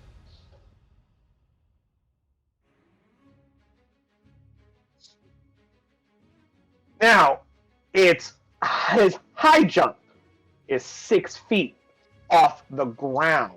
Ty, how tall is Captain Torek? Uh-oh. Yeah, taller than 4 foot. I can tell you that. Yeah, it's about my actual height +1, so like 6'4". Like 6'5"? 6'4"? Yeah, 6'5". Cool. This was a terrible idea. Yeah. You better just jump and try and knock us into the water. You see Ty's character, Captain Torek, get down in this low, like, just... And he, like, scrapes his foot against the ground like he's about to charge, and he just... And he leaps towards you, and he's going to try and grab onto you. I need to oppose either acrobatics or athletics check against him. Acrobatics or As he athletics? just... either acrobatics or athletics is your choice, because you have the defender. He has to do athletics. Which he has advantage on, because fuck you. Can I burn an inspiration to reroll?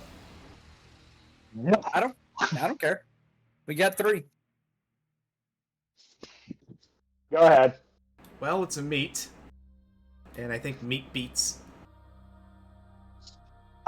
When it comes with opposed checks, ties go to the defender. So he sails past you Okay. into the water. It disappears. Well, shit. Oh, you lost the captain. I'm gonna hide him on the GM layer now. Captain! Give me a perception check. I was like, the captain flings himself towards you, and you're like, oh shit! And you like slap out of his trajectory as he sails past you into the water. Should have been on the other side. He'd still be on the island. He'd have to work his ass to get back to me. But still be on the island. Shit. Here, you hear the sound of massive wings beating. Uh-oh. From the other side of the island, attracted by the massive amount of noise, you see the Rock coming to investigate. Because you're in its territory and you're making a shit ton of noise.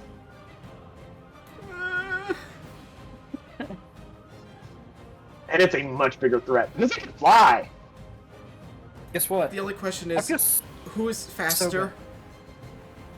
Say again? I get the feeling that thing's probably faster than me in the air. Oh, what's your fly speed? 50? It has a speed of 120 feet. Oh, yeah. So it just goes. Sparrow, meet Eagle. As it just comes swooping down at you and tries to snatch your ass out of the air. Yeah, I see what's happening. I want you to know. Touch a check. Because Agreed. it's dark, you're at a distance, you have a spyglass, and it's like not on the beach, it's more inland, so like there's a chance that you may not notice. So go ahead and roll perception with disadvantage. When Krieg's not around, things go wrong. Everything goes wrong when you're not around. 21. Wow. With a 21, yeah, you see a big-ass bird flying, across the island, approximately where you think the captain and Kiri may be. Oh, yes, That's it's up out. to you to decide what to do with that. I'll let you think about that for a moment. At the end of this round, I'll ask what you're doing. Before that, though, I'm so glad I have you prepared. Even though you're technically ritual, but I prepared you either way. I'm happy I did. 24 to hit. What? 24 to hit you. Oh, God, yeah. You take 27 points of damage, and you are now grappled in its talons as it just snatches you out of the air. I am unconscious. Cool. And this is how the Stormbreaker vanishes off into the sea and no one ever hears from it again. You're not grappled by the giant-ass boat. And this is why Master Creed survives. It would normally have a follow-up attack, but you're not struggling as it just snatches you out of the air, so it's just flying around. Eyes, give me a death save, as it just flies in this direction like so. 14. Uh-oh. Cool. Mark one success. I got a question. Yes, Dan. Is it off to feed its babies? You don't know. Well, Dr. Ice, I hope you enjoy being a snack. Cool. I can't help you. I'm unconscious and I'm pretty much on the bottom of the ocean. And bird they're swooping down into staying. the air that you supposedly believe that your crewmates are at. What would you like to do in response to seeing this big ass bird? Fire the ballistas. You are nowhere near. Oh, fuck. You guys are sorry. like 100 feet off the shore. Because, like, at least that's what I recall you guys saying, that you guys were nowhere near the shore. So, fuck. and because every round is like 6 seconds, it may take some time for you guys to close in close enough for it to matter. Hmm. I will say that if you ordered the ship to move closer to the island, you can get there in 2 rounds. Okay.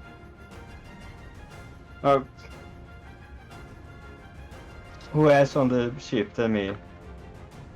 And That isn't a deal, I would assume. what? I repeat that. My assumption is everyone that isn't 2 deckhands, Drusilla, and Master Creed. Like what you guys both took both ships out, but you anchor close enough to where you can travel between the 2 ships easily with like game points and whatnot. If you want to order all hands on the Stormbreaker and sail straight to that island, you can do so, and you can get there in 2 rounds.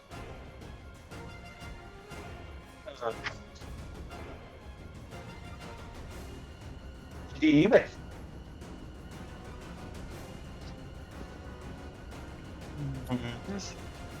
I need a decision because I got to move forward. Come on. Okay. Yes. Move forward, please. Okay, cool. Yeah. Jinpan, go ahead and roll initiative, and for yourself.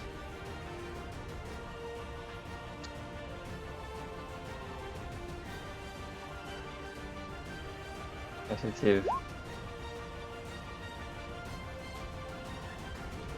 Jesus. I have a plan if I get awake.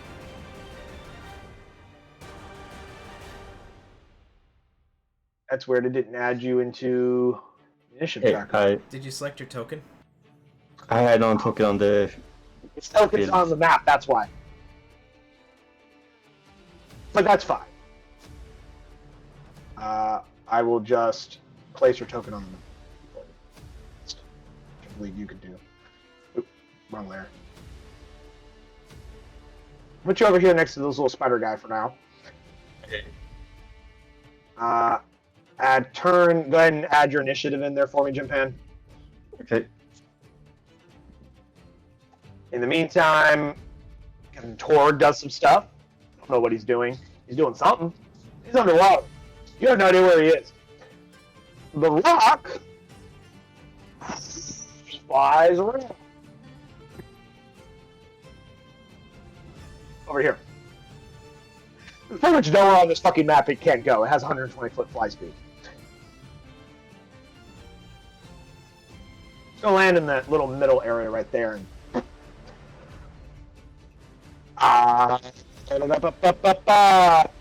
We're gonna...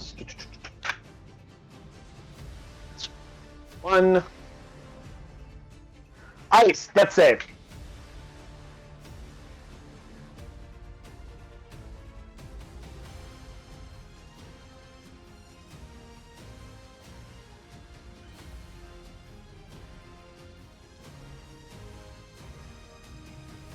Nice.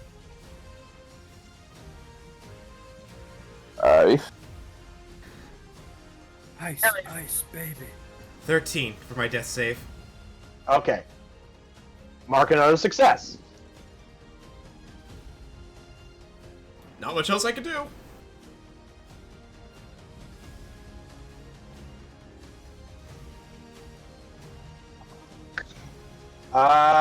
We'll put you down on the ground for a moment.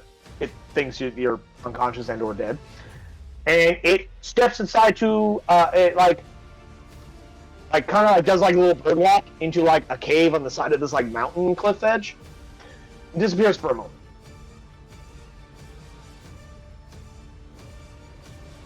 And Farn, you will arrive at the beginning of your next turn.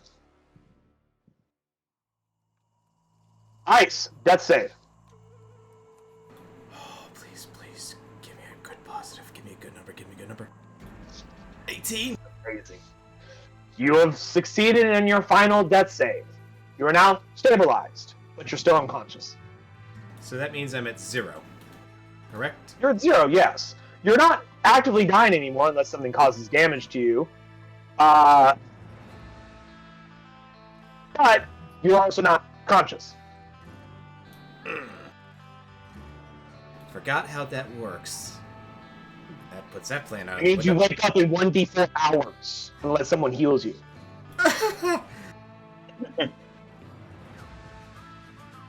So I wouldn't be waking up for 2 hours anyway. Theoretically.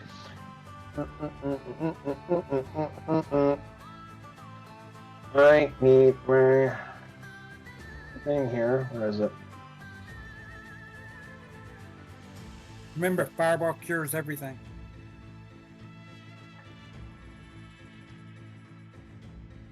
Yeah. Where is... I thought you said fireball was the answer to everything. There it is. That it is. Yes. So, fireball can cure them. It'll be a nice toasty fire to be next to. We could have roast chicken.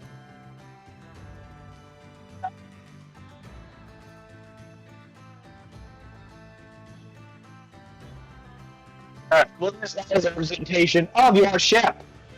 Jimpan, where would you like to approach from, where would you like to approach the island from? What side of the island?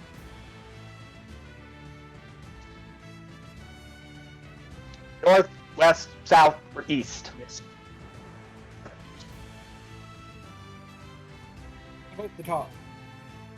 Top. Left.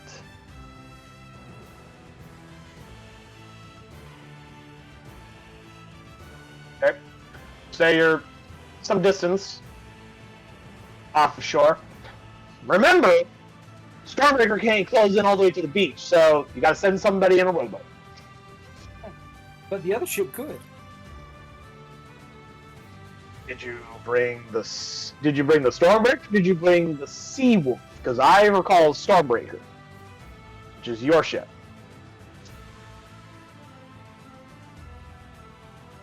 Hey man, do you have the spell fly? The what? Do you have the fly spell? No.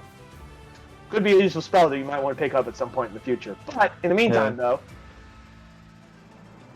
you have a rowboat. It can take 4 people.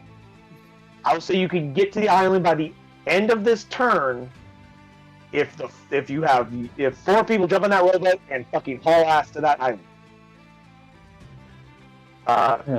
Rather by the end of this round. If you take like a full turn to do it, you guys can get to the beach. Now, who's going? So, I am, and is Ebola available? It's there. She is available. So,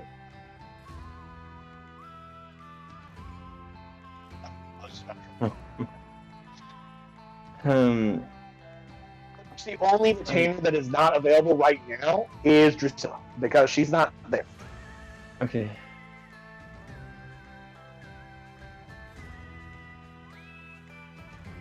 Considering Ice is the only player that can heal, might I recommend Leibowitz to go with you? Yeah. So one more. After that, it's a matter of who you like. I mean, Nezor has a bow useful for whatchamacallit. Distance. It's a fucking bird thing. Well, putting the ship there might make it think it's a whale, a beached whale. You can also the rest of the crew, as 4 people go to the shore party, the rest of the crew to man ballistas. We can go from there. Maybe, firing some ballistas at this fucking bird may be a good idea.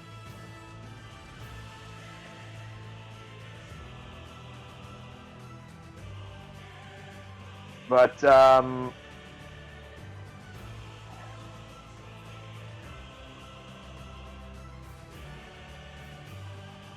eventually, though, out from the cave, though, the rock returns. And that's Kyrian. Takes them inside the cave. Both of them disappearing. Uh-oh.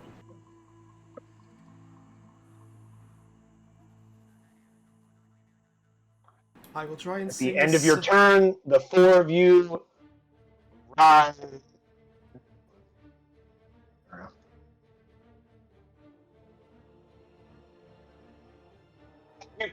Make landfall. That is your full turn, though. The rest of the crew, who's now been aroused as shit's happened, bad shit's happened, they are banning the ballistas. Your gun crews await for a target to present themselves. Nice. You're not dying. You're stable. You don't know what's going on in that cave. I try and sing the song of my people. To not be I mean, you can eaten. sing whatever you want in your mind. I would Argus and Foreign, Dr. Leibowitz, Nezor, and Dora all make perception checks. Okay.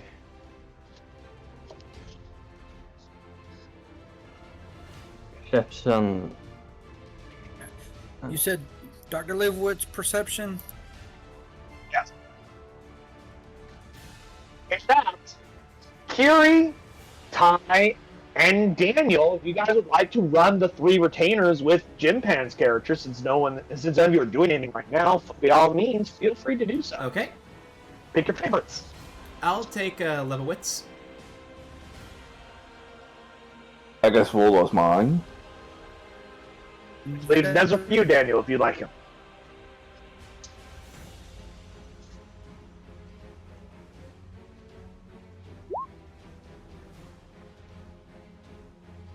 ready. Leibowitz, with very sharp eyes for an old-ass gnome, and he kind of cocks his head for a second, and he like, what's that? And he turns around, and he sees this like movement under the water, like coming straight at you, like there's a creature like moving really, really fast under the water towards the shore, and as it reaches the surface of the water, you see Captain Torg straight at the shore. Ah, crap. As he comes up out of the water, just yeah! He doesn't have a sword, he left that behind, but he still has his tusk. It could be Postmaster General Honeycutt. Right now, Vo's the only one that could physically hurt him. Yeah, Postmaster General Honeycutt could probably beat Captain Ty.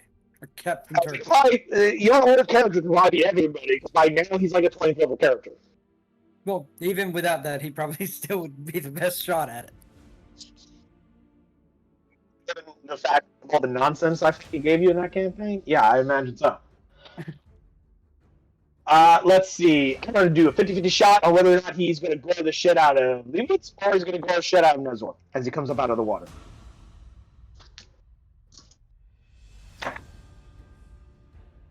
Oh. Leibowitz. Charge and tusk attack. 22 to hit Leibowitz. It does. I need 2 different con saves. One for the damage and one for lycanthropy.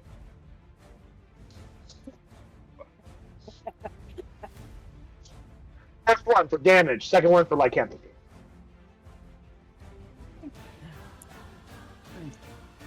You kind of broke up. Who is it you were attacking?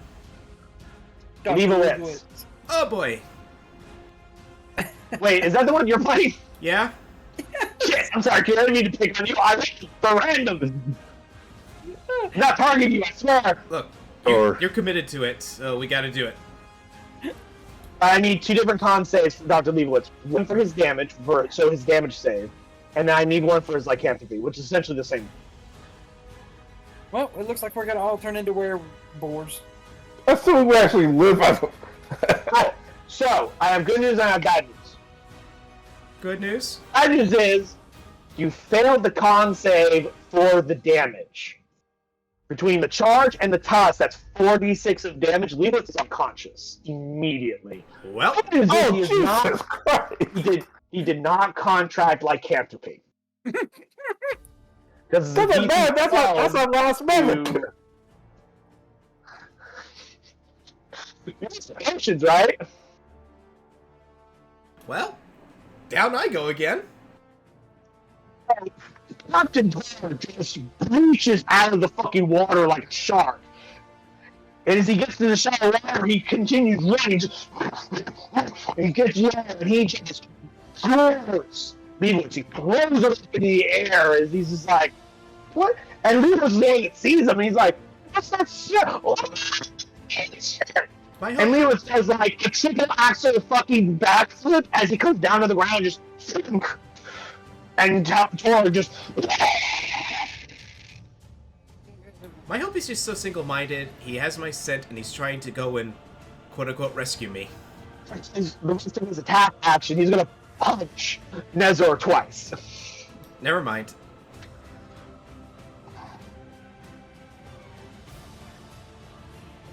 Let me see here.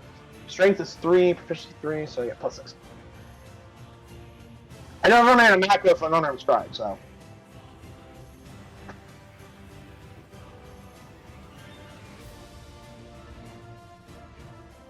Slash R. 15 and 21. Both of those hit. I mean, keep on safe for Nezor for the damage.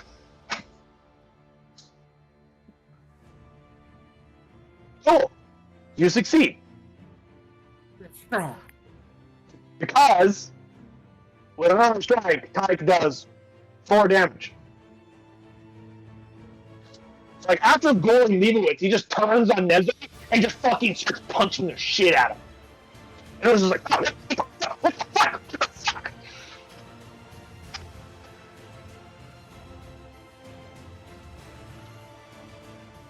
Fucking is like, Vaughn, what would you like to do? Now to take it down. How would you like to do so? Like orders, acting captain. Oh shit. Fucking went far and he fucking around. That's what level spell? That's a 3rd level spell. Because that's 2 extra d8, so yeah. Just taken down. No. So that's 16 damage total then. Cool. Relentless endurance, he's still standing. Remember when I said a while back that half-orc werewolf barbarians are incredibly hard to fucking take down? We now got What would you like to do, guys? We have Werebore to Electric Boogaloo right now. Well, remember, half orc he can prevent from going down at least once. The werebore can prevent it once, so that's 2 he can prevent. Did those stack or no? Yeah. Yes. Yes, they do. Oh dear. Yes, they do. He And gets if I both of them. Are they So different my sources? character's pretty much a super boss. and once I get up to a high enough level, I'll give him a 3rd one. Had a joke a long time ago making the captain immortal. He, at this point, damn near is. He is semi-immortal. He is a quasi-immortal being in combat. So that was Arcanus. The retainers may go. Whoever's running Nezor and Bola. What would you guys like to do? Nezor will shift around to here. That way Vola can get at least the flanking just in case. And I wish to grapple, or have him grapple the captain. If you want flanking, it would probably You be have to better move one more to move the left. here. Point is I want him to attempt to grapple. Roll me a athletics check versus Captain Torrance.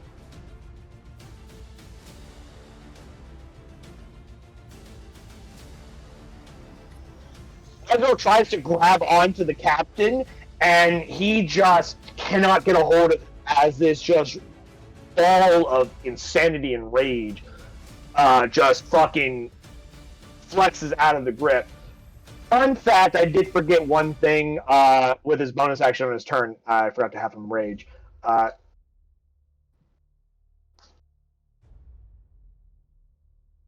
Arcanist, roll a dex save for his rage that he would have used on his previous turn before I moved on.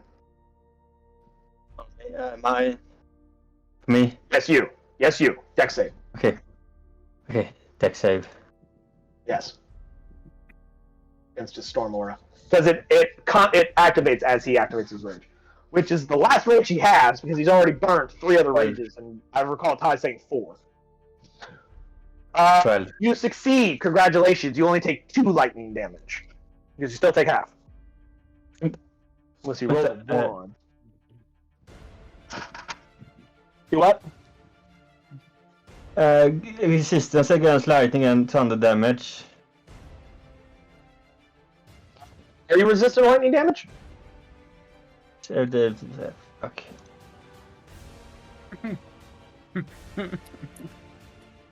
Please say yes. Just be fun.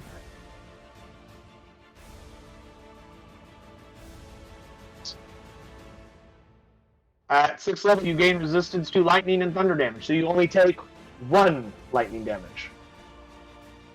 Ouch.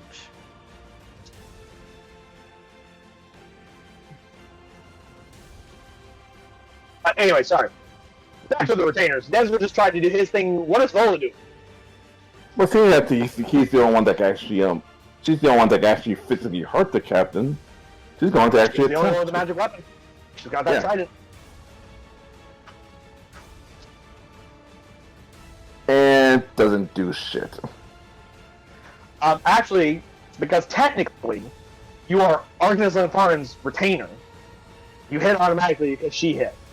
So you did 6 piercing damage. I'm assuming you're attempting not to be lethal. Of course. Also, if you were flanking, you would also technically have advantage even if you did have to make an attack. Which 21 definitely beats Ty's armor class, or Torg's armor class, even as a werewolf. So 6 piercing damage to try and knock him out. It uses the werewolf's relentless to continue standing.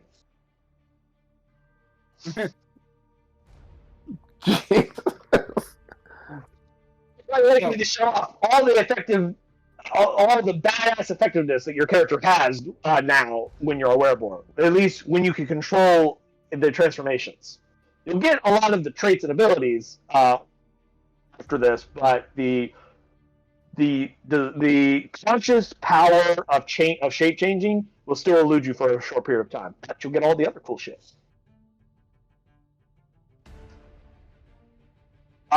The ship. I'm assuming you don't want to fire ballista bolts at the captain, so we're going to move forward. Maybe Yeah, they- no ballista bolts at the captain, please. Captain Torrig. Audience and foreign. Dex save again for Storm Aura.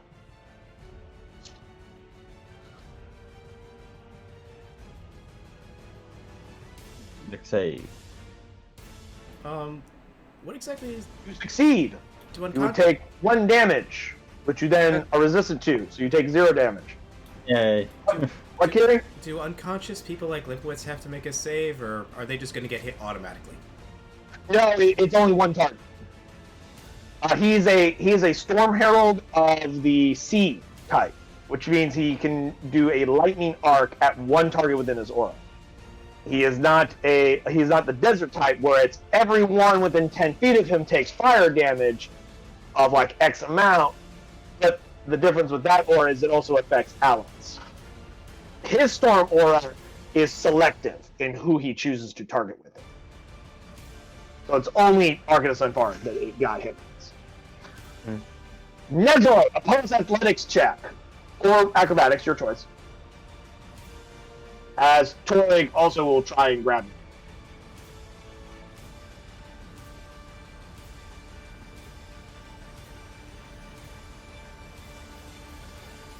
Nezoi's no bad. Very handedly. Captain Torrig just grabs this. Keep in mind, Torrig is a half-orc. Nezo's a bugbear. He's taller than the half-orc. He's a big Sasquatch dude. Torrig just grabs Nezo and just picks him up over his head, just. And with half his movement speed. Let me do that. Runs him in the water with it. He's now about like waist deep or so in the water. And that'll be his turn.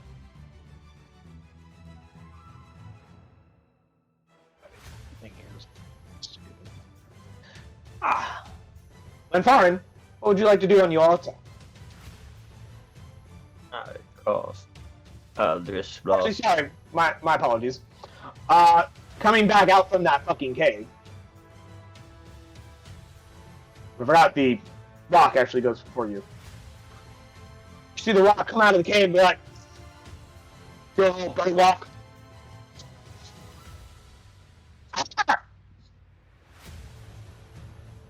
It's gonna take a moment to inspect you guys, as it determines does it want more food. Lanfar, now it is your turn.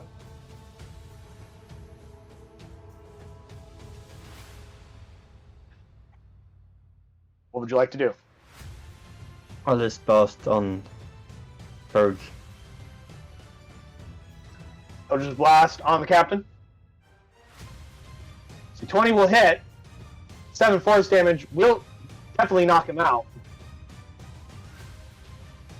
But because it is a spell, you can't really like pull your punch on a spell, so that is lethal damage. So he just He can take down it. in the water. I'm sure. Nesmer kind of falls on top of him. Alright. Kiri, I forgot to have you roll a death save for Dr. Leibowitz. Can you go ahead and do that for me? 12. Hey, jump in. Remember, you get 2 shots. Take your shot at something else. You know, the bird. But The I bird. feel like if I take it, it will You're definitely within take range. off. I mean, that's up to you. I'm sadly going to tell you that you are within range. You can shoot at it. I feel like I will aggressive, make it more aggressive than it is. Oh, is it only looking at us? Yes, but you do know that someone in the cave near it is your is one of your crewmates, so you may or may not have to fight it. But Nezor, you're currently standing at the top of Torg with him in the water. What would you like to do while Jimpan contemplates his life? Oh, well, drag the captain to here. Okay.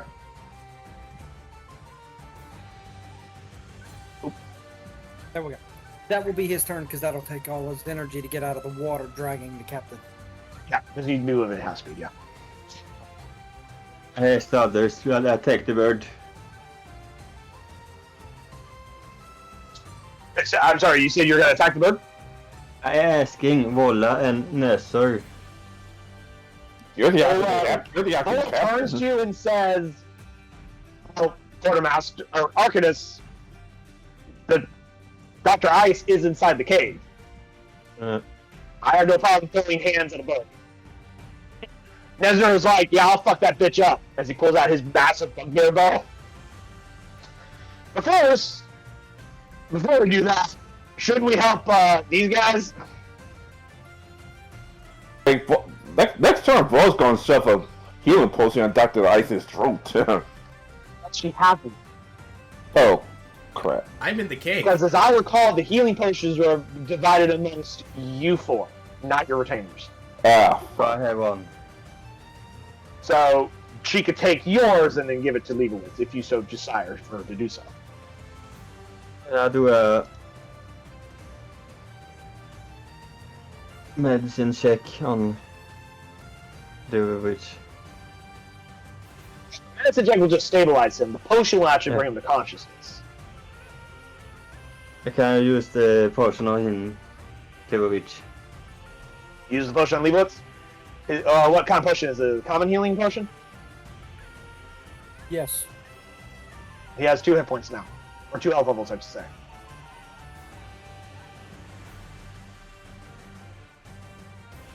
Or rather, Vola uses her action to do that, since Glenfarn already used her action. Nezor still technically has an action if you'd like to try and stabilize Captain Tori with a medicine check. Because you don't want him to be conscious, but you don't want him to be dead. This would be Nezor's medicine check. That was Nezer's medicine check.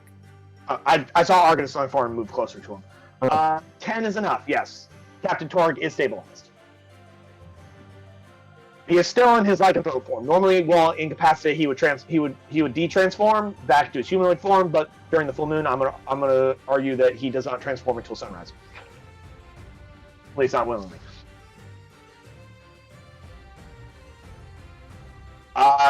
Your gun crews are going to fire at the bird because that was their last standing order, was to ballista fire at the bird. So, gentlemen, if you so kindly roll an attack roll with your ballistas at the rock, please. And what would I need to do that? Last I checked, it's just a flat D20. Okay. Because they get no special bonus or anything like that, unless it was like super close. And I'm going to say that you're not so far away that you would get a penalty. So a 9 is not. Let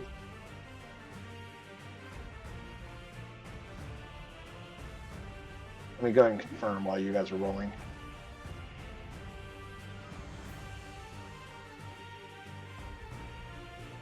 Yeah, no modifiers are added to attack rolls with siege weapons.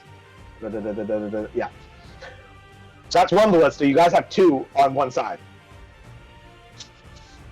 Full broadside. You can't use the full broadside ability, but you can fire both ballistas. That's actually an What ability. I like. Yeah, your captain has the Master Gunner role, which is broadside, is an ability of the Master Gunner, where you can Right. order all guns on one side of the ship to all fire, and they get like exploding dice and like other bonuses like that. And you can fire any gun on that side, regardless of where it is in its reloading process. Alright. I'm just so used to the I term do need the broadside. second shot. Somebody needs to roll the second shot for the other ballista because you guys have two of them. There we go. Okay. So two ballistas fire from your ship and smash into the rocks near the rock.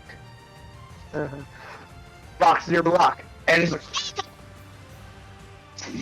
and it just opens its wings, getting ready to take off.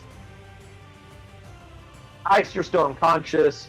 Torg is still unconscious. The rock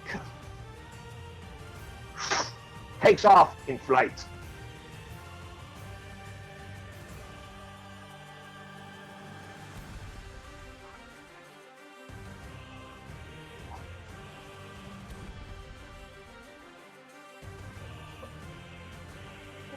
Anyone. I'm gonna roll a D4 for the number of people who are still conscious.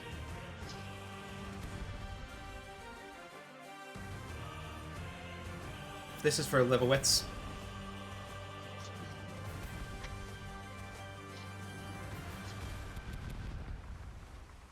It's going after Vola. It's gonna take a swipe at her. Oh, I don't know who. I was rolling the D. Sorry, I guess I didn't make that clear, or you misheard me. First, talon attack. 25 to hit Vola. 25. I need Vola to make me a damage save, please.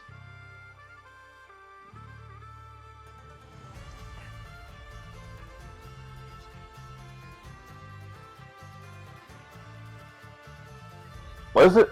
What the save is again? Damage save. Her con save for the damage that she Oh, just sorry. took because she got hit. Wow, it's pretty good. You actually beat it. That's amazing. Which is good because she would have been unconscious because it's like 4 dice, 4d6 of damage. So, Ooh. however, she's still grappled by the fucking bird. So it just sails by. Does it have a flyby ability? No, it does not. As it flies away, Artemis Unformed and Nezor, and Leibowitz, if he had an attack, may make attacks of opportunity. Now, if I'm not mistaken, Artemis Unformed, you do not have Warcaster, so your attack of opportunity has to be with a weapon. Oh. Nezor, I'll allow you to use your bow for an attack of opportunity, although normally you wouldn't be able to, but I'll let it slide this time. 21 does hit. That's pretty fucking good. Minus 10.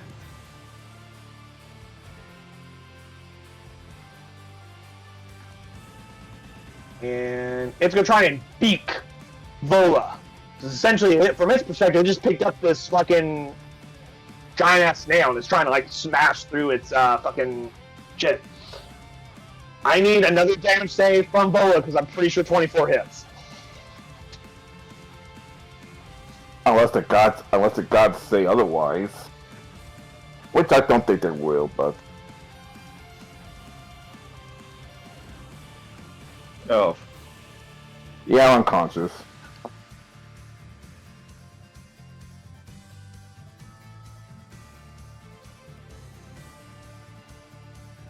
She'll take 2 health levels. Oh, I'm still conscious for some reason. Sorry. No, she's not. She's unconscious. It's 4d8. Sorry. My apologies. Never I mind. looked at the wrong thing. So Vola's unconscious as this bird flies off with her. Argus went foreign. What would you like to do? crazy idea. You should revive Captain Torg and then launch him at the bird and just let him take care of it. Yeah. Send the insane berserker after a bird. I mean, look at it this way. The bird does not have magical or silvered attacks. It can't hurt Captain Torg. Just saying. Does. But anyway, what was that, Japan? He can hurt us. Only if you give him a target that isn't you. Or only if you don't give him a target other than you. I don't know. You don't know. So anyway, Japan, what are you doing? Cast chromatic orb on the bird.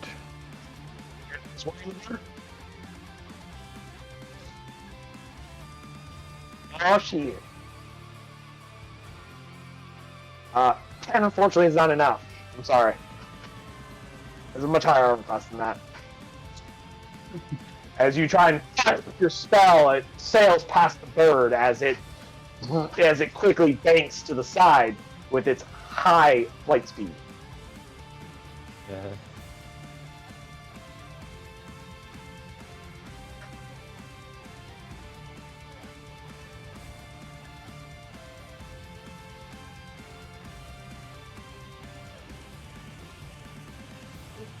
Retainers, what would you guys like to do?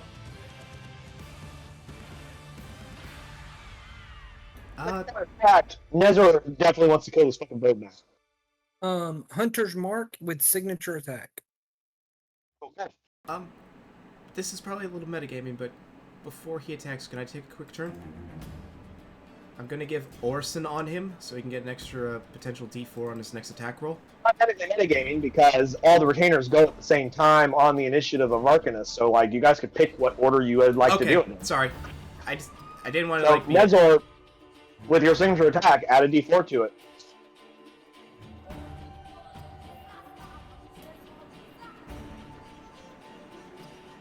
So 15 to hit. If you find roll first in that D4, it would have been a miss. But you got it. It has a 15 armor class. Holy crap, we made it. 7 piercing plus the 5 from Hunter's Mark. And Leibowitz is going to move 1, 2, 3, 4, 5, and kind of crouch down in the brush here. Okay. He says, I'm gonna over here. Excuse me, coming through. Bye. And he's a small little gnome. I think that even That'd be great if you guys had like a healing potion or a spell that was like a time release capsule, and you just put it on the captain, and then move away. So when he wakes up, he's just like bird, and he just like kills the bird. Yeah. You are That would be big. hilarious. You are huge. You must have huge guts. What is the reload time on this? Loading 3. So the 2 ballista you fired first will need 3 rounds to reload. However, you have another 2 while on the other side. My assumption is your crew probably would have moved the guns in a position where they could also shoot the fucking bird. So if you guys would like, those may also fire off if you wish. All right, 2 gunshots. Not enough. Unfortunately. 2 more ballistas. Sail past it. Dang. Dr. Ice. I'm gonna roll percentile dice. These are gonna be your luck rolls. If I don't happen, or I already know I've decided in my mind, I'll let you wake up and rejoin the battle.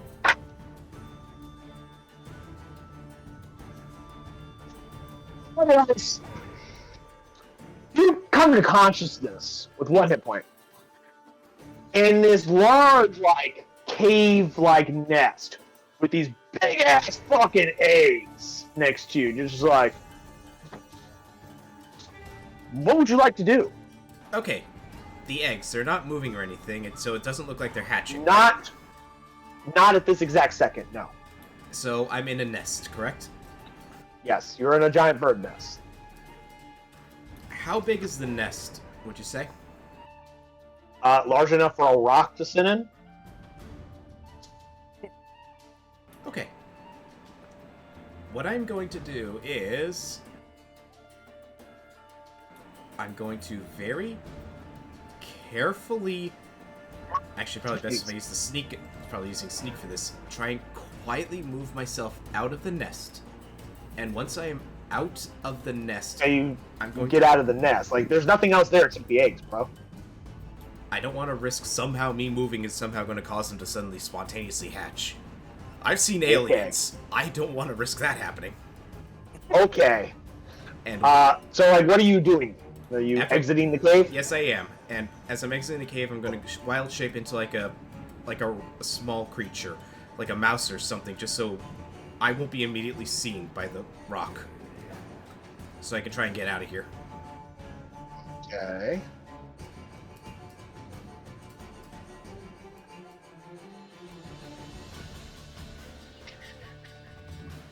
You're right there. Actually, you know what? You're up there, whatever creature form that you transformed into. Yep, I'm in the mouse. It takes one movement to exit the cave. It's not like a super deep-ass cave. And because you're not a moon druid, it's a action to wild shape. Yep, so I turned into a mouse. So basically that's my turn. Speak. Cool. If I'm too Captain small, Taylor it'll ignore me. remains asleep. The rock is now no longer interested in food. It drops Vola in the water. Now it's defending its territory. It's sweeping back.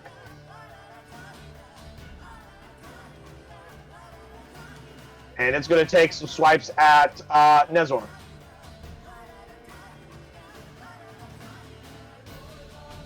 Wow. Somehow it both missed. Sweeps past you in this direction.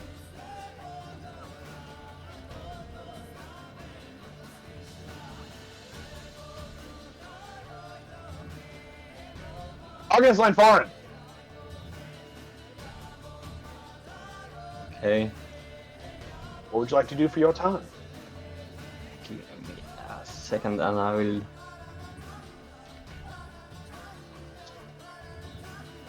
On the bird. What are you doing on the bird? Oh, fireball. Oh, cool. It's not super good at dexterity saves, but it's not super bad either. 19!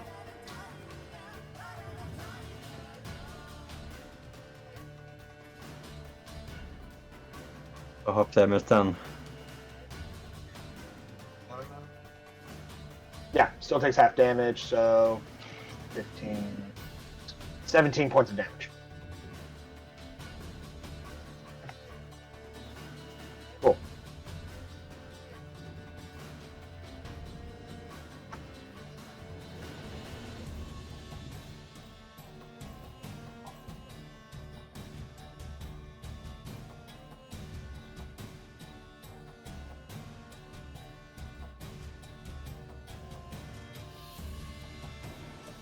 What would you like to do? You're currently a mouse right now. Okay. That rock is right there, and it's kind of scary, I think looking at you. even though it's seeing a little mouse. You're like this fucking big. And it's not even flying in the same direction as you. It's flying towards the bottom left Okay, in a diagonal. you know what? That was a stupid idea. Just screw this shit. I'm unconcentrating. I'm back in bird form. And double move right back to the ship. I'm sacrificing all action to movement just to get the hell out of here. See, Probably a over. move and a dash would be 100 feet, yeah. So you guys see, coming out of the cave is, you don't see the mouse, but you suddenly see Dr. Ice standing there, and he just hauls ass past you guys. Okay.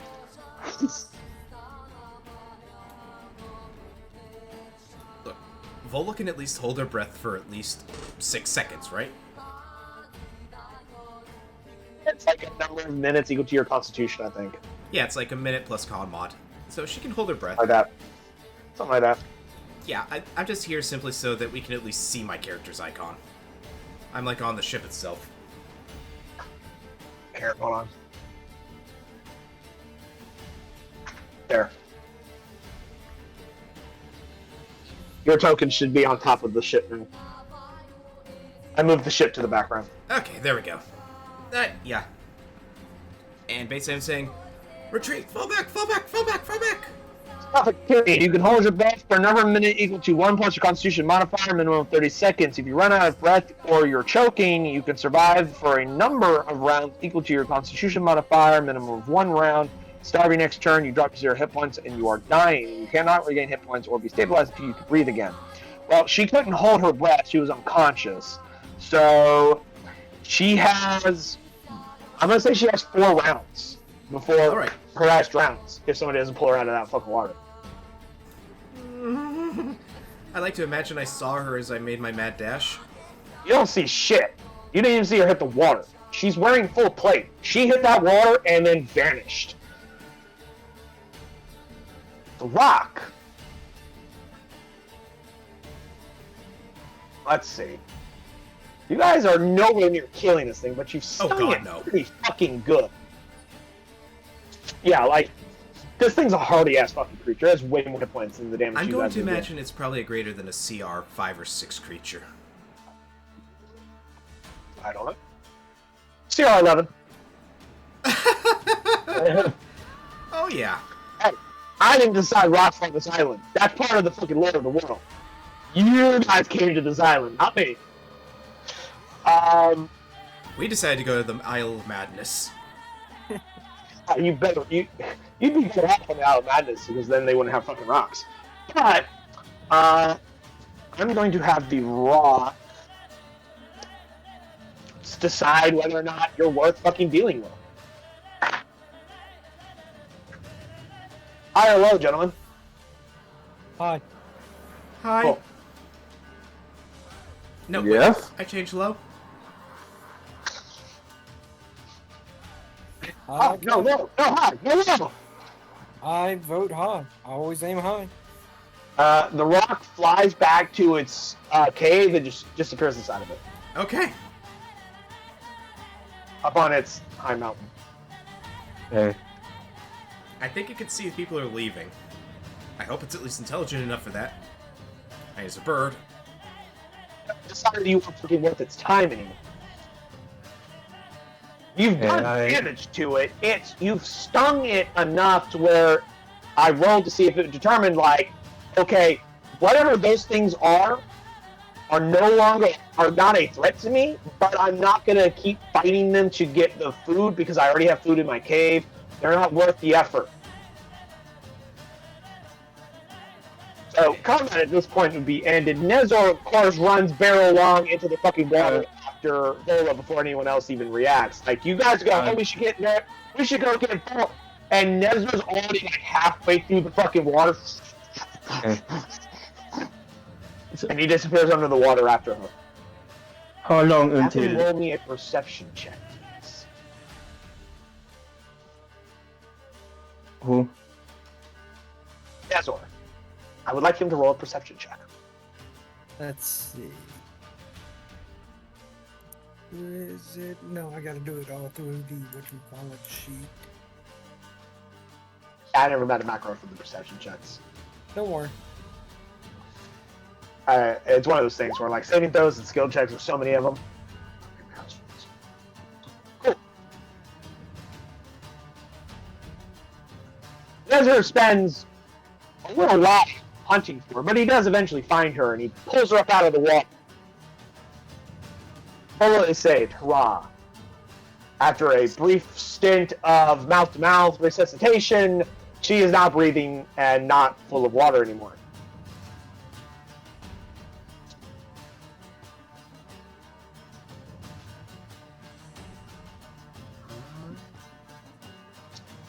Wendy comes. Let's get everybody out of here. Shit, the captain, though. Go to the captain on the beach. Do we have that coffin? No, you don't have a coffin. Do we have a crate? Are you sure it's wise to take him off this beach? No. Man, How close? Okay, just looking pure 360. Do I see any other nearby islands? How long until enough to get Then there the- for it to matter? No. the The other ones are like at least some distance away. You would have to bring him onto the ship to get him. how long until day and about? It's barely an hour. It's barely an hour into the night. Uh, Remember, combat's like 6 seconds per round. yeah. It's been only a handful of rounds, so it's not. It has not even been 30 minutes since the moon came. So You still have the rest of the night. leave the captain and jump to the ship. Take the boat to the ship. You guys all pile into the rowboat, sail your ass back to the ship, and then move away from the island and just hope the captain survives the night and just leaves them there. I'm gonna try and keep an eye out where the captain's laying. And how do you intend to do that, my friend? I'm on the crow's nest, and I'm just gonna keep looking at him. Okay. Creepy voyeur. How sharp are your eyes? Because last I checked, the spyglass is not in your possession. I got regular eyesight, so You're too far away to see him in the dark. shit. Even when Thorin, who does have dark vision, even with the spyglass, will have a hard time seeing him once you guys move a reasonable distance away from the island. So you guys will not see him. Yeah. Guys, what's the status of the captain? Unconscious. Who knows? Who knows? That's nice. I put your pen in power and now taking a bit. Now running away with it. Did he hurt anybody? Yeah, he did. Holds his hands on the desk. Yes. Okay. I'm going to go to the medical room now. Okay. I'm going to patch myself up. I'm going back to bed. And Leibowitz leaves. Good night. Before you go, we gotta check to see if you have lycanthropy. I can do that myself, thank you. As he trundles off. Alright, is anybody else hurt by the captain? Or think they might be at risk of Nezor lycanthropy? goes, he didn't hit me with his tusk, but as you look at Nezor, his face looks like a sack of potatoes from the punches he got. Well, He just went 12 rounds in a boxing match against heavyweight champion. I recommend like a sack of cold peas on the face side of the face there. Doesn't look like you have to worry about lycanthropy though. We don't Where are we have gonna any get cold fucking peas? green peas. Ola just goes, I got this, and just leads him away as they go below decks. Sorry, I just couldn't resist the idea of using like that old 50s concept idea.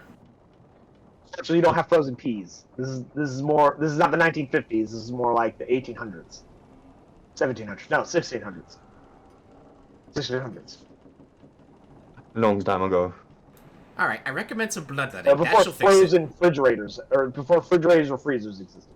Alright, So what? Alright then, I recommend bloodletting. No, wait, that's like 1300s. Get the leeches.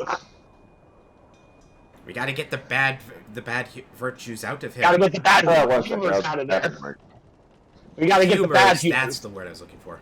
Yeah, humors. Alright, I assume you guys eventually go to bed and get a long rest. yes. Yes. Cool. I will. Also, I'm just gonna assume like that because of the stuff that the captain left, it will probably has scent on it, correct? What? Well, in the morning I have an idea of trying to locate the captain. You searched the island with your crew. But what do you mean an idea to find him? Basically, Not that big of an island. Like it would take you guys like less than an hour to search the entire island. summon up some wolves, have them get his scent, and try and sniff him out. You know, bloodhound tracking. Okay, we'll get to that in a moment. Hey, it was a thought.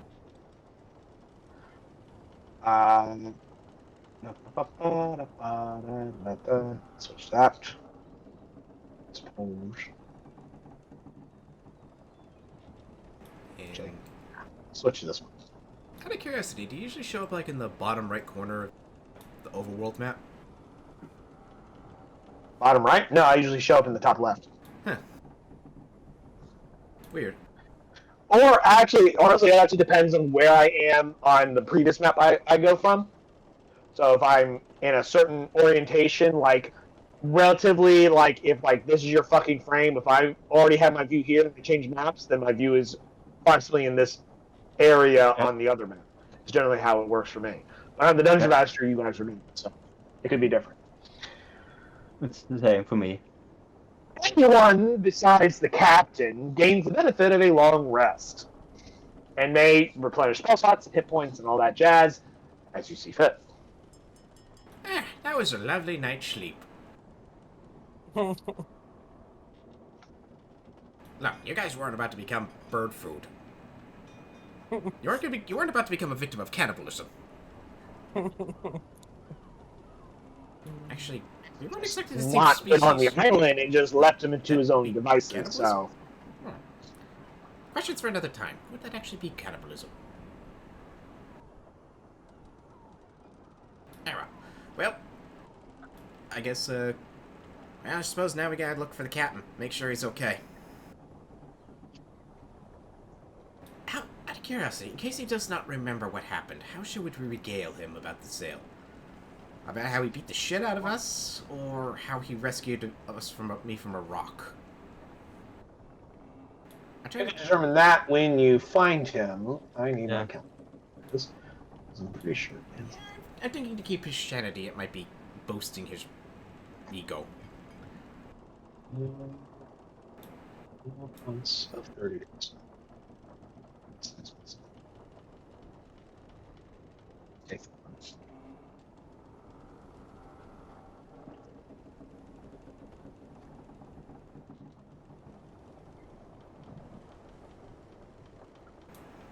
Well, It's the first day of Cathon after the full moon. The morning. Good morning. What would you gentlemen like to do? alright. I think we probably should go back to the island. Island. Find the captain. Okay, I look- Turn back to the island.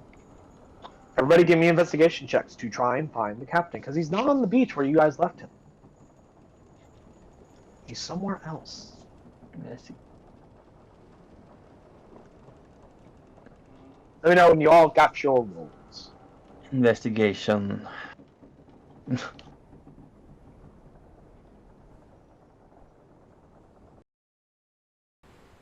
So I had to step out for a little bit. 17.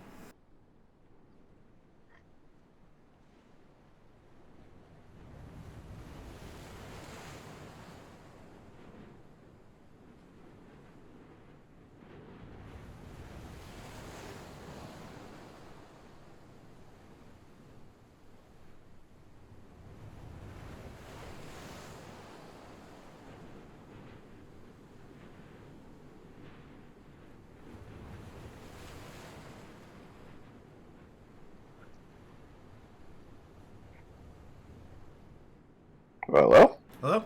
Hey, Ty. Can you hear us? I can hear you.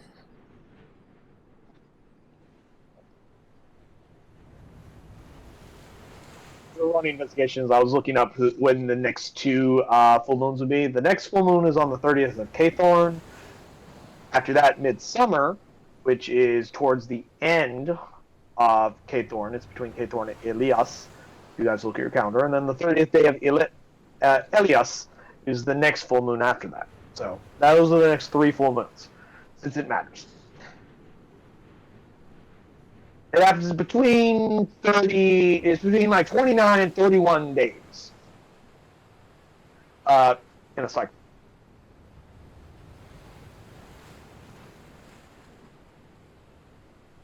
depending on various things. Now, using your highly trained abilities to investigate, you do eventually find signs of where the captain may have gone. Follow a trail straight up to the Rock's cave. Oh, that trail. On the trail we blaze. On the trail we blaze, road to El Dorado. But you find a path of essentially destruction. You find his tracks, you find like rocks that have been smashed and trees that have been toppled over, and you determine that he is in the Rock's cave, or the cave you last saw that way. Oh shit! Or at least that is where his trail goes. What would you guys like to do about it? I'm gonna try and listen for like the sounds of like a rock, like the beating of feathers, the beating of wings, whatever sounds a rock would make. The crashing waves of water.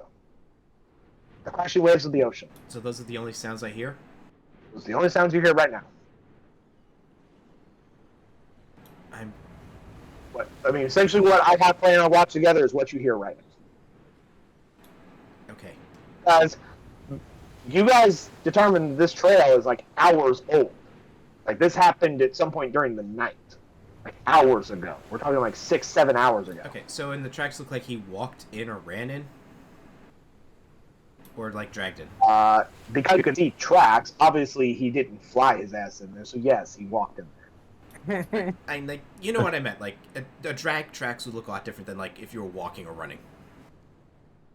It definitely looked like he was doing somewhere between a walk and a run. I would say a jog. Ah, so he's speed walking.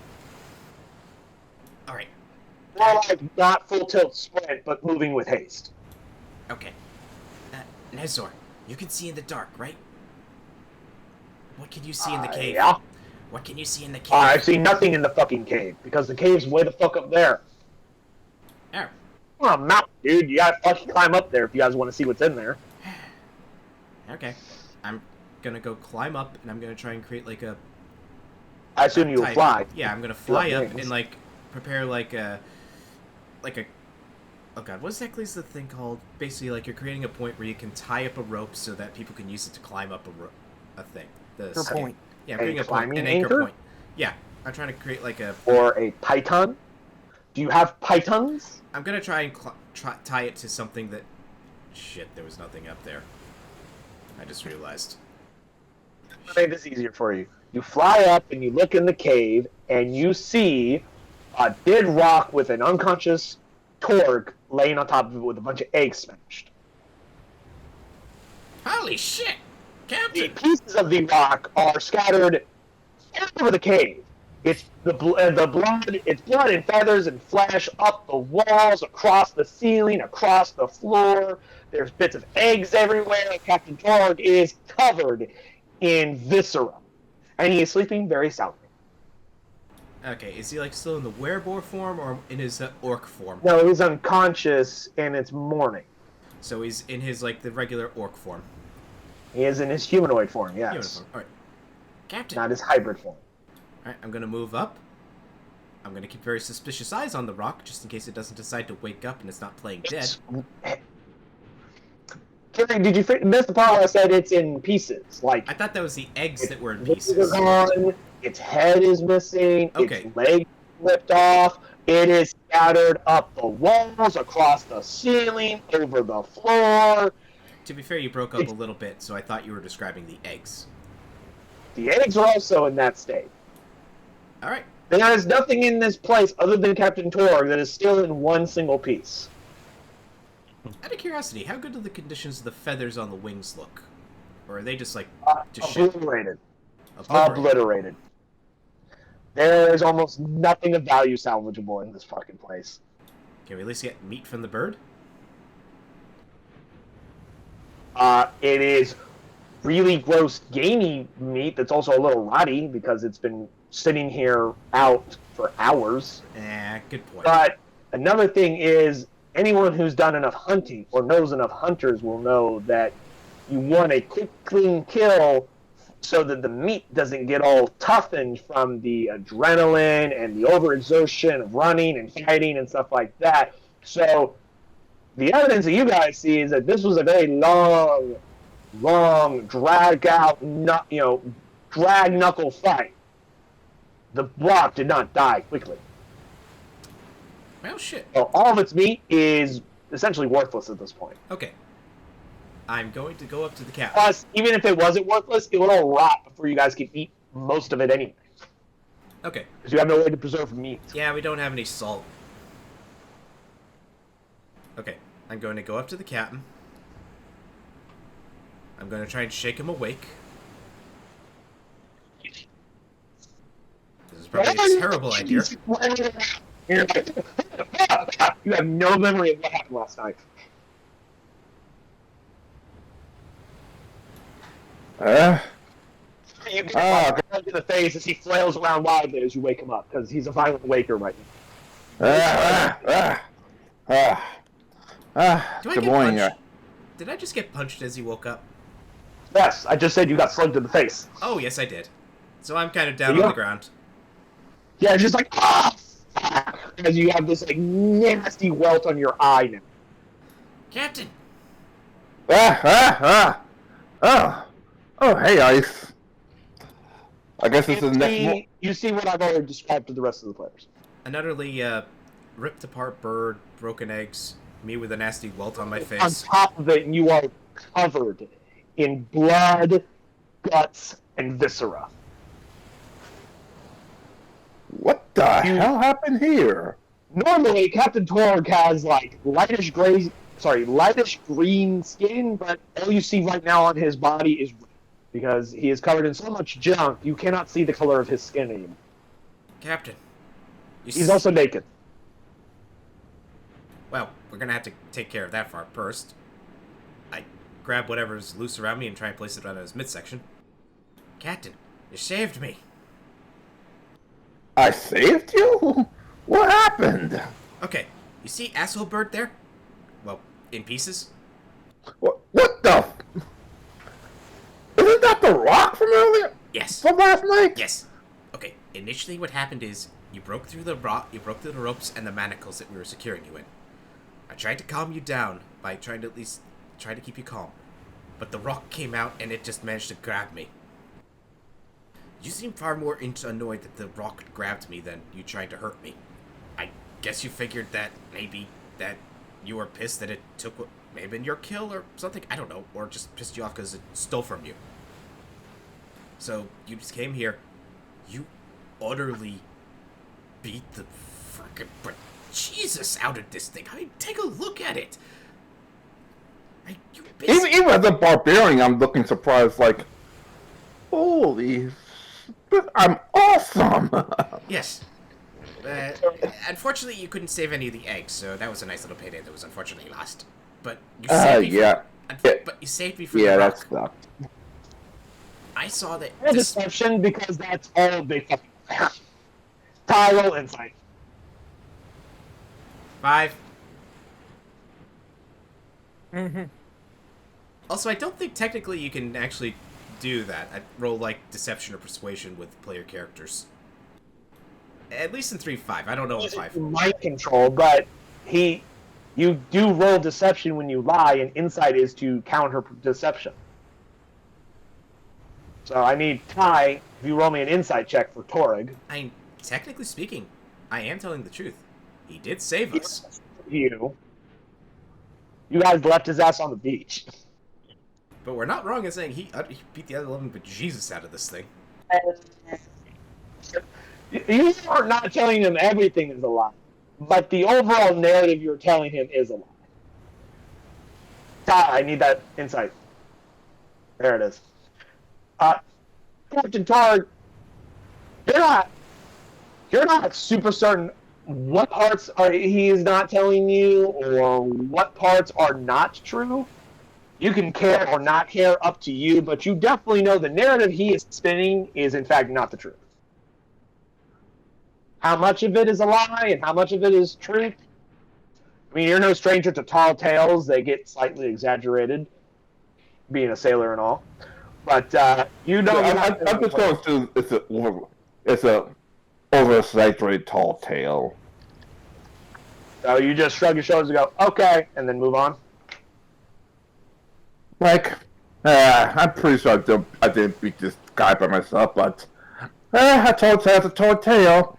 I can tell my grandchildren about it. I don't know what the rest of the crew is going to think that you fucking took on a rock by yourself and won. Before you head out, do you want to at least maybe try and see if you can find your pants or something? You guys take a moment to look. You find his pants in tattered shreds and pieces. Give me some of those rock feathers. Maybe I could have a seamstress sew them up. Alright. For new pants. Are you gonna fucking feather dance for us with the fucking rock feathers? Why am I picturing a hula? I also grabbed some of the remaining of my pants as well. Why am I just picturing a hula You dancer? find a scrap of cloth that is only big enough to fit into the palm of your hand, which is what's left of your pants. Sadly, I don't think that would be enough to cover just a testicle of yours. That's how big his balls are. But you unfortunately have no clothes to wear, other than whatever spare clothing is tossed your way. No one on the ship is even bothered by the fact that you're not wearing clothes. I don't suspect Captain Torg minds not wearing clothing. Look. Like, you guys are a pirate crew and you spend several weeks to several months at sea on a relatively small ship in comparison to a large town or city. So I'm pretty sure all of you have seen everybody naked at some point. Look, that and he's just one. Except Zola. That's the only one you've never seen outside of the hunt. You've never seen her take it off. In fact, and you've never seen Ryota without his like ninja geese thing. So basically, Captain Trug is basically just one step below doing the T pose to assert dominance.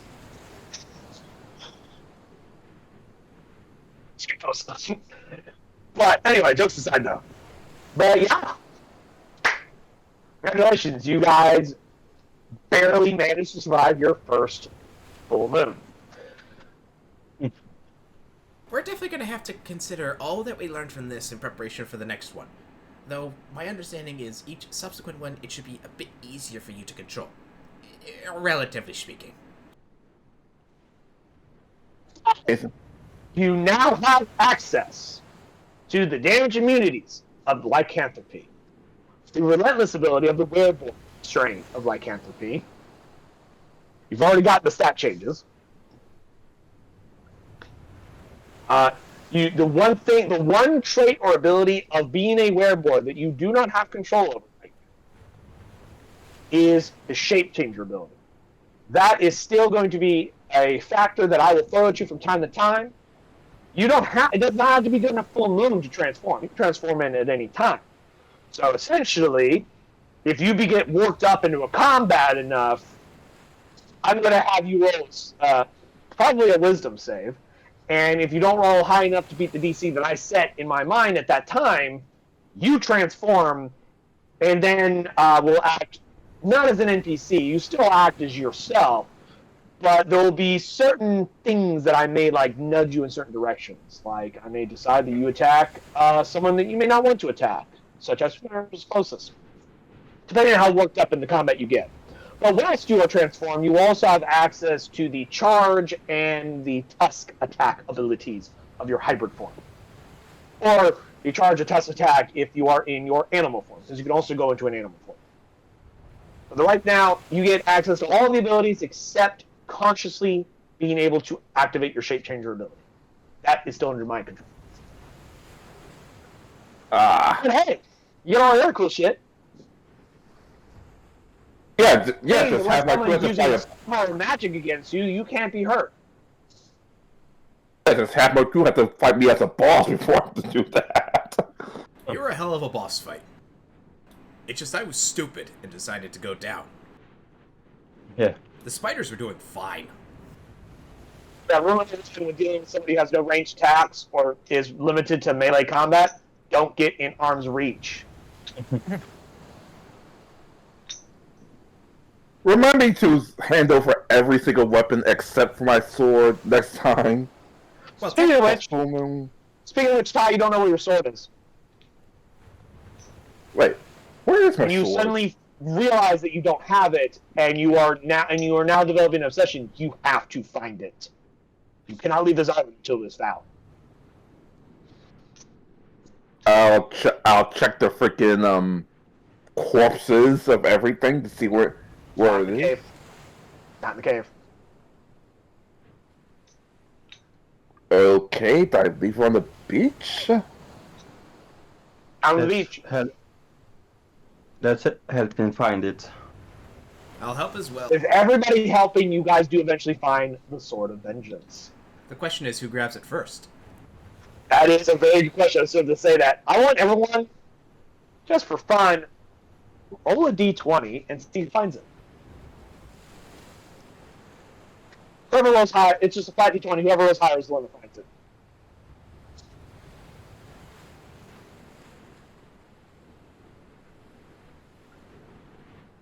Let's see. Creed's not technically there, so I'll say that he was rolling for the retainers.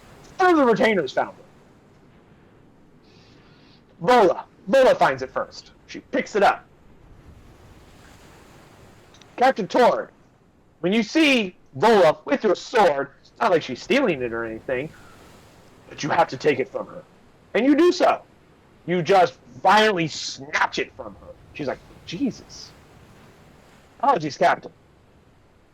So I just have to have this sword. This Gotta have it. You can't let anyone else have it. It's your sword. Only your sword. No one else gets it. The precious! Hey, you're very much like full Gollum with that fucking sword right now. Because of the curse. As you hold it back in your hand, you hear, yes, do not let anyone unworthy touch your sword.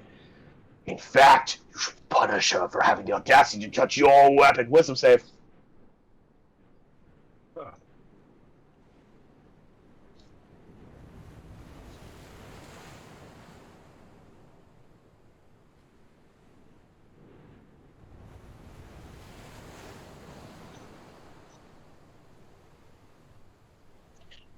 $14. Drop the token. 1 second. There's hair everywhere.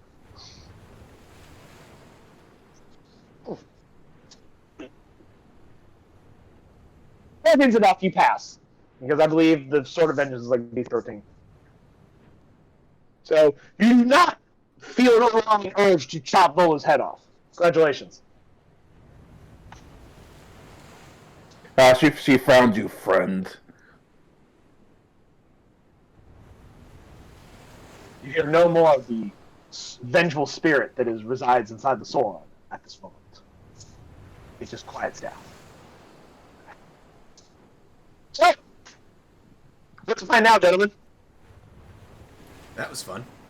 And It was crazy. entertaining.